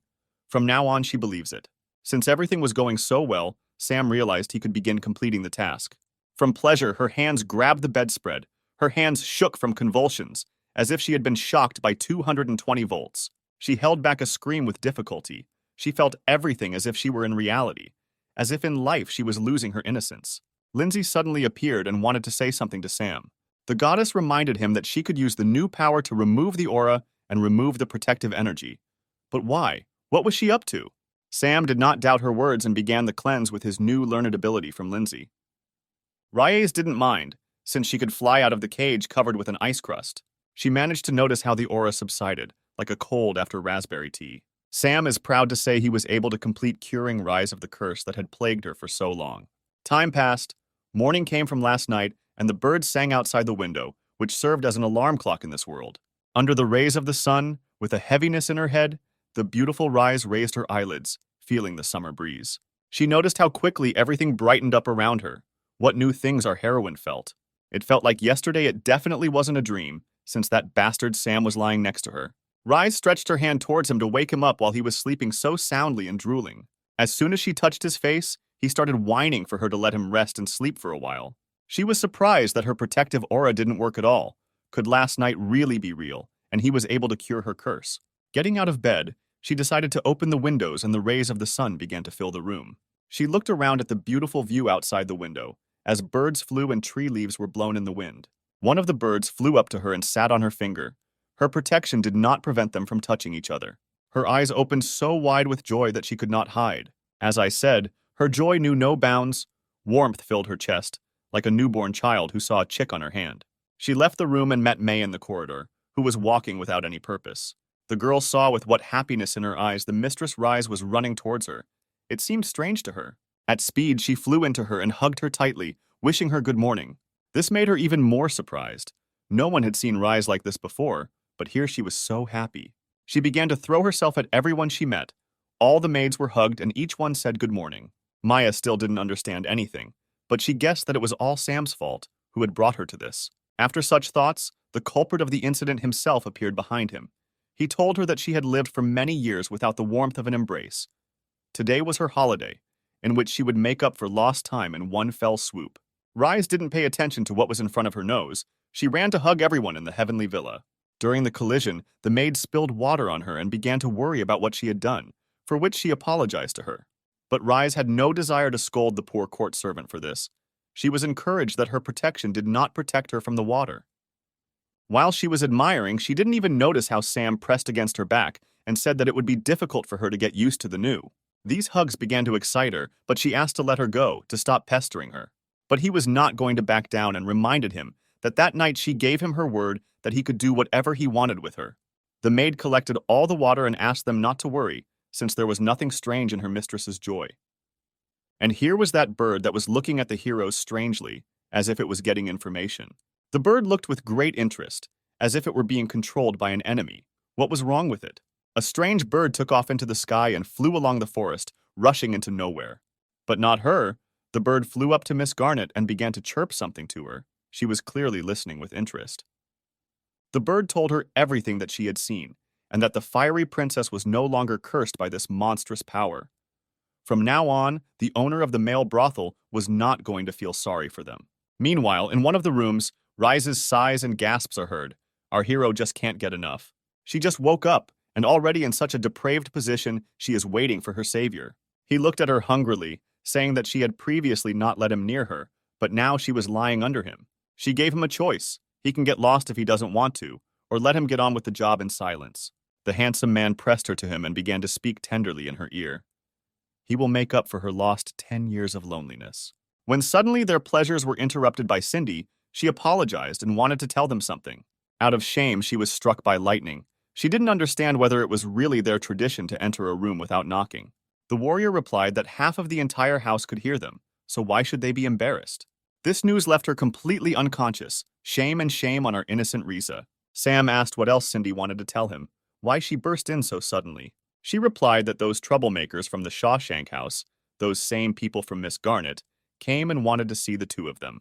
The hostess was indignant at how they dared to brazenly come to her villa and make their own rules here. Now she will definitely show them.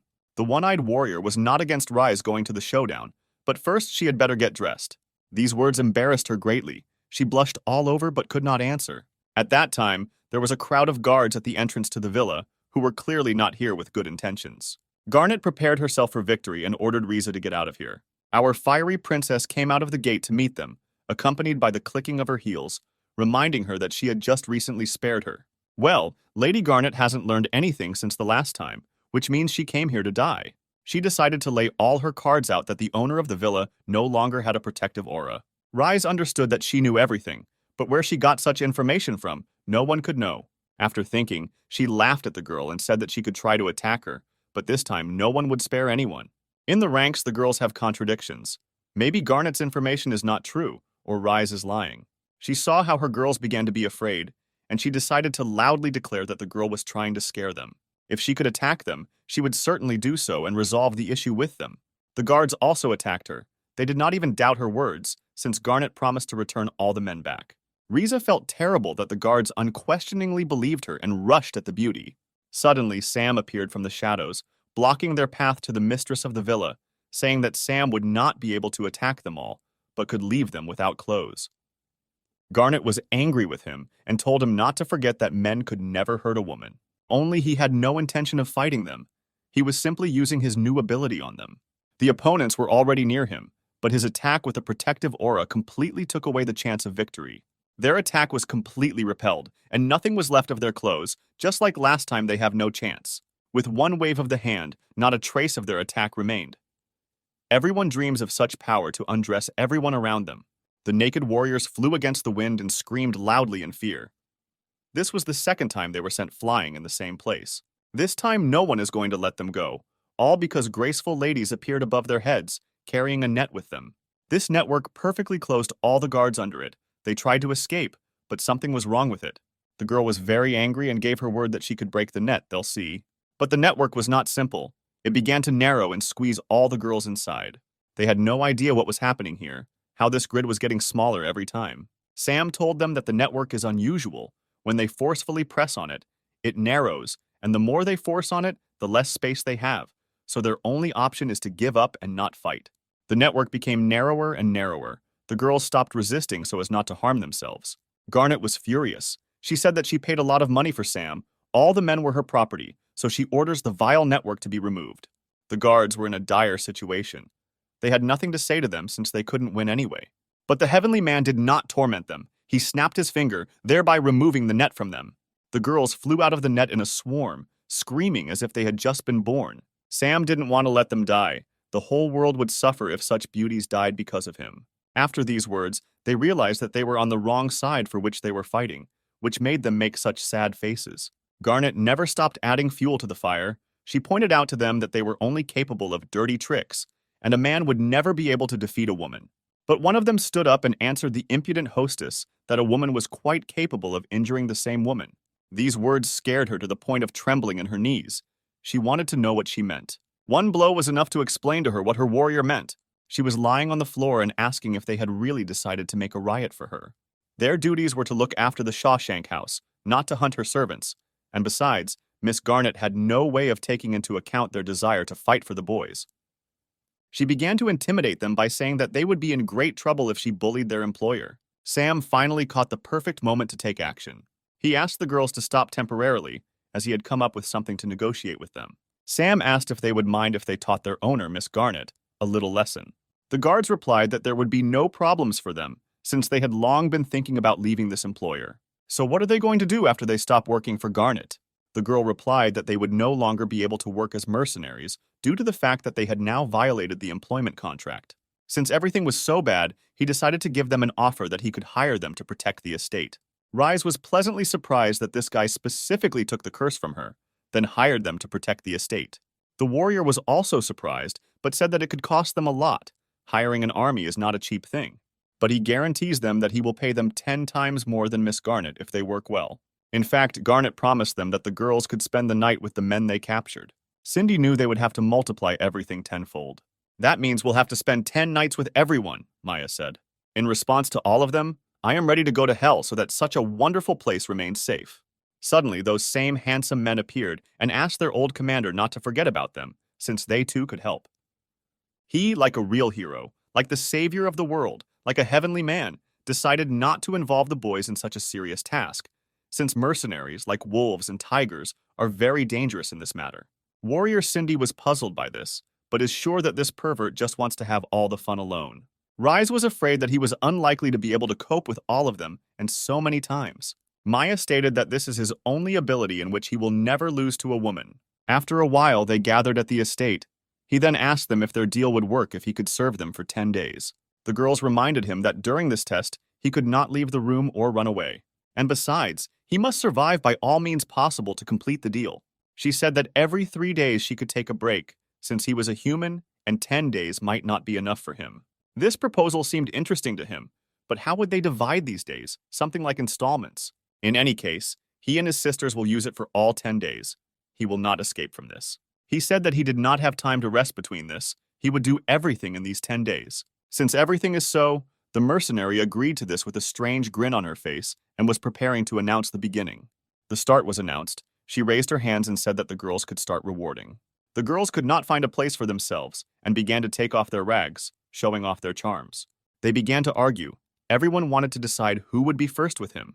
The head reminded them that they would spend 10 days with him. This time was quite enough for everyone. Only this cunning mercenary decided to be the first and attacked him while no one expected it. Standing outside were Maya and Rise, who heard all the shouting about how cunning their chapter was, why it had to be the first, and the like. Rise had not yet stopped fearing that Sam would actually be able to cope with everyone. Cindy wasn't afraid for him because he was doing this not only for himself, but also for them, so they didn't have to worry. At this point, they can just wait and see what might happen to him.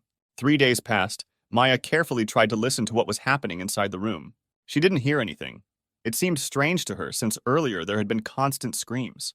When suddenly Cindy came up to her and touched her, greeting her, which scared her so much. Rise was also with her. The warrior offered to go inside since everyone was so worried about their beloved Sam. Maya was embarrassed and thought that it was better for them not to go there, since it was a bad idea. The fiery princess said that she herself was also very worried about the hero. Her heart was not at peace. She finally reached out to the door to push it open. The bandit queen looked around inside and wanted to see Sam, hoping he was okay. Inside, there were a bunch of bodies of mercenaries lying like corpses, unable to move. And here comes Sam, who was at the full peak of his strength, saying that, on the contrary, these guards were not enough to serve him. They could barely contain their delight. Maya wanted to say something, and her emotions were running wild. Rise and May walked towards the bed, and Cindy took a moment to push them towards him. The girls flew into Sam's arms, and behind them stood Cindy, pleased with herself. The handsome man began to wonder why they were here. What was the matter? What brought them here? The former queen explained that they thought something had happened to him, but since everything was fine, they were leaving. Sam was already getting bored, and they could make a campaign for him, so they better not leave. Cindy began happily taking off Rise's clothes in order to be ready for what was to come. Sam, however, gave the basic phrase that wild flowers will never be more fragrant than domestic ones. Cindy had said the same thing earlier. A lot of time passed. The day came when everything was supposed to end, and at that time, a maid approached the room. She wanted to bring food. When she opened the door, a terrible hand reached out, asking what happened and with whom. The girl was very frightened by this. She already thought that she had fallen into a nightmare and someone would have pinched her. This monster turned out to be a completely exhausted Sam, who completely dried out while completing the deal. The maid was so scared that drops of sweat were already falling from her like Swarovski crystals from Kim's dress. His skinny arm reached towards the food tray to eat all he could. Then he began to greedily gobble up all the cooking she had brought. She would remember this day for a long time. The hero ate everything with such pleasure that there was no tray left after all. He had spent too much energy. It must be restored. Rise approached him and told him to make a decoction of ginseng, deer antlers, and tiger penises, all of which would give him a lot of energy. Maya and Cindy came after her, who with their chests wide open began to tell how he would suffer again. Suddenly a frightened beauty ran up to them, shouting that everything was bad. She asked with great interest what had happened there while she was busy. She said that they had guests in the villa. Rise replied that there was nothing special about it. She would immediately meet the guests. But everything is not so simple. The guests were not looking for Master Rise. They wanted handsome Sam. Maya was almost not surprised and suggested that Sam probably had a new fan who was running after the beauty of her idol. Cindy wanted to teach her pursuer a lesson since she had not fought with anyone for a long time. Sam decided to calm the girls down and asked them to go to his guest. He was wondering who was looking for him. Rise and Sam sat down in the living room and formally decided to welcome the guest, saying that she could speak. The Fire Princess initially asked the guest what she wanted, where she was from, and what her name was. She did not introduce herself but said that she was from the House of Lightning. Her master wanted to talk to Mr. Sam. Ogonyok calmly asked, thereby pressing on her what her master's name was. She stated that Miss Rise should know her owner well. Her name was Ding Dong. This name made the hero laugh very much. In part, he even considered it a little cute. Rise explained to him that this girl with a funny name is the last keeper of the seal. This greatly frightened him. The girl said that her master personally wanted to invite him to the banquet to meet him in person. The Fire Princess said that the banquet could be very dangerous, and it was better for Sam to stay here. The girl asked the lady not to worry about him. If Master Ding Dong wanted to kill him, then she would have had enough strength to do it long ago. The guy said that he himself is not afraid of anything, but he doesn't want to move his ass. If the master wants, let him come here personally. His words greatly irritated the messenger, since she would not allow anyone to speak so badly about Ding Dong. She pointed her fists at him and asked him not to blame her for acting so arrogant. There was not a drop of fear on his face. He looked death into his eye sockets, but it never reached him. As soon as the student approached Sam, Cindy's halberd appeared out of nowhere. Maya came for her, and together they stopped the crazy fan of Master Ding Dong. The warrior said that she should not have attacked the master under their noses. Maya added that 100 years would not be enough for her to achieve the same strength as theirs. She was not happy that the three great masters took the side of a man. This is a real shame for women. Cindy told her threateningly that she would only understand them when she felt herself in the shoes of these pathetic men. Sam asked them to be calm, to say that her master could come with him in person, but he himself would not go anywhere. She took a strange seal in her hand and began to read a spell to activate it. This seal was sent to her master Ding Dong and burned in her hands. The letter slowly smoldered, and the student said that Ding Dong agreed to a meeting, and they could wait for her for 3 hours. Rise asked how her teacher could be here in 3 hours when her home was thousands of miles away. The lady replied that with her strength it is impossible, but Ding Dong's cultivation is at the level of royal transformation, and this is head and shoulders above her. The handsome man was already completely desperate, since he had to sit here for 3 more hours. The rest could rest, and he would wait. 3 hours have passed, not a cloud in the sky. Everything is still clear, but it's nice to look at these hills and peaks against a blue background. While he was waiting for Mrs. Ding Dong, he had already fallen asleep, only she did not come to them for a personal meeting. But the messenger stood all this time and thought about the charm this guy exudes. Her interest prompted her to find out how much power this aura that oozes from him had. She put all her strength into the blow, but the terrifying power completely stopped her pressure. After repelling the damage, all her clothes were torn to shreds. Still, this power is amazing. Sam knew that she would try to attack him and put up a barrier just in case. Then he began to call her action very bad, since she attacked without warning. But he was not too angry. On the contrary, he offered her a cape so that she could put it on, since her master might not understand what was happening here. Suddenly, after his words, lightning struck the estate in the middle of a clear sky. This lightning was too sudden. Had the master already come to him? A beautiful woman with perfect shape appeared in front of them, her curves and beautiful face, and she was also strong. In the distance, she saw a student who was lying all disheveled under this guy's cloak. She did not like this view. She did not understand what had become of her messenger. Had she really come at the wrong time?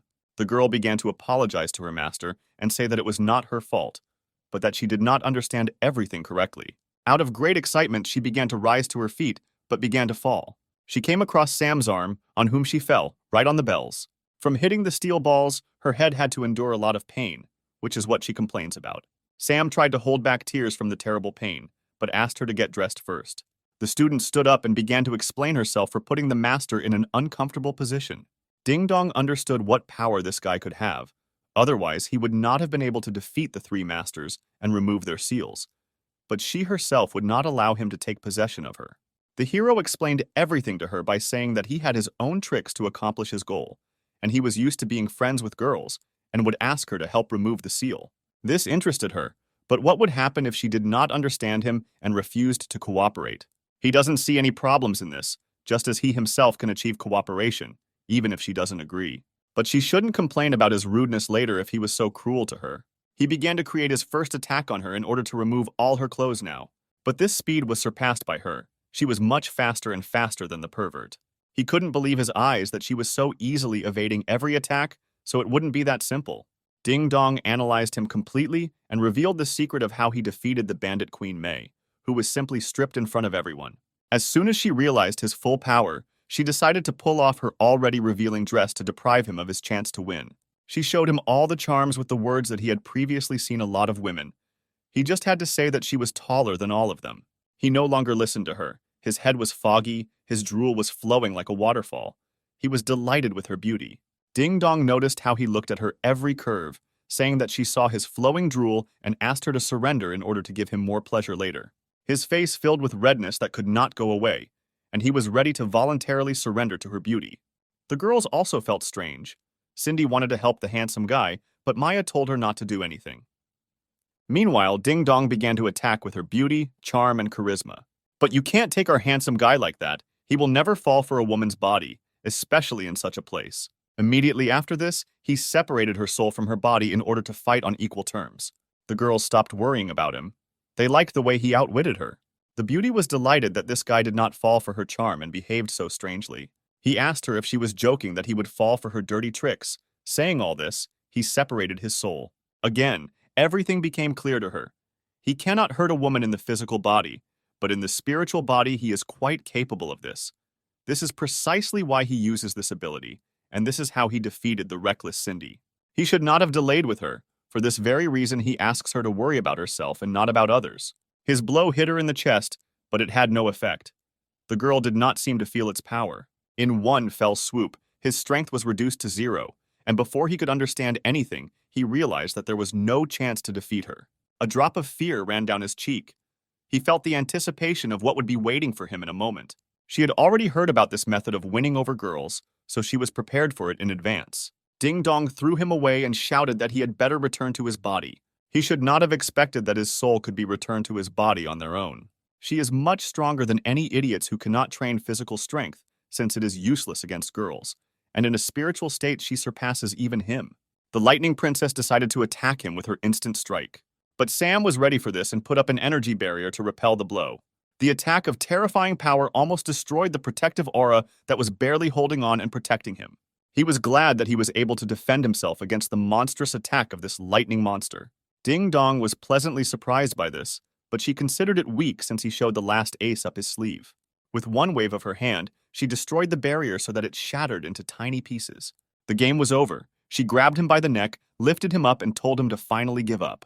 In response, he only laughed and realized that even a protective aura could be destroyed by monstrous force. Because of his fault, 3 seals were broken. Worldwide respect for girls was weakened, which gave rise to many problems, and she is just here to solve them. The girls came through the door, clearly wanting to stop the cruel master Ding Dong. Maya and Cindy unanimously asked the girl to let the guy go, otherwise she might be in trouble. She didn't want to listen to them at all, since they had lost their seals, and with them, they lost a significant part of their power.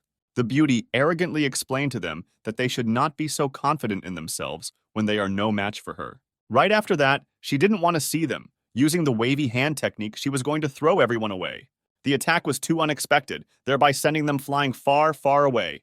The beautiful Rise entered the room and said that it was not nice to conduct such actions on her estate. She didn't know why they all took his side. Why they liked this man. Wasn't the world better where women were taller than men? Lying on the floor, he explained that the equality of women and men, yin and yang, gives rise to justice, for which he fights.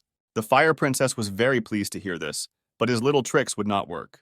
Now he decided not to waste his time to agree that if someone wins, then the loser will fulfill any wish. She was especially interested in this, since she could make him a slave, and he would lose anyway. Only he had one more trick left, which in his opinion would definitely work. The living room was filled with a cloud of smoke, which caused the lady's dress to fly in different directions. She confidently stated that no trick would work on her. And here comes a new attack. Her confidence has disappeared somewhere, and for good reason the blow looks very dangerous. It's incredible that Sam was able to harm the woman. What did he do? How did Ding Dong get injured? She couldn't stop herself. With every hit she hit the ground, she seemed to fly further. Wiping the abrasions on her cheeks, she tried to understand how he managed to do this. It occurred to him that in the body of a man he could not harm a woman, but what would happen if he himself became one? And this was the result. The stunt brought the bandit many conflicting emotions. She thought that all his tricks were sophisticated, but this time he surpassed himself. Cindy is shocked by this. It was too much for the warrior when her favorite handsome man became a girl. Ding Dong herself recognized Sam as a strong opponent, and he would even be able to entertain her, and she would have a lot of fun.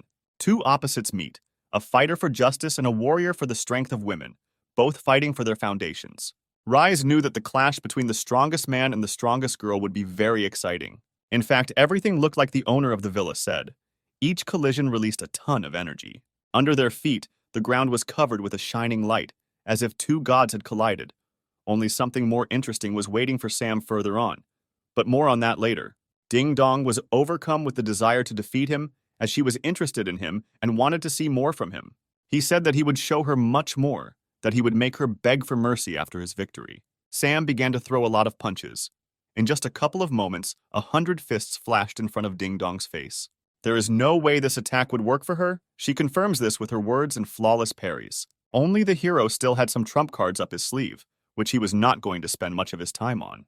The next attack went under the skirt of the arrogant master Ding Dong, who was surprised by the dirty trick.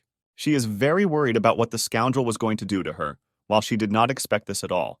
He moved closer to her, all because she was weakened and the attack was not completed. Sam reached her hand deeper and began to massage it diligently to achieve greater effect. The effect was not long in coming. Her whole body was shaking in convulsions, as if there would soon be an eruption. Removing his fingers, he said that he was still able to find a weak spot, even in such an unapproachable girl as Ding Dong. Only she was not at all happy with the way he was fighting and grabbed him by the hair, which Sam didn't like. She was outraged that he was acting like a jerk, so she wouldn't be able to fight, but she also had no right to lose. In response, the handsome man grabbed the lightning-fast princess by the hair just as she grabbed him. The fight became like a quarrel between children in a sandbox. They behaved like children. Together, they continued to fight, but from the outside, it looks like the girls are fooling around. Maya asked, and Rise calls this the battle of the strongest and the strongest. She had nothing to answer. Cindy was also disappointed, but it seemed to her that this is what normal girl fights should look like. They still didn't try to stop, as if they themselves didn't want to stop this horror. Sam thought only about one thing: how beautiful she is. And that's why he gives her the opportunity to use his services if she asks nicely. She looked forward to what would be waiting for her, but asked how he would treat her now. Instead of answering, he kissed her passionately, so much so that she began to forget herself, lying on the floor. The student was worried about the master, all because she saw who took her first kiss. She wanted to intervene in the battle, but Cindy stopped her due to the fact that this is a face-to-face fight and no one has the right to interfere. Riza felt uncomfortable watching how her beloved Sam wanted a real battle, but brought it all to one. Maya was not surprised at all, as if she knew him like the back of her hand, as if this was his fighting style. He wondered why she didn't resist him. Did she really like it that way? She replied that in this position she was not able to use her physical strength. Now she definitely could not do anything. Everything led to the fact that she must give up, says Sam in female form. She didn't break down for long and agreed that with his dirty tricks, he was able to defeat her. How quickly she accepted defeat surprised him greatly, as she was very persistent in protecting her seal. The agreement of defeat made her agree to lose her seal, but she wanted to know how he would do it. Here he is surprised by all the girls, since none of them know that they will have to lose their virginity in order to remove the seal. To remove the seal, there is only one way out, to lose innocence, but she realized this only now. As soon as she understood everything, the handsome man decided to show her his hidden weapon, which only girls know about. She was shocked by this sight, as she did not understand whether he was a man or a woman. It doesn't matter to him what gender he is. In any case, he can deprive everyone around him of the innocence. And she, our beloved Ding Dong, will help him in removing the last seal. He asks her to be prepared for anything. With him, you never know what to expect. The student ran out to him and asked him not to touch the teacher, so that she could accept the punishment instead. Shame filled her, but she tried to stop the heiress from accepting the terms of defeat. The envoy wanted to repay the master for teaching her everything, to finally pay off her endless debt. Cindy noticed the love between these two, like that between a devoted teacher and servant. Maya saw this as they wanted to get Sam in any way possible. Here he and only he decides the children do not choose anything, but the adult will choose both. This amazed the heroines, since both will get what they so want from him. He threw them on the bed in the most comfortable position to bring both of them to ecstasy.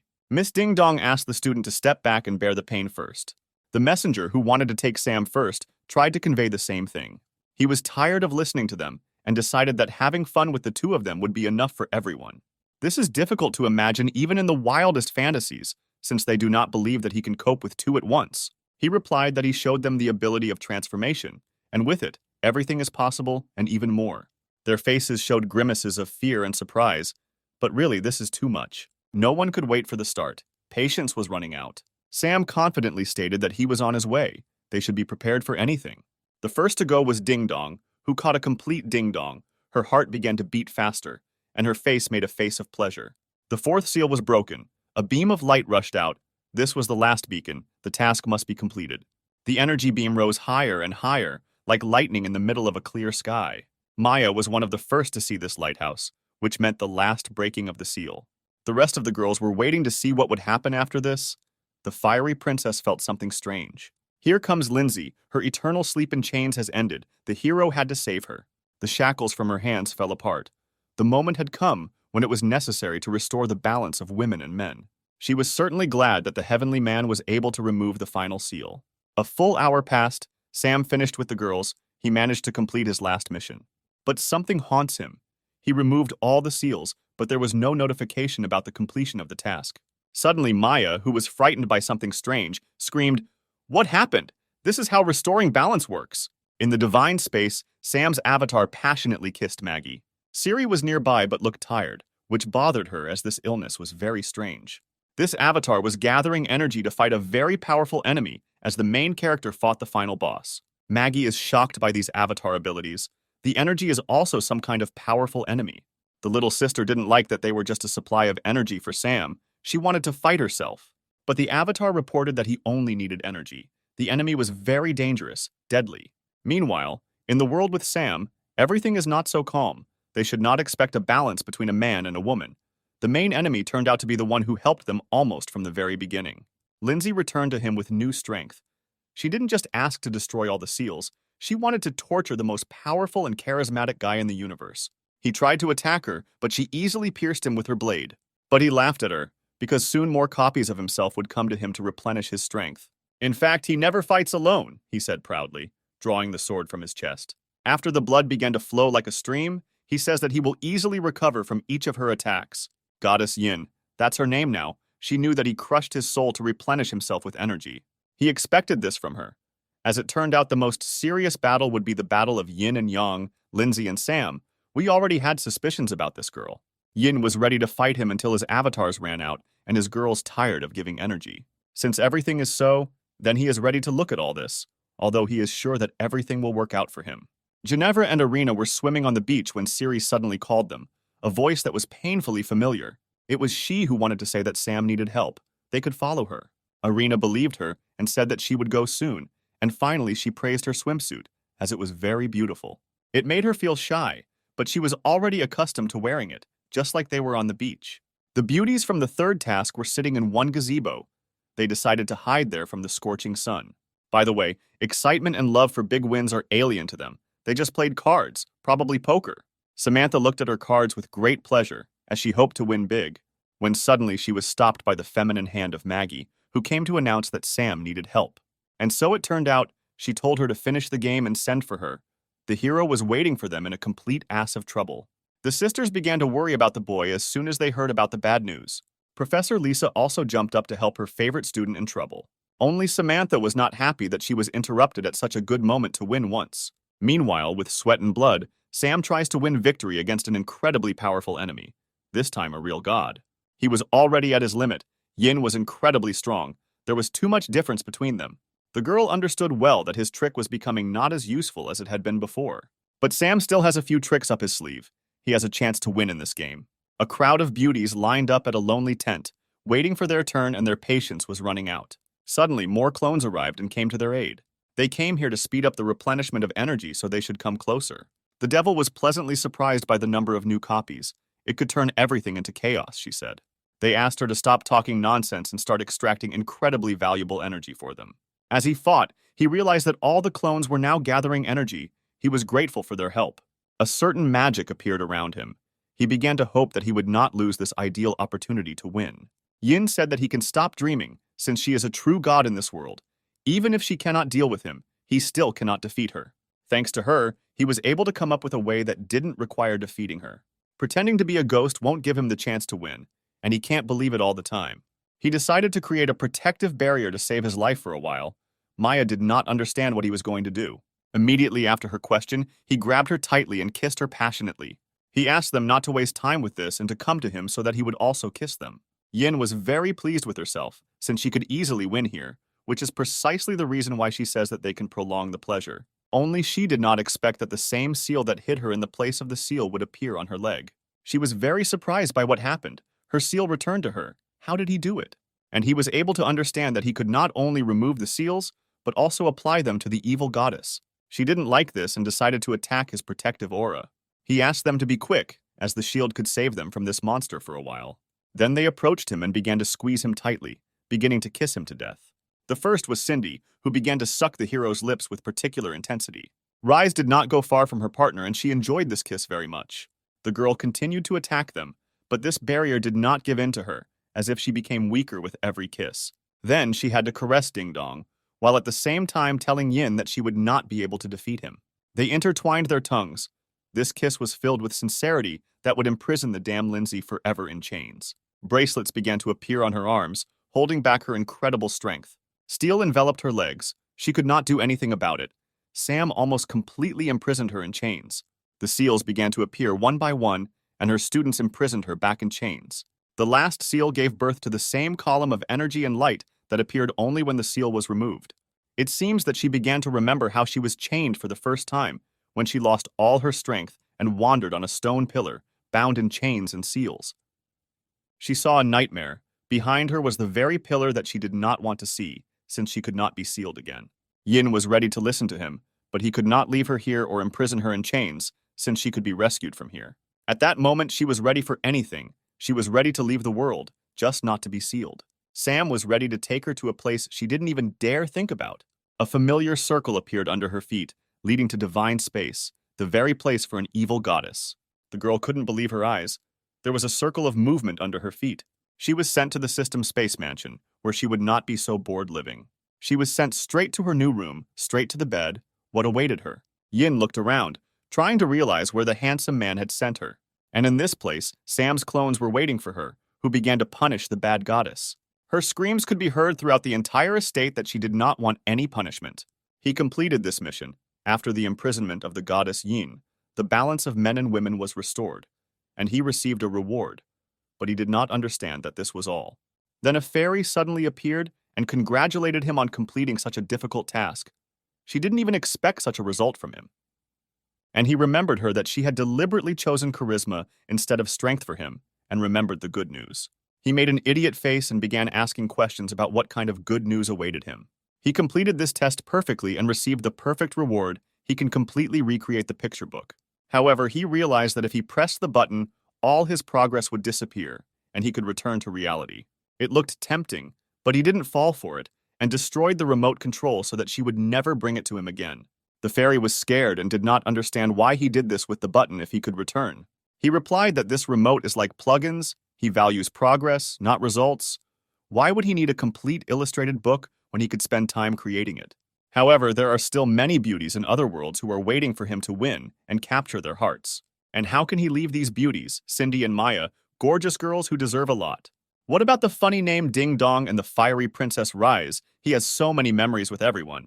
However, she didn't understand that he was either a pervert or had ideal life principles, but he would still receive the reward that she was holding in her hands. This is the first time he sees such a thing. "What is this strange cube in his hands?" asked the handsome man.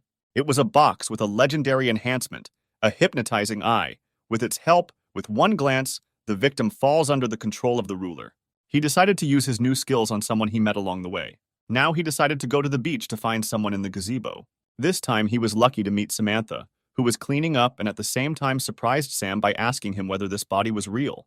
This would be just right for him to use a spell on her. His eye shone. It reminds me of someone. To the point, he ordered her to show her belly while she was talking to him.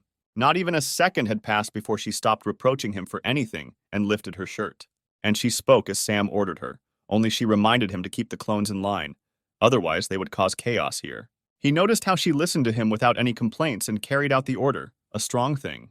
But suddenly the behavior of Sam, who was frozen in thought, seemed strange to her. It was then that he fulfilled Samantha's requests, returning all the clones to his body. Incredible energy began to return to him. This force filled him to the bottom. He might not be able to stand it.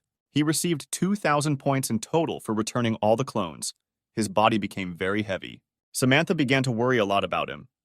Deep down, he realized that often this power could not be used. Sweat dripping down his tired face, he asked her to help him rest. After a while, the hero found himself on his estate, where he rested after recharging. He only now managed to understand that he had been sleeping all this time. This skill made his body many times heavier. Two lovely girls met him during his sleep. They were clearly worried about him. One even helped him with her healing techniques. He laughed at this situation because he didn't have time to wake up, and they were already right there. But no one wanted to let him go, so they had to test him for clones in his body for his safety. He understood what they were hinting at.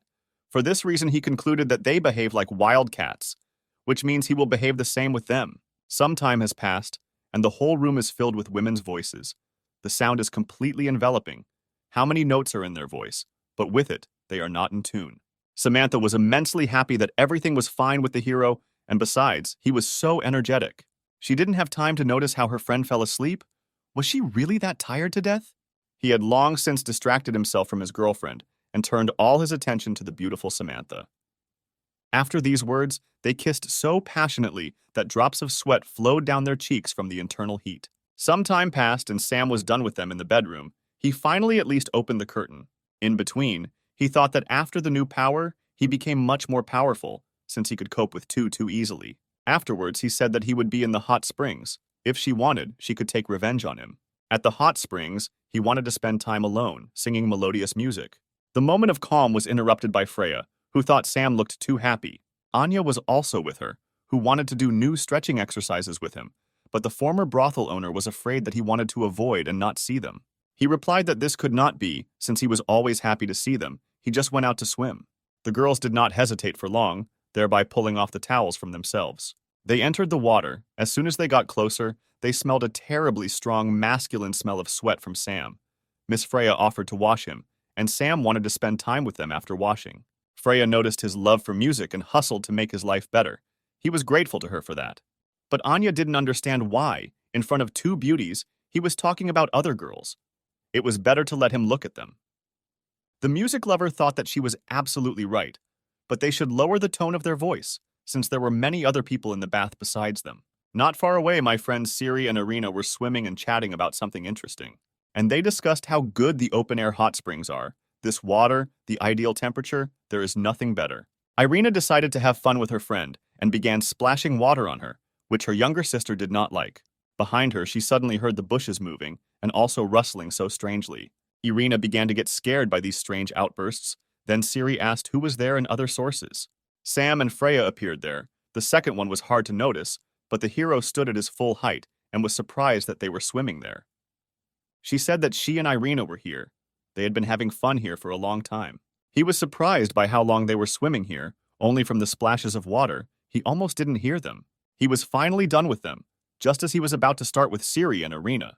During this time, night has already fallen on the estate, and here it looks even stranger than just unusual. This time he completed all his business after all. 2 days passed. He improved the circles around him, dressed decently, and the hero can no longer tolerate meeting new beauties whom the world has never seen. The fairy noted that the child inside him was getting older and older. She raised her hand high and said that they could start a new level, love in all worlds. "Start up!" the fairy shouted loudly, then began a new journey for our beloved hero.